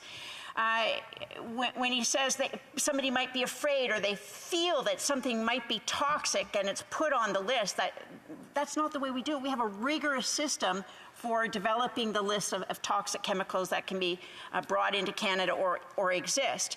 And he mentioned the lead paint. I'm sure he would be comforted to know that in Canada and the United States, we haven't been putting lead in the paint since 1992. Not to say what's on the walls shouldn't be done.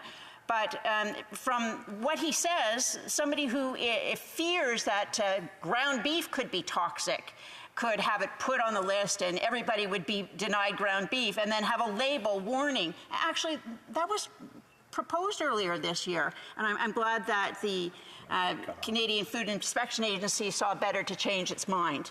Honourable Parliamentary Secretary. Yes, thank you, Madam Speaker. There's many things I could say. I'll leave it with the fact that if you compare one of the biggest differences between the Stephen Harper government and this government is science is a factor. Science matters. And we have seen that. We have seen that through the pandemic and many other policy initiatives that have been taken, including S5. It's not like someone, from anywhere in Canada says, well, look, this is a bad substance and needs to be attached to the list, and then all of a sudden it appears on the list. No one is saying that. No one's saying that at all. Obviously, science is a factor, at least when this government or the Liberal Party is in government, science matters. Questions and comments? The honourable member for Courtenay Alberni. Thank you, Madam Speaker, and I want to thank my colleague for his speech. Madam Speaker, he talked about the right to a healthy environment, which obviously we support. I come from a coastal community, and I can tell you what it's like in coastal communities today, Madam Speaker.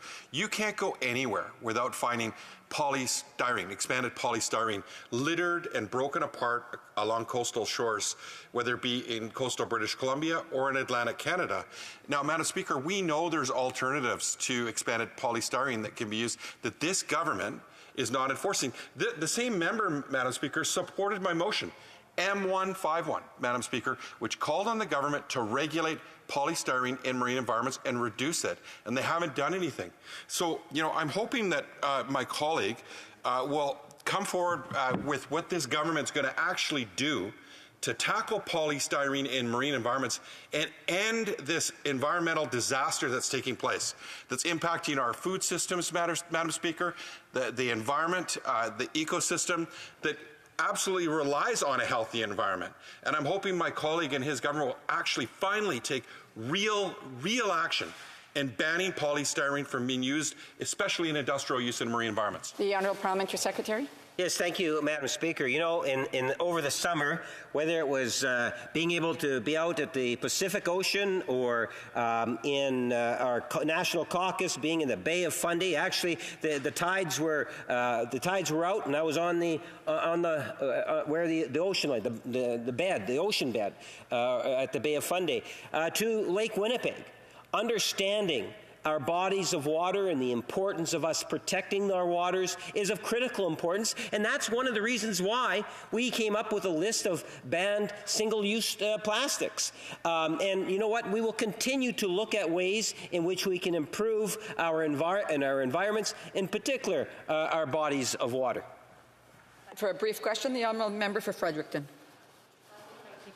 A lot has been said this evening as far as kind of track records of the different parties in this place. And I'd just like to draw the members' attention to, the Conservatives' Omnibus Bill C-45, pretty infamous. And I just want to mention that it revised the Fisheries Act, which removes sections that banned activities with harmfully alter, disturb, or destroy fish habitat. It altered the Navigable Waters Protection Act. There were so many pieces in it that were just an attack, an assault, I would say, on environmental protections in this country. Could you comment further on the Conservatives' record as far as environmentalism? The member to address questions and comments through the chair. A brief answer from the Honourable Parliamentary Secretary, as there's 10 seconds left. Yes, Madam Speaker, the member for Fredericton is a very strong environmental advocate, and I really do appreciate the many contributions she makes to the government caucus. Having said that, the member is quite right. You know, the elimination of support for environmental lakes is another good example, and it's something in which we've reinforced and have continued to try to improve wherever we can. And I'm sure that she will ensure that there's a high level of accountability in making sure that whether it's Fredericton or any other region in the country is being well served by a government program. Questions and resuming debate. The honourable member for Cypress Hills Grasslands. Bravo, bravo. Well, thank you very much, Madam Speaker. It's always an honor and a privilege to be able to rise in the House of Commons and get a chance today to speak to Bill S5, which is a piece of government legislation which comes to us from the other place. And you know, after it was introduced there were several amendments that were made to the bill and has been sent to this House for more consideration. It's a piece of legislation which mainly focuses on updating how the government will administer the Environmental Protection Act from 1999, as well as the Food and Drugs Act. I'll talk about that, some of that in a moment here, but first it's worth noting that this is another environmental bill coming from this Liberal government, which is a frequent topic. You know, that's always something interesting to see when you consider the long list of hypocrisy, double standards, failure, and empty promises that we keep getting from this government. And Speaker, that's why we often have to wonder what exactly they're trying to do whenever they're trying to bring something like this forward. Because sometimes they're pushing political agendas or special interests in the name of supposedly helping the environment. And other times, they're quickly trying to change the subject to distract from their failed policies or one of the many scandals that they seem to find themselves involved in on a regular basis.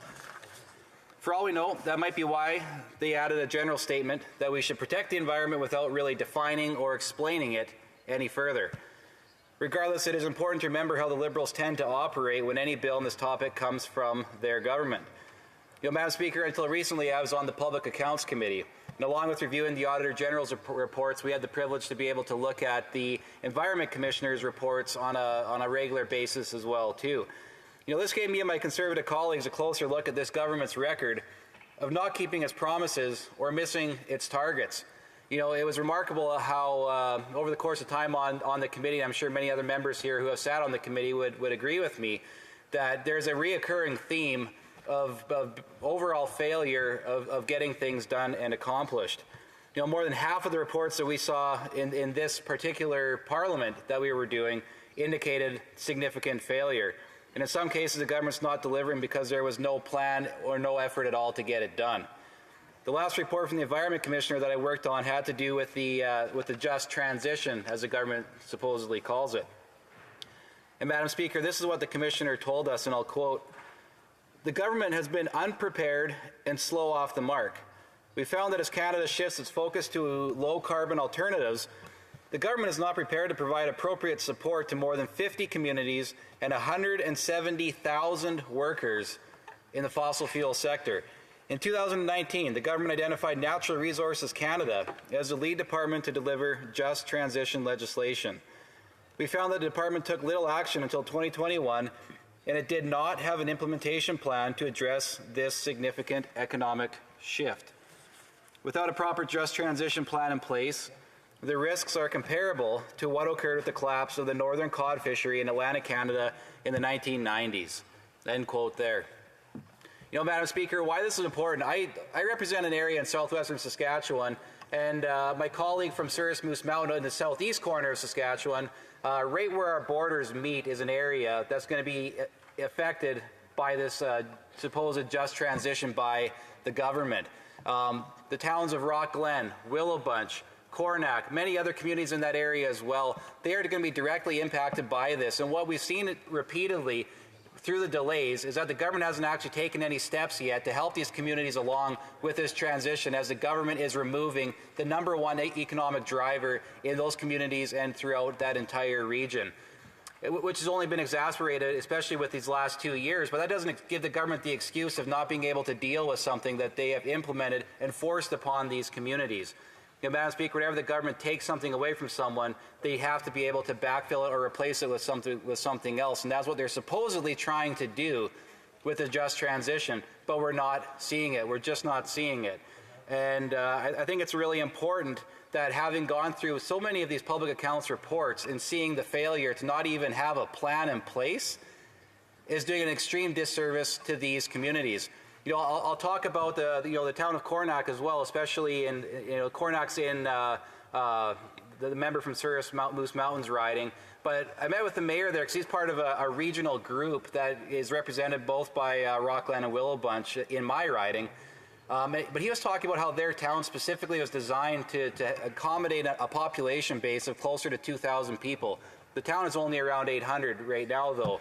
And with the removal of the coal mine and power plant from their riding, who knows what's going to happen to that population. But yet Coronach is a town that is uniquely set up, Madam Speaker, to be able to grow, to be able to blossom. If only there was some proper investments into the community, both private sector, but also from the government, in particular from the government when they're removing the number one driver of the local economy. So this is a town that has all the potential in the world to be able to do more, but this government is making sure that it will achieve less, and unfortunately is going to be at risk of suffering a similar fate to other communities that have had their entire economies wiped off the map. I look at, again, the Rockland and Willow Bunch. The government spent some money in those communities, but it has had nothing to do with this just transition plan. But yet they're saying that it was actually from that funding stream, which is completely backwards, and it's not actually helping to address the problems that these communities are going to have going forward. Issues like broadband, which would be a far more appropriate investment by this government into their communities. Instead, they're investing in other areas that weren't a priority list for these communities, as they are seeking an opportunity going forward as the government removes this critical industry from them. Something else that the committee looked at in public accounts, Madam Speaker, was the carbon tax. And the Liberals call it a price on pollution, as if it's supposed to help to protecting the environment, and we just haven't seen the results yet. And it's supposed to be their signature policy for the environment, but we see that it's not actually a serious approach to the issue of the environment. Instead, it's turned out to be a great excuse for the government to take more money from Canadians' pockets. And the Parliamentary Budget Officer, Madam Speaker, has released reports to confirm that Canadians, in fact, are receiving less than what the government is taking from them. On the government's claims about the carbon tax being revenue neutral, when I asked the Finance Department about the amount of GST charged on top of the carbon tax, Madam Speaker, they confirmed that it's over and above the $4.3 billion collected last year. But, Madam Speaker, they couldn't actually give me a number on that because they weren't actually keeping track of it, which is absolutely insane, because when you look at an energy bill, for example, and I have many farmers who are sending me their bills to show how much carbon tax they're paying on their energy costs to be able to dry their grain, to heat their barns, things like that. There's the carbon tax price, but right below it, there's a line on the federal GST that is collected. And over time, that becomes a lot of money, because there's a lot of carbon tax being collected now, but as we see the government planning to triple the carbon tax going forward, all the way up to $170 a ton, that is going to be problematic. And we're going to see that GST number rise, but yet the government doesn't even know how much money they are collecting from it. Yeah, it's just insane. I don't even really know what more to say than that. But Bill S5 is a little bit different, though, from the more outrageous examples out there, Madam Speaker. In particular, it brings the focus back to Canada's legal and regulatory frameworks, which have already been in place for a long time. And while many industry associations have supported the bill from when it was originally introduced, they've also expressed their concerns with some of the amendments it has received since then. It is our job in this House to consider all of this and carefully review everything so that we can get the right balance. And hopefully the government will listen and reconsider some of the changes made to how they originally wrote their own piece of legislation. One of the first questionable issues for Canadian industry is a change to the wording related to the precautionary principle. At first reading, the bill originally used standard wording, which is internationally recognized. And it read this way, Madam Speaker: the lack of scientific certainty shall not be used as a reason for postponing cost-effective measures to prevent environmental degradation, end quote. The key word in that sentence, though, Madam Speaker, is cost-effective.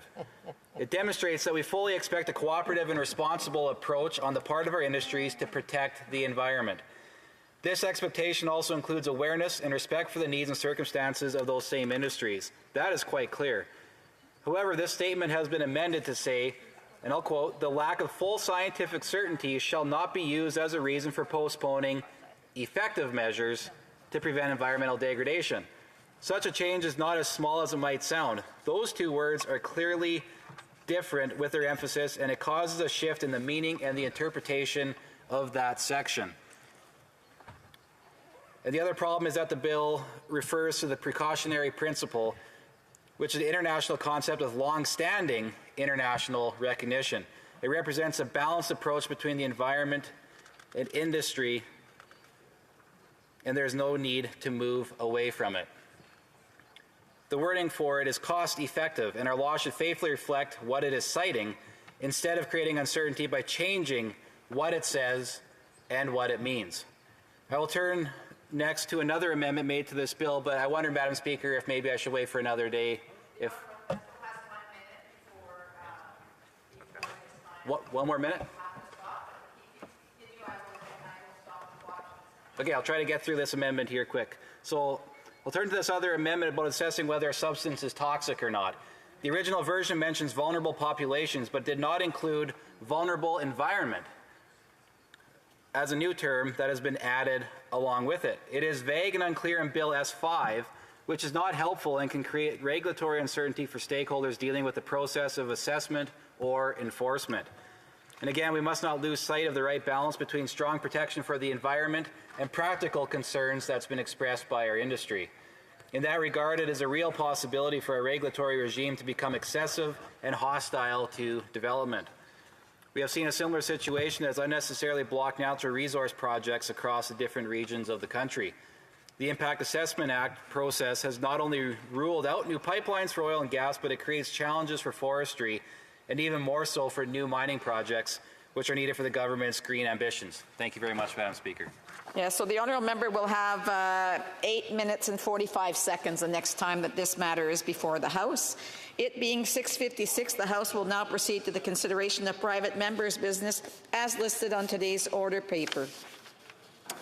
Mr. Chambers, seconded by Mr. Fast, moves that Bill C-289, an act to amend the Criminal Code, identity verification, be now read a second time and referred to the Standing Committee on Justice and Human Rights. The honourable member, orders of the day, is this one? Members' business, consideration at second reading of Bill C-289, an act to amend the Criminal Code, identity verification, standing in the name of Mr. Chambers. Thank you. So I actually read it ahead of time, but I'll read it one more time just to make sure that we get it right. Mr. Chambers, seconded by Mr. Fast, moves that Bill C-289, an act to amend the Criminal Code, identity verification, be now read a second time and referred to the Standing Committee on Justice and Human Rights. I was ahead of myself there. Débat, the honourable member for Simcoe North. Whoa. Thank you very much, Madam Speaker. It is a pleasure to stand here this evening with all of my fellow colleagues here to talk about a very important issue, which is money laundering, and to discuss a private member's bill, a simple bill to amend the Criminal Code to make it easier for authorities to prosecute and convict money launderers. This bill is a simple addition, an amendment to the Criminal Code to make it a criminal offense to provide false or misleading statements to a reporting entity about the identity of an account holder or the corporate structure and beneficial ownership of the ultimate account holder. Money launderers often lie about their identity or the ownership structure of the account holder. It is a simple lie that has significant impacts on Canada.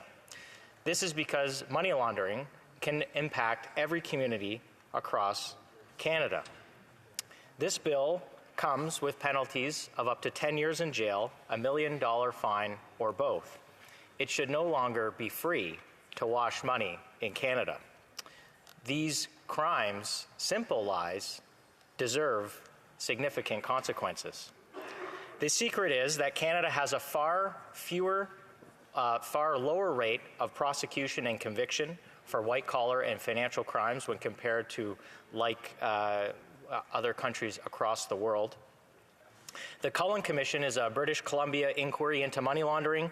It recently released its report just in May of this year, and it details significant concerns and gaps with money laundering laws and has exposed significant challenges that Canada's authorities, our police, and our prosecutors have in convicting money launderers.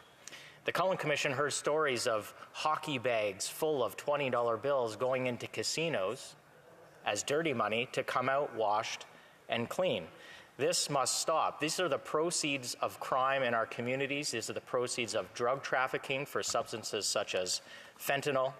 It's the proceeds of human trafficking and the proceeds of political corruption, which today, when we look at what's happening across the globe from a geopolitical perspective and Russia's illegal war and invasion of Ukraine, and the political corruption and kleptocracy that goes on in some regimes, we know that some of that money ends up here in Canada.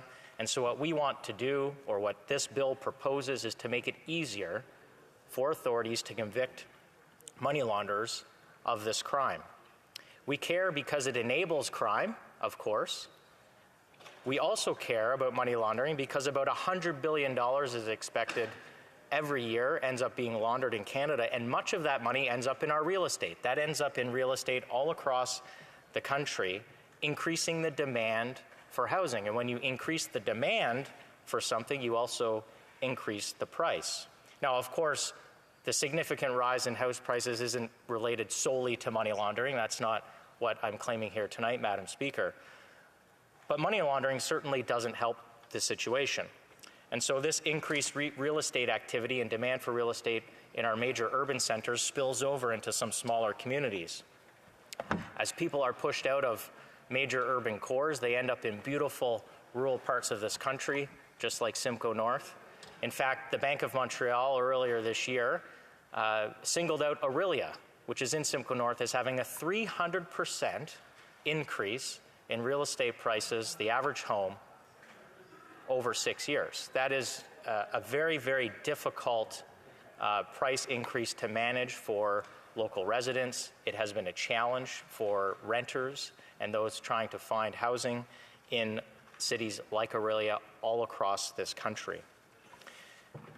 So our country has been a playground, has become a playground for global criminals to wash their dirty cash.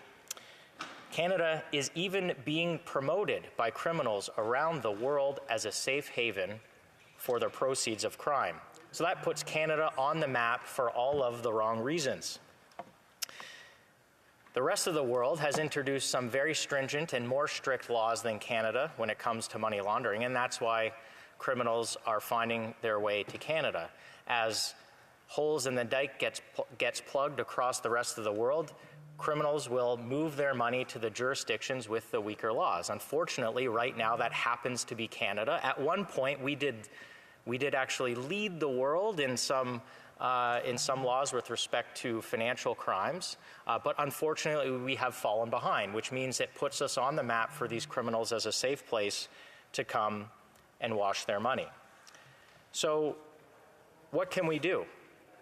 These are complex, transnational organizations with links to organized crimes and corrupt political regimes.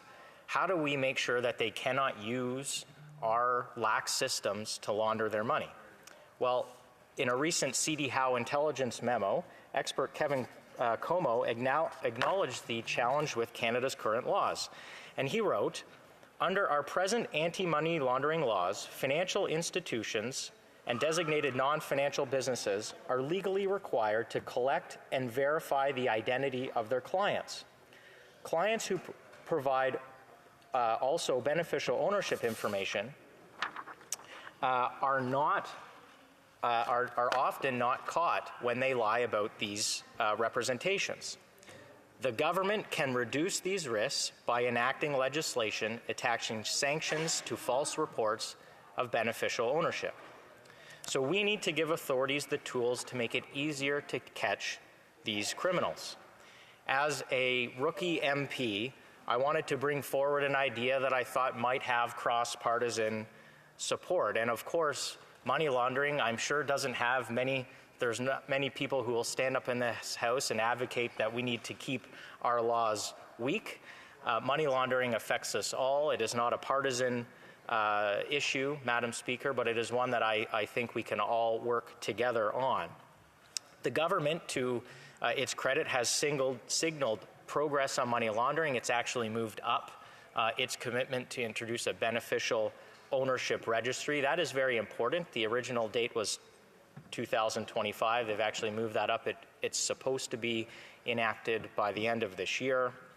I must say that this beneficial ownership legislation is very important, but underline that the beneficial ownership registry must be publicly available and it must be free of charge. It doesn't appear that this will initially be the case, Madam Speaker, but I hope that the government can quickly keep this commitment. Because, as you know, and as many people in this House say, sunlight is in fact the best disinfectant. So this private member's bill, Bill 289, I view and is proposed as to be complementary to beneficial ownership legislation, but it also stands alone. That if for some reason the beneficial ownership legislation is delayed or for whatever reason is not brought forward and enacted this year, this private member's bill, my bill, will be another tool for authorities to use to combat money laundering activity. Additionally, penalties for lying about beneficial ownership or identity and money laundering activity should be met with criminal and not administrative penalties. We need criminal penalties for people who lie about the ownership structures of their accounts because of the harm that it does to society, and these penalties must have teeth. Weak punishments will only be seen as a cost of doing business. That is how these money launderers, sophisticated criminals, view weak punishments. And don't take my word for it, Madam Speaker. Here are some thoughts of some well-known stakeholders. Christian Leuprecht of the Macdonald-Laurier Institute, a senior advisor of the Macdonald-Laurier Institute, says, after decades of turning a blind eye, the proposed criminal code amendment is one of the many steps that Canada needs to show that it is actually serious about containing global financial crime. James Cohen at Transparency International Canada says, we are pleased to see the proposal of this bill that fits with increasing attention and efforts in Canada to fight money laundering. This crucial tool will close one of the many gaps that has been exploited by kleptocrats, tax cheats, and their enablers. Other supporters of this bill who have come forward include Publish What You Pay, the Canadians for Tax Fairness. I commit to working with members of all parties in this House on this bill. I am open to their constructive feedback. I don't quite care who gets the credit if we make significant progress on affecting money launderers. I want to work with members of this House and including the Senate to close other loopholes that money launderers rely on. Some of these ideas that I plan to advance in this House also include a national commission on money laundering. I think it's important to follow the BC Commission and bring forward some concrete, time-limited study with some concrete measures that government can enact quickly in order to combat money laundering. I think there was enough evidence presented in the Cullen Commission in BC that should give all of our legislators here in this House some cause for concern that we must turn our mind to that on the national stage. Additionally, the UK has brought in something called unexplained wealth orders, something I believe that we should be considering here in this House. That would allow authorities to recover the proceeds of crime and identify assets that are purchased by criminals. As well, there's actually a very simple change we can make to the Privacy Act, where financial institutions can share information between themselves and the RCMP so that individuals who are identified as laundering large sums of cash cannot just walk across the street to another financial institution and continue their activity. These institutions often have significant data and intelligence on individuals or organizations who launder money. And so we need to make it easier for them to speak to each other so that these individuals have a harder time these criminals have a harder time getting access to financial products and accounts that allow them to launder their money. Madam Speaker, I have a few minutes left, but I would like to thank a few people. The parliamentary drafters who I think I scared initially with some of my ideas, but we narrowed in very well. Ms. Lemierre did a fantastic job working with me, showed very much a lot of patience with me as a rookie MP about the ideas, but I believe we landed in a very great spot, an elegant spot, if you will.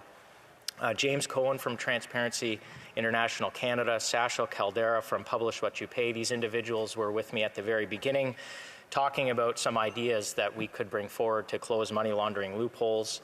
Troy Cochrane from Canadians for Tax Fairness.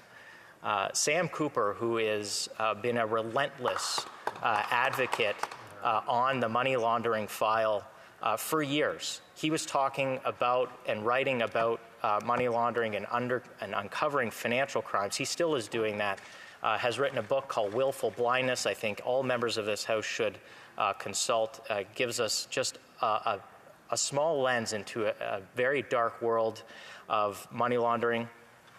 The Macdonald-Laurier Institute, who I mentioned earlier, Kevin Como and others at the C.D. Howe Institute, Christian Leuprecht, who I mentioned, Gary Clement, Jason Wadden, Tim Hyde, senators from all parties, frankly. And finally, my former Director of Parliamentary Affairs, Ryan Oderkirk, who is no longer in my office but left to pursue a legal education at my alma mater, Western University. He will make a fantastic lawyer, but his help was instrumental into getting us to this place today, so I wanted to thank him very much. I want to thank the Honourable Member for Abbotsford for seconding this bill and speaking with me at length about this bill. You know, as a veteran parliamentarian, to impart some wisdom to a rookie, I very much appreciate that, not just for his help on this bill, but in general, I've been very lucky to have him as a mentor.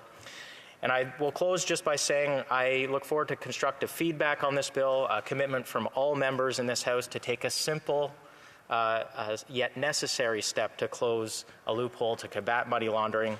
And today is the day where we can say no to global criminals who see Canada as a safe haven to launder their dirty cash. Thank you very much, Madam Speaker. Bravo. Questions and comments? Questions et commentaires? The Honourable Parliamentary Secretary, the Government House Leader.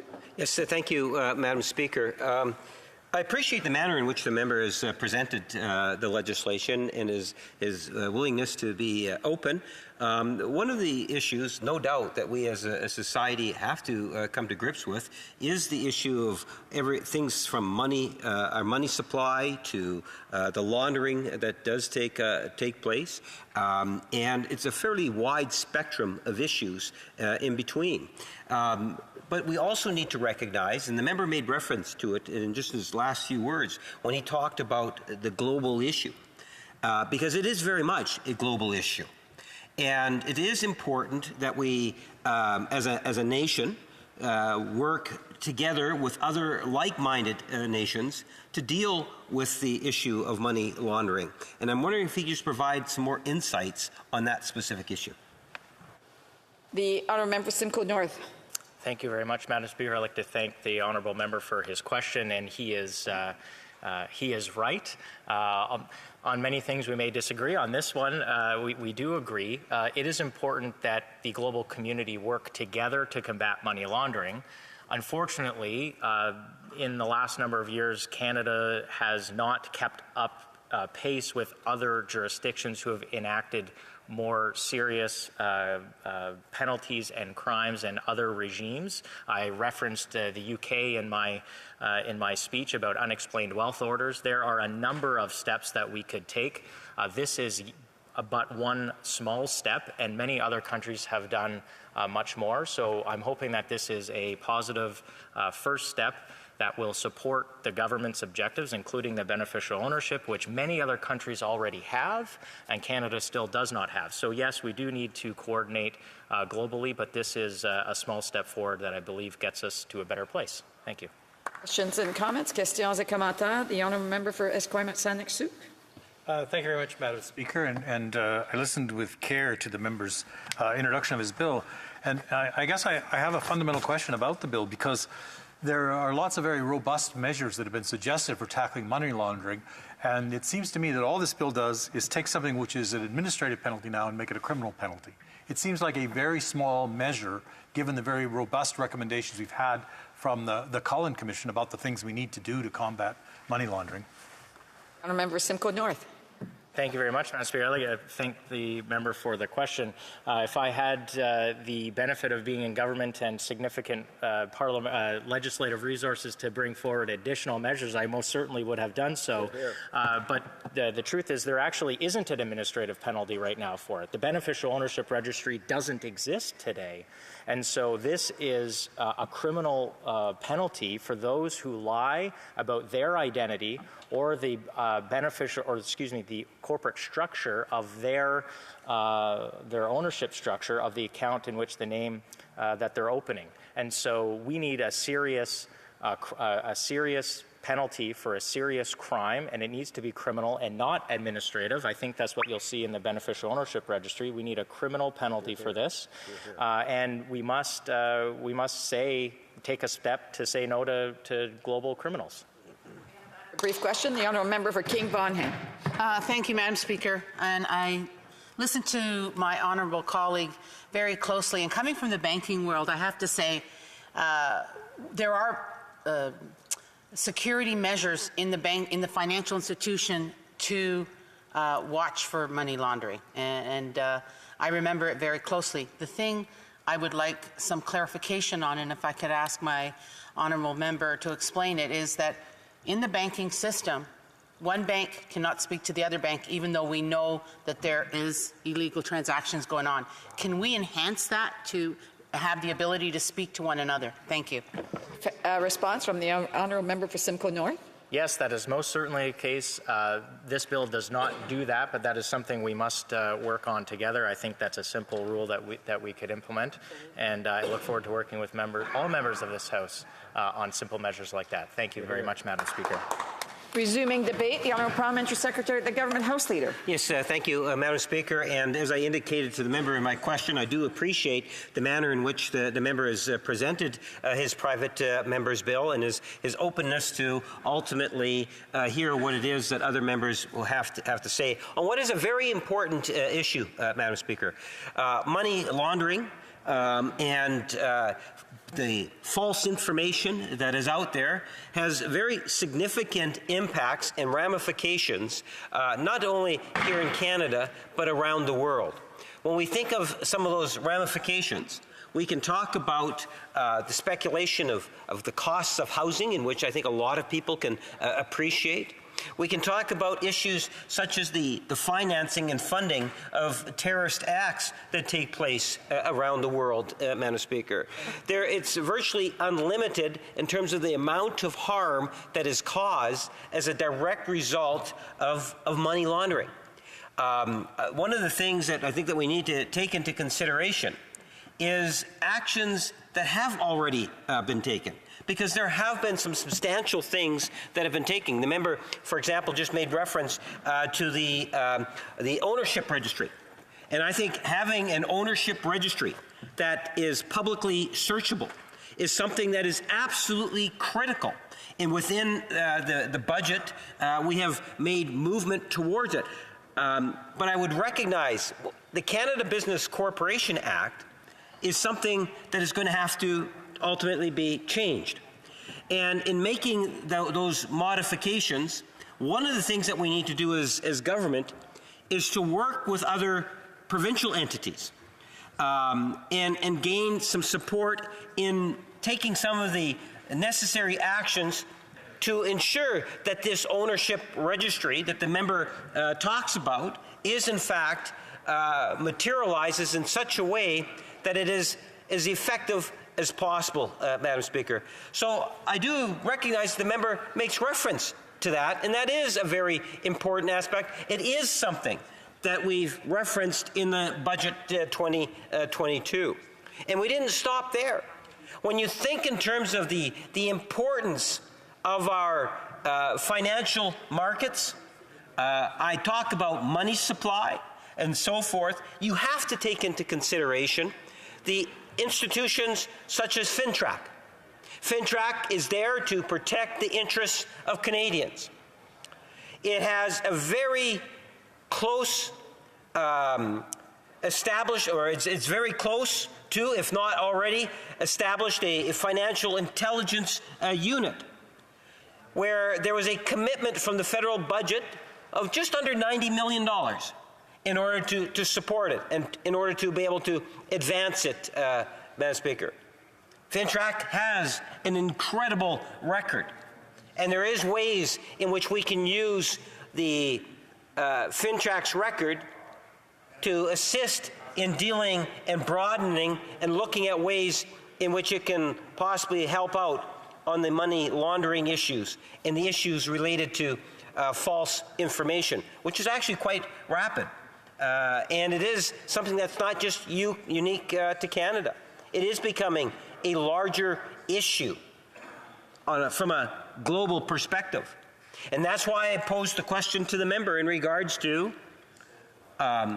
Canada's role in advocating a global leadership. Because in many ways, the best way to tackle, at least in good part, is to get like-minded countries working together.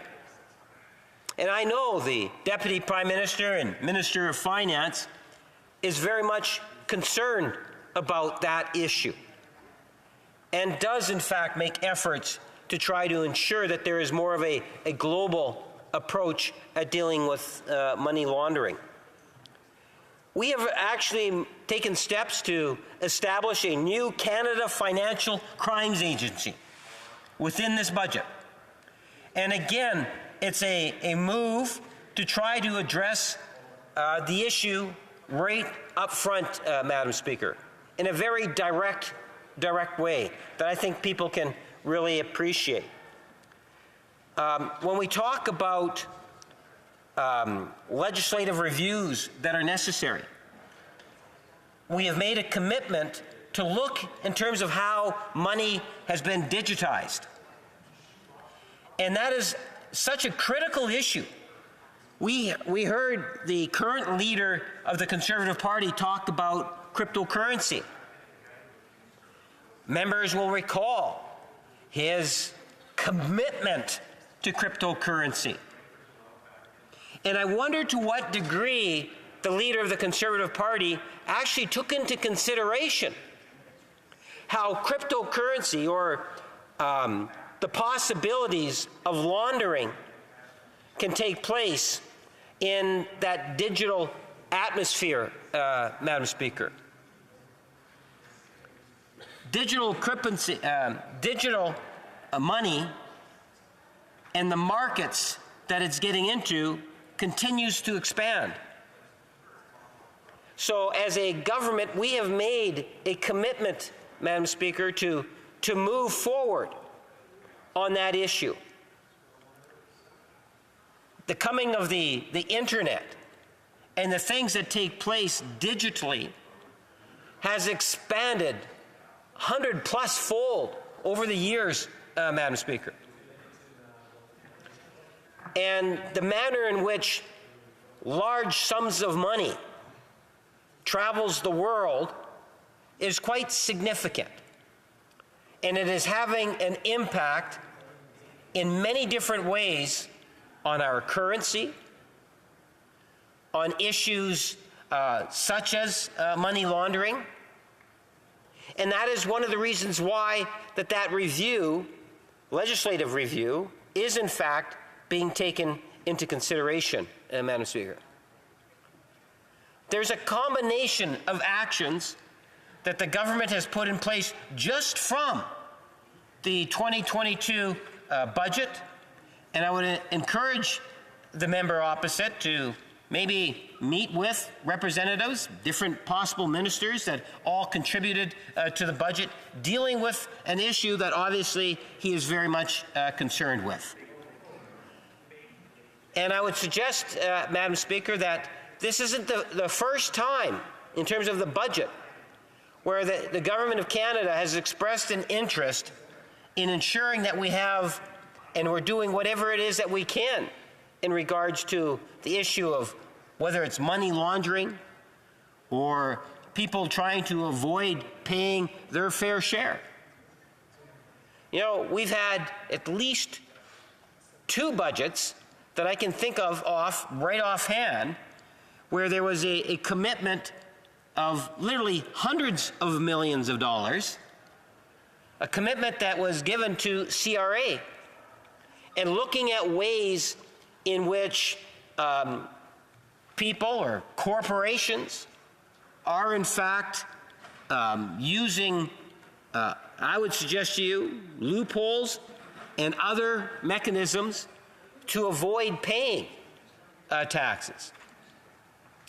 And that is something that the government takes very seriously, Madam Speaker. And that's why I think it's important that when we talk about the issue of laundering, that it's more than just one department that is ultimately responsible. It's more than just one level of government. It even goes beyond Canadian borders. What we have seen over the last number of years is a government that is taking a strong leadership role. And it has, in fact, worked with provinces, looked at what's happening in particular, let's say a province like British Columbia, or what's taking place in Toronto and other communities that we know, the role that casinos, for example, might be playing. We understand the depth, at least in good part, of the problem. And our budgetary actions have reflected that understanding. And I suspect, Madam Speaker, as we continue to move forward in the weeks, months, and years ahead, that we will see more action from the government in addressing this problem, because we can understand and we can appreciate that it is an issue that's there, that does affect us all, and we will continue to move forward on it. Thank you, Madam Speaker. Reprise de débat. L'honorable député. Resuming debate, the honourable member for Rivière-du-Nord. Thank you, Madam Speaker. Madam Speaker, it is a pleasure to rise this evening to speak to Bill C-289, tabled by the Conservative member for Simcoe North. I'd like to say right off the bat that the Bloc Québécois supports Bill C-289. C-289 would amend the criminal code to make it an offense to give false or misleading information to a financial institution requesting the information for the purpose of enforcing the Proceeds of Crime, Money Laundering and Terrorist Funding Act.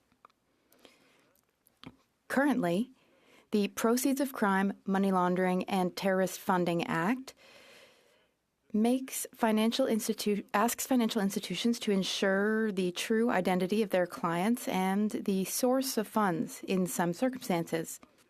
In the same way, financial institutions must report to the government transactions that they deem suspicious so that FINTRAC, the Financial Transactions and Reports Analysis Centre of Canada, can carry out the necessary verifications, prevent money laundering from illegal activities, and also prevent this money from being used to fund illegal activities like, for example, terrorism. The problem, Madam Speaker, is that experience has shown us that there's a very casual approach and very little vigilance at all levels of federally in tracking dirty money.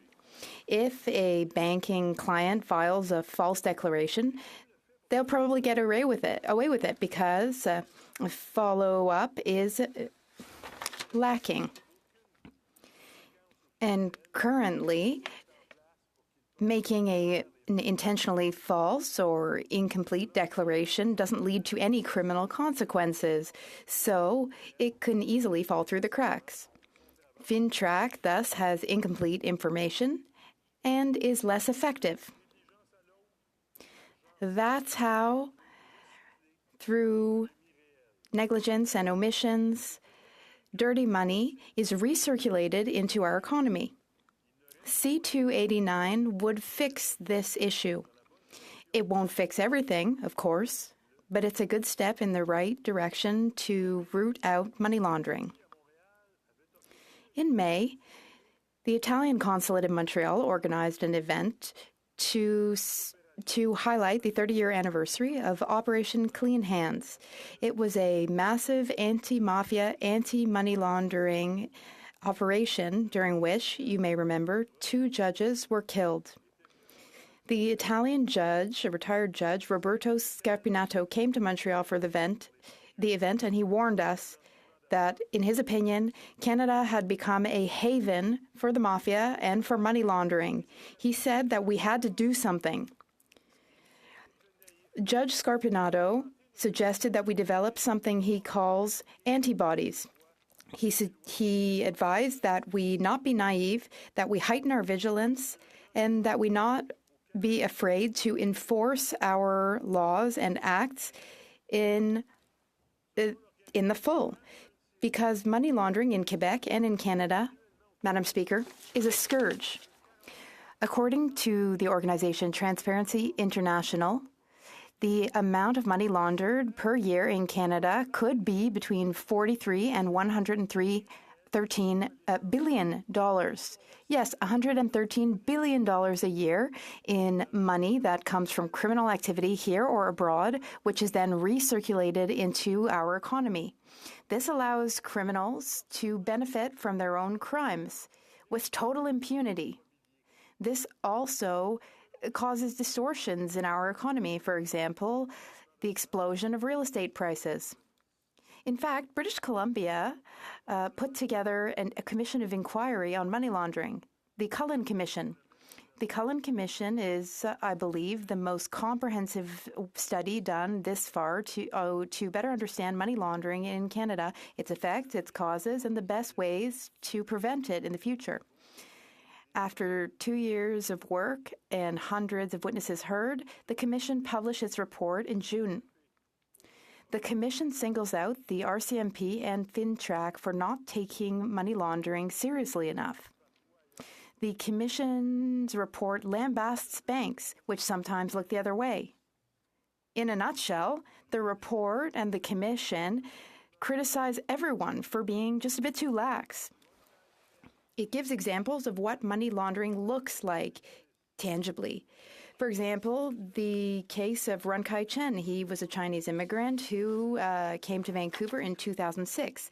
He was filing tax statements saying his income was in the neighborhood of $40,000 a year. He'd built himself a real estate empire, though. With his $40,000 a year income, his real estate empire was worth dozens of millions of dollars because Mr. Chen was actually someone who'd been sent to Canada to launder money, which was the fruit of corrupt activity in China. He frequently received massive wire transfers, which came from a numbered account abroad. Then he would reinvest the sums in real estate. He was making false declarations to Canadian financial institutions, which didn't ask him any questions. None of the big banks in Canada raised a red flag. Not RBC, not BMO, not CIBC. In fact, it was a foreign financial institution which alerted FINTRAC to this issue so that we could get to the bottom of it. This is the type of negligence which is occurring all along the chain. This is what Judge Scarpinato was referring to when he said that we needed to develop antibodies. In fact, we already have a good part of the legal arsenal that we need to deal with this massive problem with our Money Laundering and Terrorist Funding Act. That act is a very powerful tool. Banks are required to verify the identity of their clients and where their money comes from, the source, that is. Banks have the authority to freeze funds that they deem suspicious. Banks can also have to declare transactions that they deem suspicious. They have to also declare large sums of cash deposits, as well as they have to declare when there are wire transfers from overseas for which they're having difficulty identifying the source. These requirements exist, but we are largely relying on the good faith of the client and the vigilance of our financial institutions.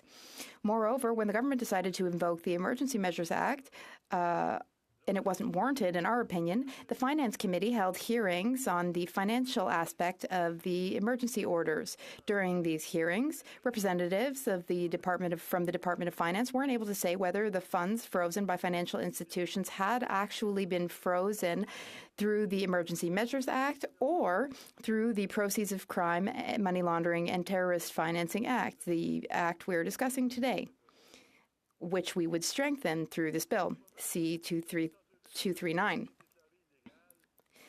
Once the occupation of Ottawa's downtown was declared illegal, money transfers which were funding the operation fell under under the enforcement of ordinary laws. We had to be vigilant.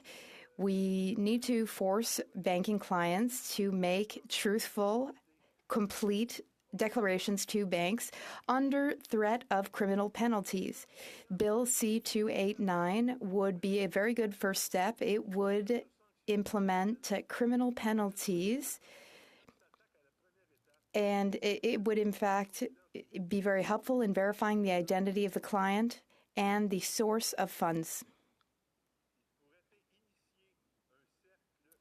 This bill could start a virtuous cycle rather than a vicious cycle. In this virtuous cycle, financial institutions would be more thorough in their verification. Also, government organizations will be better informed and better able to work with their foreign counterparts. So this would be a great way to develop antibodies, the ones we need to seriously crack down on the scourge of money laundering. And that's why, Madam Speaker, as I said, we will be supporting Bill C-289. Thank you. Debate, the honourable member for Esquimalt-Saanich-Sooke. Well, thank you very much, Madam Speaker. I'm really pleased to rise tonight to talk about money laundering, as this is a multi-billion-dollar industry in Canada, and it requires serious legislative and enforcement measures if we're to curb its role in facilitating other types of criminal activity and to prevent money laundering from contributing to higher housing prices due to its sheer volume and the frequent use of real estate as a way to launder proceeds of crime. I have to say, over the past decade, both the current Liberal government and the Conservative government before them have failed to devote adequate resources to the fight against the increase in money laundering and its increasing sophistication. This is becoming an increasing challenge with technological change and also with the emergence of cryptocurrencies, which are quite often used for obscuring the sources of funds. Now, I don't wish tonight to question the motives of the member for Simcoe North for putting forward this particular bill of money laundering. There is no questions and comments, and so, there shouldn't be any discussions being held loud or heckling or anything like that. The honourable member for Esquimalt-Saanich-Sooke can continue. Thank you, Madam Speaker. As I said, I'm not questioning the motives of the member for Simcoe North, but I do worry that the impact of putting forward such a narrow bill as C-289 only makes it appear like the House of Commons, and in particular the Conservatives, want to crack down on money laundering, when in fact this bill would make little or no contribution to the actual fight against money laundering. The Cullen Report on money laundering in BC, made public last June, made literally dozens of recommendations for effective measures to fight money laundering. But creating a separate criminal offense for providing false or misleading information in money laundering investigations wasn't one of those recommendations. New Democrats will be opposing this bill because a serious problem like money laundering requires much more serious and much more robust action than the one small and probably redundant measure suggested in C-289. I will continue to question why we're here talking about this narrow and, as I said, probably redundant bill, instead of talking about more robust measures to fight money laundering like those suggested in the Cullen Report. It's also important to note that the Cullen Commission report clearly states that it was the Harper government that made a very significant contribution to the explosion of money laundering in Canada when its 2012 cutbacks to the RCMP caused the closing down of integrated proceeds of crime units that the RCMP had been operating in each province from 1990 to 2012. And let me quote the Cullen Report directly here. The Cullen Report says, quote, The RCMP's lack of attention to money laundering has allowed the unchecked growth of money laundering since 2012. A cynic might even wonder if this Conservative member's bill on money laundering might have been put forward as a distraction from the role of the Harper Conservative government played in allowing the explosion of money laundering through its cutbacks in 2012. But the current Liberal government doesn't escape criticism either. The Cullen Commission report condemns the current federal anti-money laundering legislation and enforcement in simply one word, as ineffective. And let me cite just one piece of evidence of how ineffective the current federal efforts are. In 2019-2020, FINTRAC received over 31 million individual reports of suspicious financial transactions. Yet FINTRAC transferred only 2,057 of those reports to law enforcement agencies. So when you compare the efforts in other jurisdictions, we find that in fact there are many more reports to FINTRAC. If you compare to the United States, we get about 12 times as many reports of suspicious transactions. But when it comes to actual prosecutions as a result of those reports, we are in the tiny, tiny percentages. The Cullen report did note that there was some progress in British Columbia starting in 2015 when David Eby became the Attorney General. The previous government had had very clear warnings from law enforcement and regulators that money laundering had become a massive industry in BC, especially at casinos. So a key change was introduced finally in 2018 by Attorney General Eby, which implemented a provision requiring casino patrons to present proof that cash used in transactions of $10,000 or more came from legitimate sources. And there was an immediate drop in the amount of transactions over $10,000 in those casinos. So while the Cullen Commission report and study were really focused on British Columbia, they still made 6 major suggestions for improving the federal response to money laundering. And let me talk for just a minute about of each one of those. And let me give you the list to start with. Unexplained wealth orders, corporate beneficial ownership registry, a program to fight trade-based money laundering, better and more frequent scrutiny of money service businesses, requiring better reporting by the chartered professional accountants, and finally, better regulation of the mortgage industry.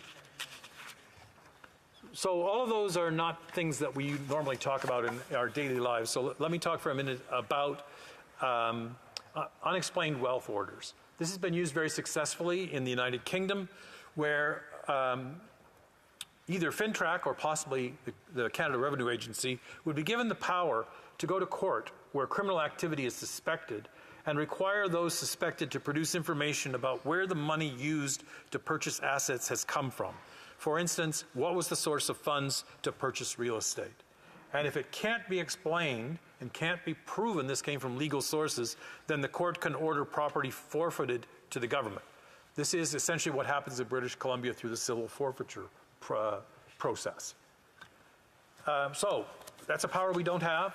It's one that I would like to see us talking about here tonight rather than this narrow bill.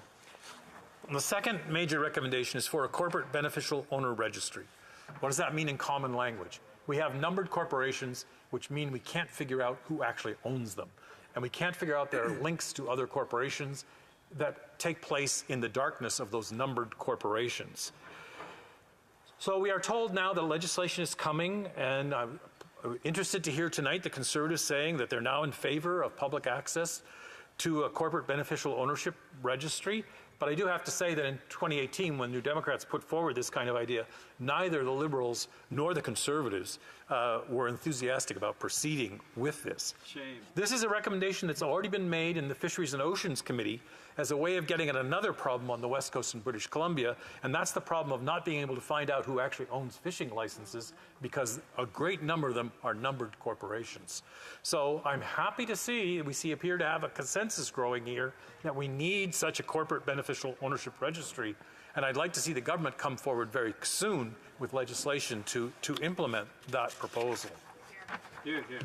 The Cullen Commission also pointed out that probably one of the largest sources of money laundering goes completely unmonitored in this country, and that's what's called trade-based money laundering. And if I understand it, it's pretty simple. People who make money from illegal criminal activities order and purchase goods from abroad which either don't exist or aren't valued at the amount they're paying.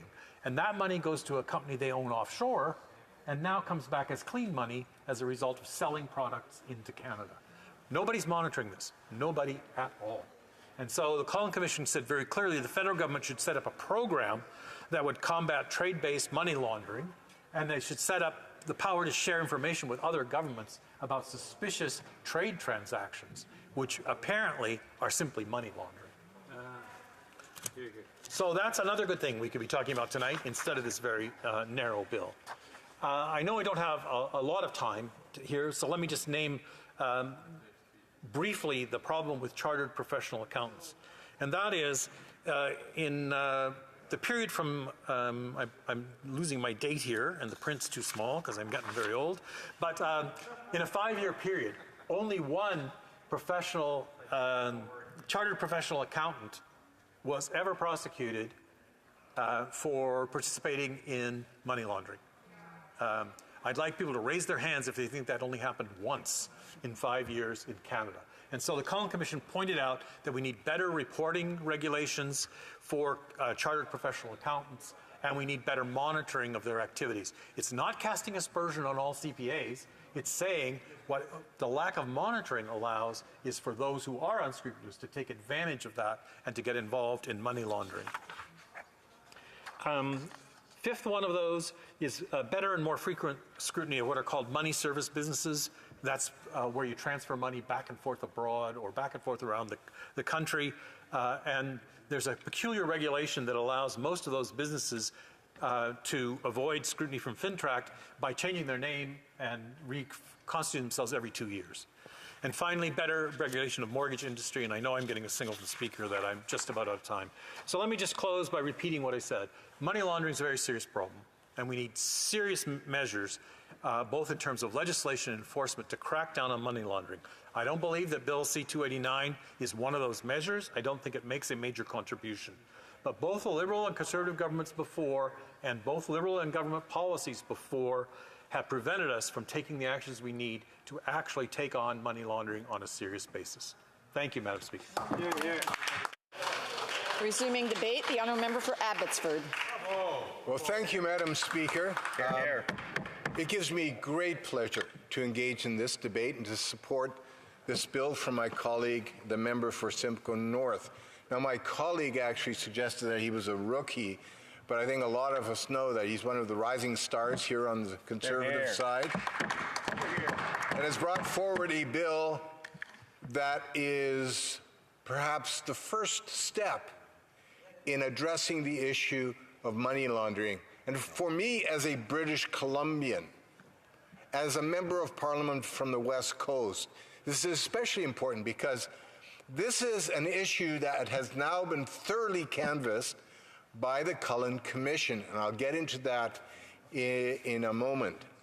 Money laundering is a very serious problem that deserves our serious attention. The amount of money that is laundered is in the many billions of dollars, perhaps $100 billion a year, that is being laundered through casinos, through real estate, and it has a huge impact on Canadians, Madam Speaker. It has a huge impact on our prosperity, on our lifestyles. Money laundering is at its very core criminal. It is an activity firmly rooted in greed that has a complete disregard for the interests of others. Money laundering is deeply destructive to our communities, to our families, and is thoroughly implicated in things like gun smuggling, like drug trafficking, like human trafficking, and it goes on and on. Who actually suffers the most from money laundering? It's our communities, and it's the most vulnerable members of our society, those with addictions, those with mental health challenges, those with gambling addictions. Money laundering is also implicated in much of the gun and gang violence we see across the country, including in my community of Abbotsford. It's an affront to every law-abiding citizen who earns their money honestly, pays their taxes, and invests in their communities. It is essential that all of us, whether it's government, law enforcement, regulators, take strong and decisive action to fight this problem. Now, Madam Speaker, I mentioned that money laundering is an expensive business for Canadians. Billions of dollars that are not being declared, that are not being taxed, that are going into criminal activity. And there's very little so far that has been done to address this problem. Now, a significant amount of money that's laundered ends up in our real estate market. I don't know if members understood that. If Canadians understand that money laundering plays a significant role in the skyrocketing cost of real estate. It's not the only factor, but it is one significant factor. What happens is that these laundered funds end up in the real estate and distort real estate prices, especially real estate prices close to major urban markets. Residents then have to seek lower housing costs by moving away from larger cities to communities such as Abbotsford, which in turn strains local real estate markets. So this is not a benign activity, laundering money in Canada. So what are we supposed to do about it? So far, money laundering has not been addressed in a comprehensive way. Well, the Cullen Commission in British Columbia was a damning report which concluded that billions of dollars per year was being laundered, and that was just in the province of BC alone. And it called for sweeping changes. The Commission found that this dirty money has been laundered through real estate, through casinos, through the purchase of luxury goods, for example. And Mr. Cullen made 101 recommendations. And by the way, to answer my colleague from the NDP, the Soft on Crime NDP, who said this bill is too narrow, it's too minor to support. I have never heard that argument made in this House before. Yeah. That a significant, narrow criminal code amendment could be too minor to support. Well, I can tell you, Madam Speaker, had my colleague from Simcoe North broadened out this legislation, the NDP wouldn't have supported it. We know that. They're soft on crime. Canadians understand that. The other thing is, we here on the Conservative side, we are the official opposition. We are not government. We're not the ones that are supposed to be bringing forward big bills to address the rising crime rate in Canada, especially when it comes to money laundering. That is the role of this Liberal government, which is being propped up by the NDP, who won't bring forward this kind of a law or anything close to actually substantially addressing the issue of money laundering in Canada. So what are some of the recommendations the Cullen Commission made? By the way, most of these recommendations are actually directed at the province of British Columbia.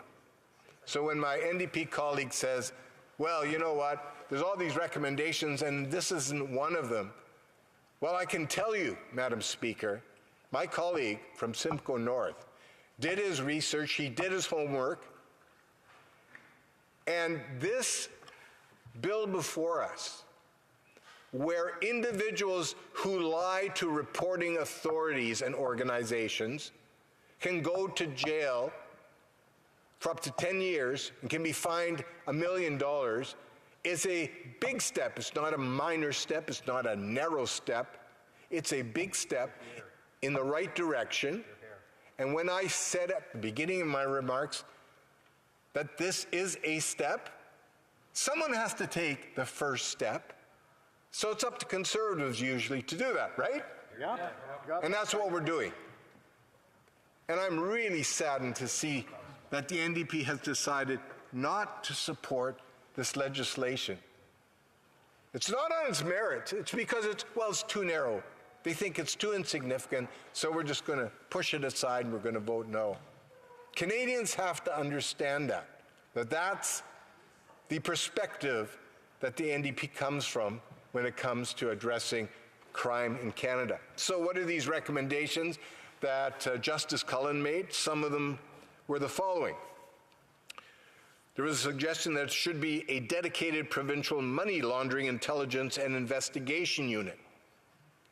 Secondly, the government should develop anti-money laundering guidance for financial institutions and the money services businesses that are often implicated in money laundering.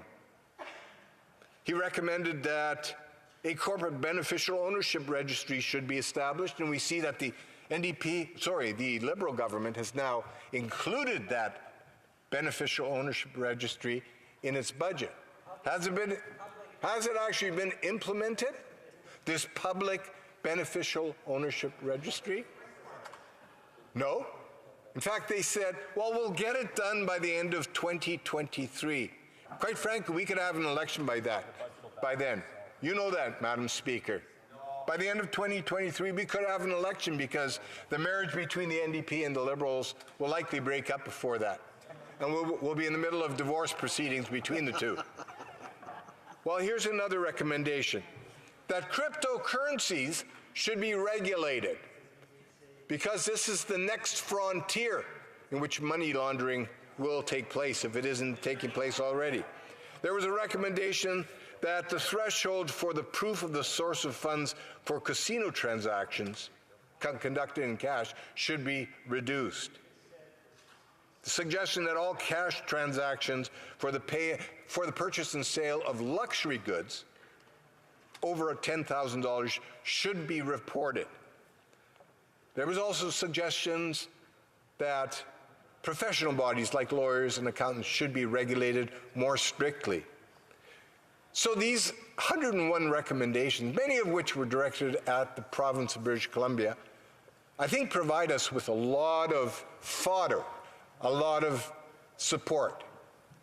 But at the end of the day, actually adding some penalties, some prison time, or some massive fines for those who lie to reporting authorities is a good step forward. So thank you to my colleague for Simcoe North for bringing forward this very important bill. La période prévue pour l'étude des affaires. The period for private members' business has now expired and falls to the bottom of the order of precedence. Standing Order 38, a motion to adjourn the House is deemed to have been made and seconded at this time.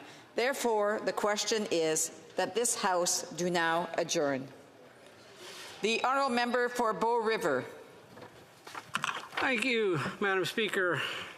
Great to be in the House tonight and dealing with the topic. Glad to see the Parliamentary Secretary for Health, which I, of course, asked a question about health. So we'll start a little bit about health. There was the warning label on ground beef and pork. Now, there was no warning on label on the same cuts of beef and pork when they were whole, but all of a sudden there was a warning label on the ground meat itself. Maybe it was the knife, maybe it was the grinding that made it. I don't know what the science was, but a couple of people have mentioned analogies to me that said, if you had a whole log and it had no warning label on it, but yet if you cut it up into a 2x4, it might get a warning label. Maybe it's the saw. So they said, what about a potato? If it was whole, it was baked, there could be no warning label. But if you turn it into mashed potatoes, it might get a warning label. Maybe it's the utensils. Well, the science must have changed because they reversed it. We didn't know what the science was before, but the science then changed, so they reversed it. They didn't tell us what the reversing science was.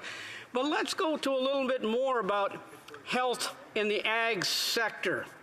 A little bit more about it because it's huge in the sense that directly affects ag. Is there a lot of stress in the ag sector? Absolutely. Have you seen the suicide rate in the ag sector? Yeah, you should check it out. In my riding, we have irrigation, and a lot of irrigation. Well, 4% of the land produces almost 20% of the Alberta ag GDP. There's electricity used to produce irrigation. Electricity, it's not a fuel, not an exemption for fuel. Business expense, it's very small, less than part of 1%. It's an inflation carbon tax. The carbon tax takes literally millions away from my ag producers. Does this cause stress? Is it a health problem? Absolutely. Now they want to triple the carbon tax. It's not going to be returned. It's gone. That means the ripple effect to the machinery producers, to the communities where they buy it, there's less money there. So stress is there in the ag sector. The warning label on beef was just one of them. But the tripling of carbon tax and the irrigation, which is huge in my riding, is another problem for health in my ag producers. The minister announced 30% fertilizer reduction by 2030. Where was the science? Where was the baseline? Where was the consultation with the ag organization, with the wheat organization, with the fertilizer, with the ag producers? Why is the minister now talking about voluntary now? Does this create stress and a health issue in the ag sector? Absolutely, because there was no consultations. No credit from incredible, world-leading Canadian ag producers, science-based, carbon capturing, reducing fertilizer use, and other practices that are world-leading. There's no science behind this 30% reducing of emissions. These are world-leading ag producers that are doing it. They'll continue to do it. So with this government's goal, now they call it voluntary, but it wasn't, the government wants to increase ag production by $20 billion a year. Canadian food security would go down if they did this. Export production would go down. Where is the science? And what about the stress, mental health of tripling the carbon tax on the ag producers, especially in my irrigation sector in my riding? Thank you, Madam Chair. The Honourable Parliamentary Secretary to the Minister of Health. Thank you, Madam Speaker, and it's always a pleasure to come into the House to discuss these issues with my friend from Bow River. My friend from Bow River was a teacher, so it's interesting to me that he, like many of his colleagues, refer to a change in the price on pollution, or carbon tax, as he calls it. Of course, judges and courts across the country have deemed it not a tax because it's not a revenue program. But when it goes up $15 from $50, I still fail to see how that's a tripling. But perhaps my colleague from Bow River wasn't a math teacher. Madame la Présidente, je vous... Madam Speaker, I thank you for giving me the opportunity to speak to this important initiative that seeks to assist Canadians make healthier choices. Crisis in Canada, and its scope is staggering and increasing. Diet-related chronic diseases like type 2 diabetes and cardiovascular disease are now a leading cause of illness and death. 2 in 5 Canadians live with a chronic disease, and COVID-19 showed us that people with obesity and diet-related chronic diseases are more vulnerable to hospitalization and death. And this problem is growing, and it has a human cost. Chronic disease diminishes quality of life and shortens lifespans. It robs us of time with our loved ones, and it also has a significant impact on the healthcare system and our economy. And no ag producers, or anybody really, are immune from these complicated lifestyle-related diseases. Now, my colleague from Bow River did reference front-of-package labeling on ground beef, which, if he had a look at the legislation, he would know that there is no front-of-package labeling on ground beef, as he indicated. He's correct.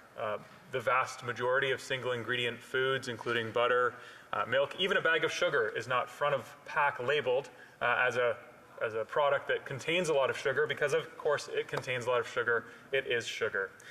Plus de la moitié. Over half of packaged foods in grocery stores are high in sodium, sugar, and saturated fat. Most of us eat too much saturated fat, sodium, and sugar without realizing it.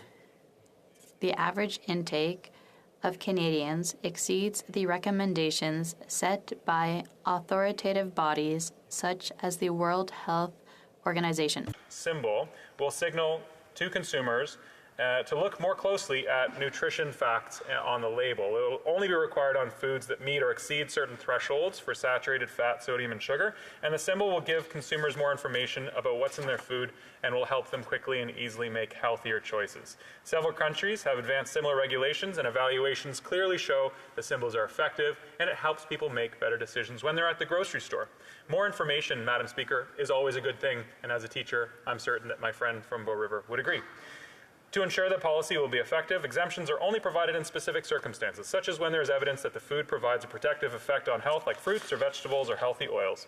Dans la plupart des cas, In most cases, when consumers go to a grocery store, there are options in each food category that do not require a symbol on the front of the package. it's time to provide Canadians with the information they need to choose healthier foods. The evidence is clear. Front of package labeling will help consumers make healthier choices, and that's why I'm glad that our government has brought them forward on foods that Canadians will now have a little bit more information on.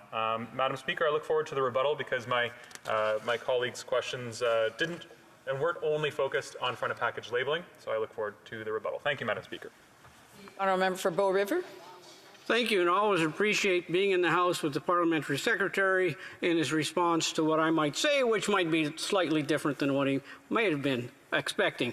But mental health, again, I go back to, and I'll talk about again, irrigation districts, the lack of pipes, the cost of pipes now that are an environmental practice of putting them in pipes instead of canals. But the price is now over 200% if you can get it was a year ago. Municipalities are also experiencing the same cost for pipes to put in the ground. So when we're talking about a challenge, a stress-related, hard for my irrigation ag producers in my riding, when we're talking of increasing the carbon tax, as this government is going to do, they are price takers, and this creates stress and mental health challenges for the ag producers who produce all of this food for our country and food security. Thank you, Madam Speaker. The Honourable Parliamentary Secretary. Thank you very much, Madam Speaker. And I agree, it's always a pleasure to talk to with my colleague from Bow River. On the topic of climate change, I'm glad that he brought it up. I met with a whole bunch of farmers from my riding, because as many people aren't aware, the riding of Milton is home to so many ag producers. We have beef farmers, chicken farmers, egg farmers, apple farmers, and my family. We settled, when my family came from the Netherlands, they settled in just outside of Chatham, Ontario, and they're apple farmers themselves. So I love visiting farms and talking to farmers, and I will say that the farmers in my riding, Madam Speaker, are committed to fighting climate change. They understand that they have an extraordinarily important role to play, and they are focused on saving our environment from climate change. And I know that the farmers in my colleagues' riding also care about climate change and fighting it. And it's up to the provinces to decide if they would like to bring something forward like cap and trade or another climate change fighting measure. And for the provinces that don't, like Alberta, where my colleague's from, and Ontario, where I live, we have a backstop program, and that's a price on pollution, and it's a good thing. Thank you, Madam Speaker. Resuming debate, not resuming debate. The Honourable Member for Courtenay Albernido. Thanks, Madam Speaker. Madam Speaker, this spring the government had a chance to listen to the experts and act on the toxic drug crisis that is taking a tragic toll on our communities every day. In my riding and in the small community of Port Alberni, in the Alberni Valley, with just over 30,000 people, Madam Speaker, we lost 20 people in just the first 8 months of this year due to the toxic drug supply. These deaths were preventable, and each person has loved ones who are left to deal with the grief in the face of government failure. Madam Speaker, that is 4 times the national average. And across the country, we lost over 7,500 lives just last year. And shamefully, we have lost more than 30,000 lives since 2016. I heard the question from people who've been impacted by this crisis. They state, quote, how many lives is it going to take before there's real action, end quote. And I worry that those with the power to bring change are becoming numb to these numbers, Madam Speaker. We must never lose sight of the fact these numbers represent children, siblings, parents, partners, friends, and neighbors. And the day this House rose for the summer, the Public Health Agency of Canada released modeling forecasting the toxic drug crisis would continue its tragic path and possibly even worsen over the rest of the year. The agency predicted that we might lose as many as 2,400 Canadians, Madam Speaker. These are real lives per quarter. So while we all return to our communities for the 3 months this summer, more than 2,000 families were likely planning funerals that didn't need to happen. They didn't need to happen because last year, Health Canada's expert task force on substance use made clear recommendations on how to respond to this crisis. Those recommendations included stopping the criminalization of people who use drugs, making significant new investments in supports for people who use drugs and who are in recovery, and expand safer supply. Our bill, C-216, a health-based approach to substance use, reflected the paradigm shift the expert task force called for to stop the harm in our communities. But instead of listening to its own task force, this Liberal government teamed up with the Conservatives to vote down Bill C-216. In the face of a public health emergency, Madam Speaker, that has been worsening for years, this Liberal government is choosing an ineffective piecemeal response because of stigma and politics. But every day the government has an opportunity to make a different choice. By granting BC's decriminalization request, the government has acknowledged the harms of criminalizing people who use drugs, yet it continues to allow these harms in every other province and territory in this country. The Minister of Mental Health and Addictions has acknowledged that funding for the Substance Use and Addictions Program is not enough to meet the demand. But the government won't put enough money on the table to ensure people who can get help when they need it. The Minister has acknowledged the critical role Safer Supply must play in addressing this crisis. But the government remains focused on small-scale pilot projects rather than procuring a safer supply that could save lives across the country. So I ask, when will this government finally act like this is a life or death matter for thousands of Canadians each day and mount an urgent national response? When? The Honourable Parliamentary Secretary, the Minister of Health. Thank you, Madam Speaker. Before I start, I'd like to say thank you to my friend from Courtney Alberni. He's a tremendously passionate, outspoken, and dogged ambassador, advocate, and spokesperson for this cause. He knows that I respect him. He knows that I think of him, that he's doing incredible work here in the House and in his community and across the country regarding the overdose crisis. And I'm proud to be in the House with him, and I'm proud to have an opportunity to discuss this important issue here tonight. First, our hearts go out to all the families and communities that have lost loved ones to the opioid crisis and through the tainted poison drug supply that exists in our country. The Government of Canada remains deeply concerned about the devastating impact that the overdose crisis continues to have on people, families, and communities across the country, and we recognize that substance use is first and foremost a health issue. We're committed to a public health approach to substance use that is comprehensive, collaborative, and compassionate, working with our key stakeholders, including people with lived and living experiences regarding substance use. It is a foundational part of our government's work. While continuing to work with partners to look at ways to support programs, services, and to divert people who use drugs away from the criminal justice system and towards supportive and trusted relationships in health and social services, such as my colleague suggested, supervised consumption sites and Safe Supply. Since January 1st, 2016, the number of supervised consumption sites operating in Canada has increased from just 1 to 39. We have also funded a number of Safer Supply pilot projects that provide people who are at high risk of overdose with prescribed pharmaceutical-grade alternatives to the toxic and illegal drug supply on the streets. This emerging practice is a key area of interest for the Government of Canada, and evaluation efforts for these services are already underway. And indeed, there was great progress in the last 6 months in British Columbia, and due in part to advocates like my friend from Courtney Alberni. I want to reiterate that we have lost too many Canadians to overdose. We have heard from stakeholders that the criminalization of possession of drugs for personal use perpetuates stigma, it increases the risk of overdose and other harms, and it creates barriers to care. This government has been clear in its actions that substance use must be treated as a health issue first. Most recently, this House has sent Bill C-5 to committee for review. Among other measures, C-5 would require police and prosecutors to consider alternatives to laying charges or prosecuting individuals for drug possession, such as diversion to treatment, a warning, or to take no further action. I've spoken to police officers in my riding, Madam Speaker, specifically regarding Bill C-216 and how we can face this crisis head on with compassion and to find a solution, not just to lock people up in jail. And I will say that Halton Police Services in Milton, the ones that I spoke to, have been employing these practices on their own accord. They have strong feelings about the opioid epidemic, and it's also important to recognize that Oakville and Milton and Burlington are, in large parts, wealthy suburban communities. The opioid epidemic affects everyone. So that's why I will continue to work with provincial, territorial, and municipal partners like those in British Columbia and Vancouver and other key stakeholders and regions throughout this country to reduce risk, save lives, and get people the support they need. Canadians can be assured that combating the opioid overdose crisis remains a key priority for this government, for the Minister of Health, for myself, and I know that is true of my colleague as well. And Madam Speaker, I was proud not to be one of the people in the House to vote against my colleague's bill.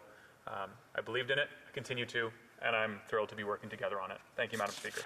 The honourable member for Courtenay Alberni. Well, thank you, Madam Speaker, and I appreciate my colleague's speech and his sincerity, and I do appreciate that he didn't vote against my bill. I need him. We need him. The people whose families that have lost loved ones need him. The people that use substances that are looking at death every day, Madam Speaker, need him. They need this government to listen to their expert task force on substance use. As he talked about, talking to police and first responders, they all agree, they're unequivocally clear that criminalizing people who use substances is not working. Madam Speaker, they're not funding the substance use program that they've set out. They're not filling the need. They know they're oversubscribed. They admit that. They also admit the average wait time for residential treatment and understand is over 100 days on average in this country. That's even something we agree with Conservatives on, Madam Speaker, is that we need to make sure that we meet people where that and give them the treatment when they need it and make sure it's on demand, Madam Speaker. Parliamentary Secretary. Thank you, Madam Speaker. Our government understands the urgency of the situation, and I'd say the government understands the urgency of the situation even more because of my friend and colleague from Courtenay Alberni. We're moving fast and forward with a fact-based approach to ending this crisis. The overdose crisis is having a devastating impact on people. It's ripping the hearts out of our communities. It's hurting families and communities across Canada. We are already supporting a health-based approach to substance use at the federal level through the Canadian Drugs and Substances Strategy, which has been comprehensive, compassionate, collaborative, and evidence-based. It's the foundation for the Government of Canada's actions on the overdose crisis. We'll continue doing absolutely everything we possibly can to save lives and to end this national public health crisis. And once again, Madam Speaker, I'd like to sincerely thank my friend and colleague from Courtenay Alberni for his work on this and many other issues. Thank you. The honourable member for Leeds, Grenville, Thousand Islands, and Rideau Lakes. $54 million. At a time when Canadians are facing record food price inflation, Conservatives are asking who got rich? Where did the $54 million that was spent on the failed ArriveCan app go? We heard from some members of the government that they believe that this app was responsible for saving tens of thousands of lives. Well, I can tell you what that app did to at least 10,000 people, and that's put them wrongly under house arrest, forced quarantine in spite of their compliance with public health guidelines in Canada. I can tell you that this $54 million app was built by one web designer while he was having his turkey dinner over a weekend, and tech experts saying that the upset limit that they would have given to an application like this would be in the low seven figures if they exceeded $250,000. Now, when we raised this issue of this $54 million app with an unknown number of subcontractors whose identities this government refuses to reveal, the Prime Minister said that $54 million, that's just petty.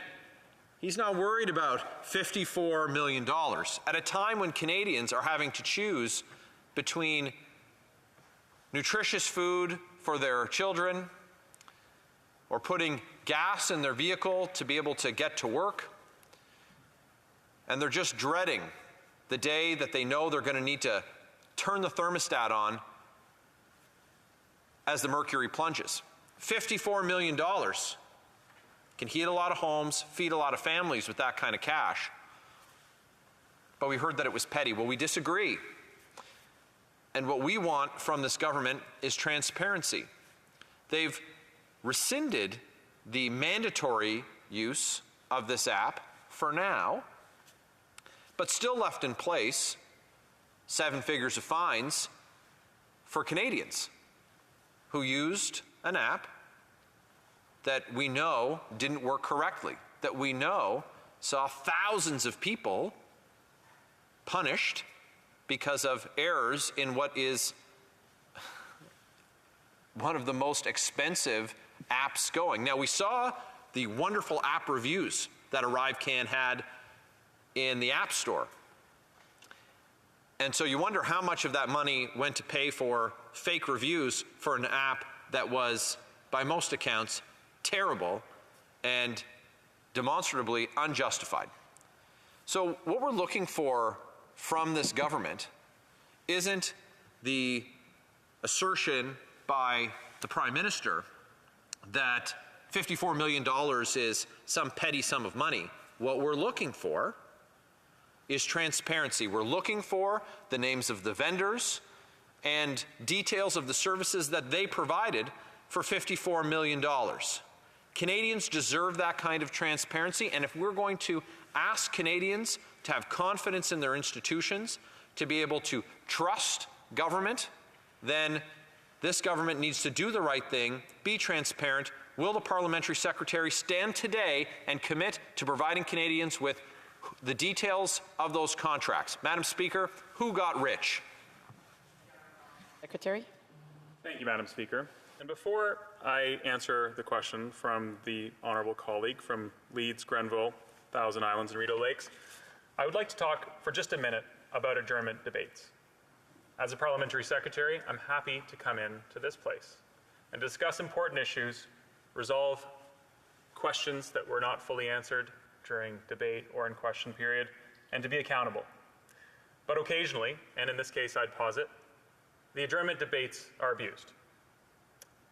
The correct question that was asked months ago is not provided beforehand, and that obviously can catch a parliamentary secretary off guard a little bit. And I would love to prepare for these types of conversations that we have in the House of Commons. I would love to come to this place with answers. But on June 1st in 2022, the honourable member for Leeds, Grenville, Thousand Islands, and Rideau Lakes asked a question about vaccine mandates.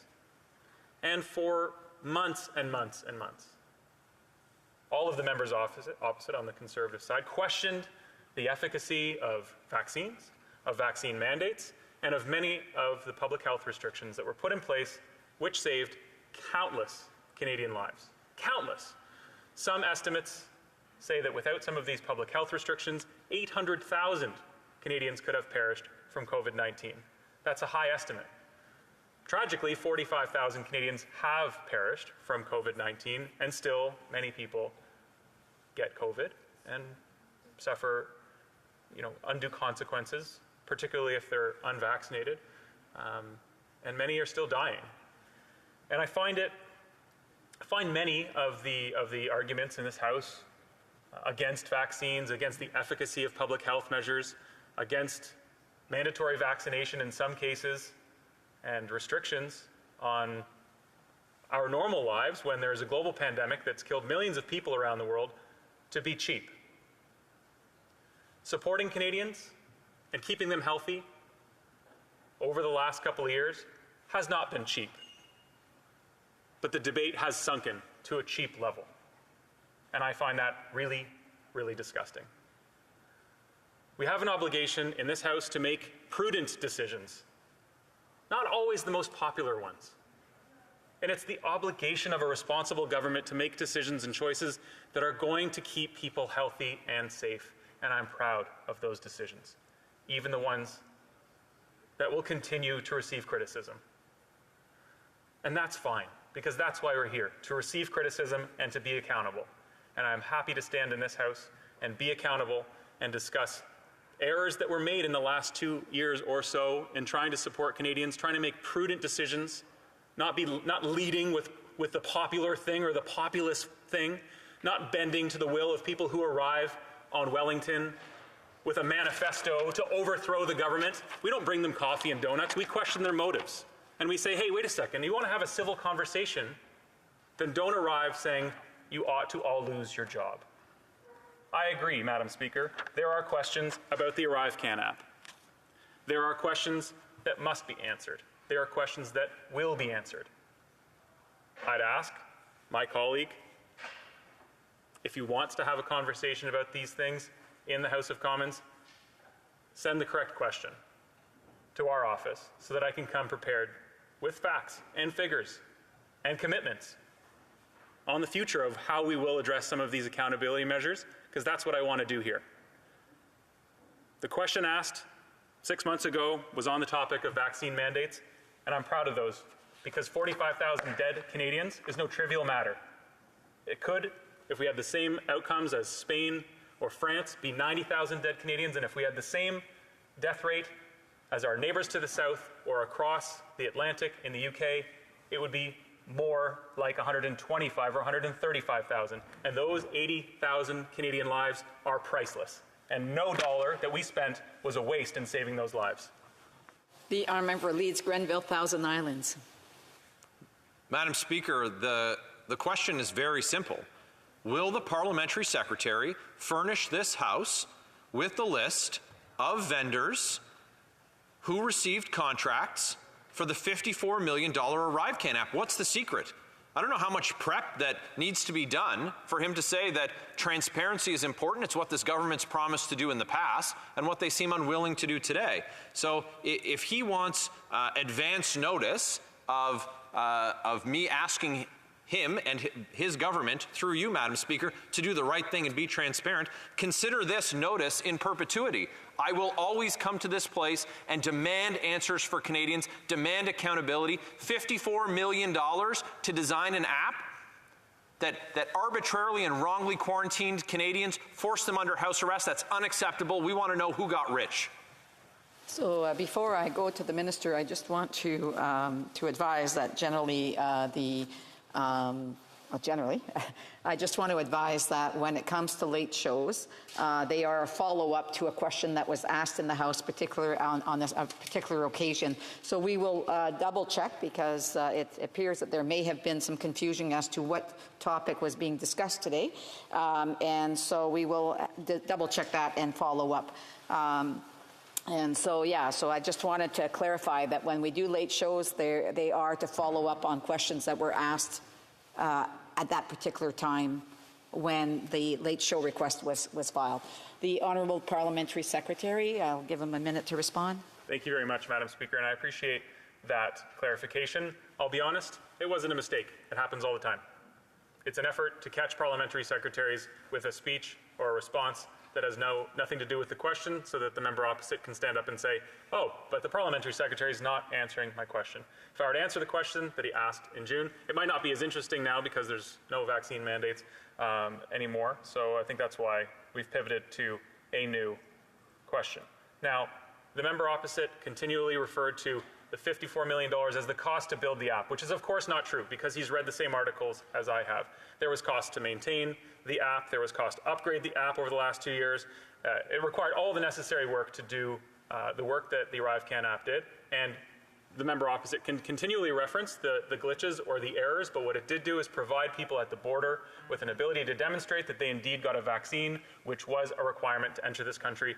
Madam Speaker, within a couple of hours, the member opposite voted against a bill to ensure that lower-income families have access to dental care. Once again, they're demonstrating that they care about money more than they care about people. Thank you, Madam Speaker. It being 8:28, the House stands adjourned until tomorrow at 10 a.m. pursuant to Standing Order 24-1.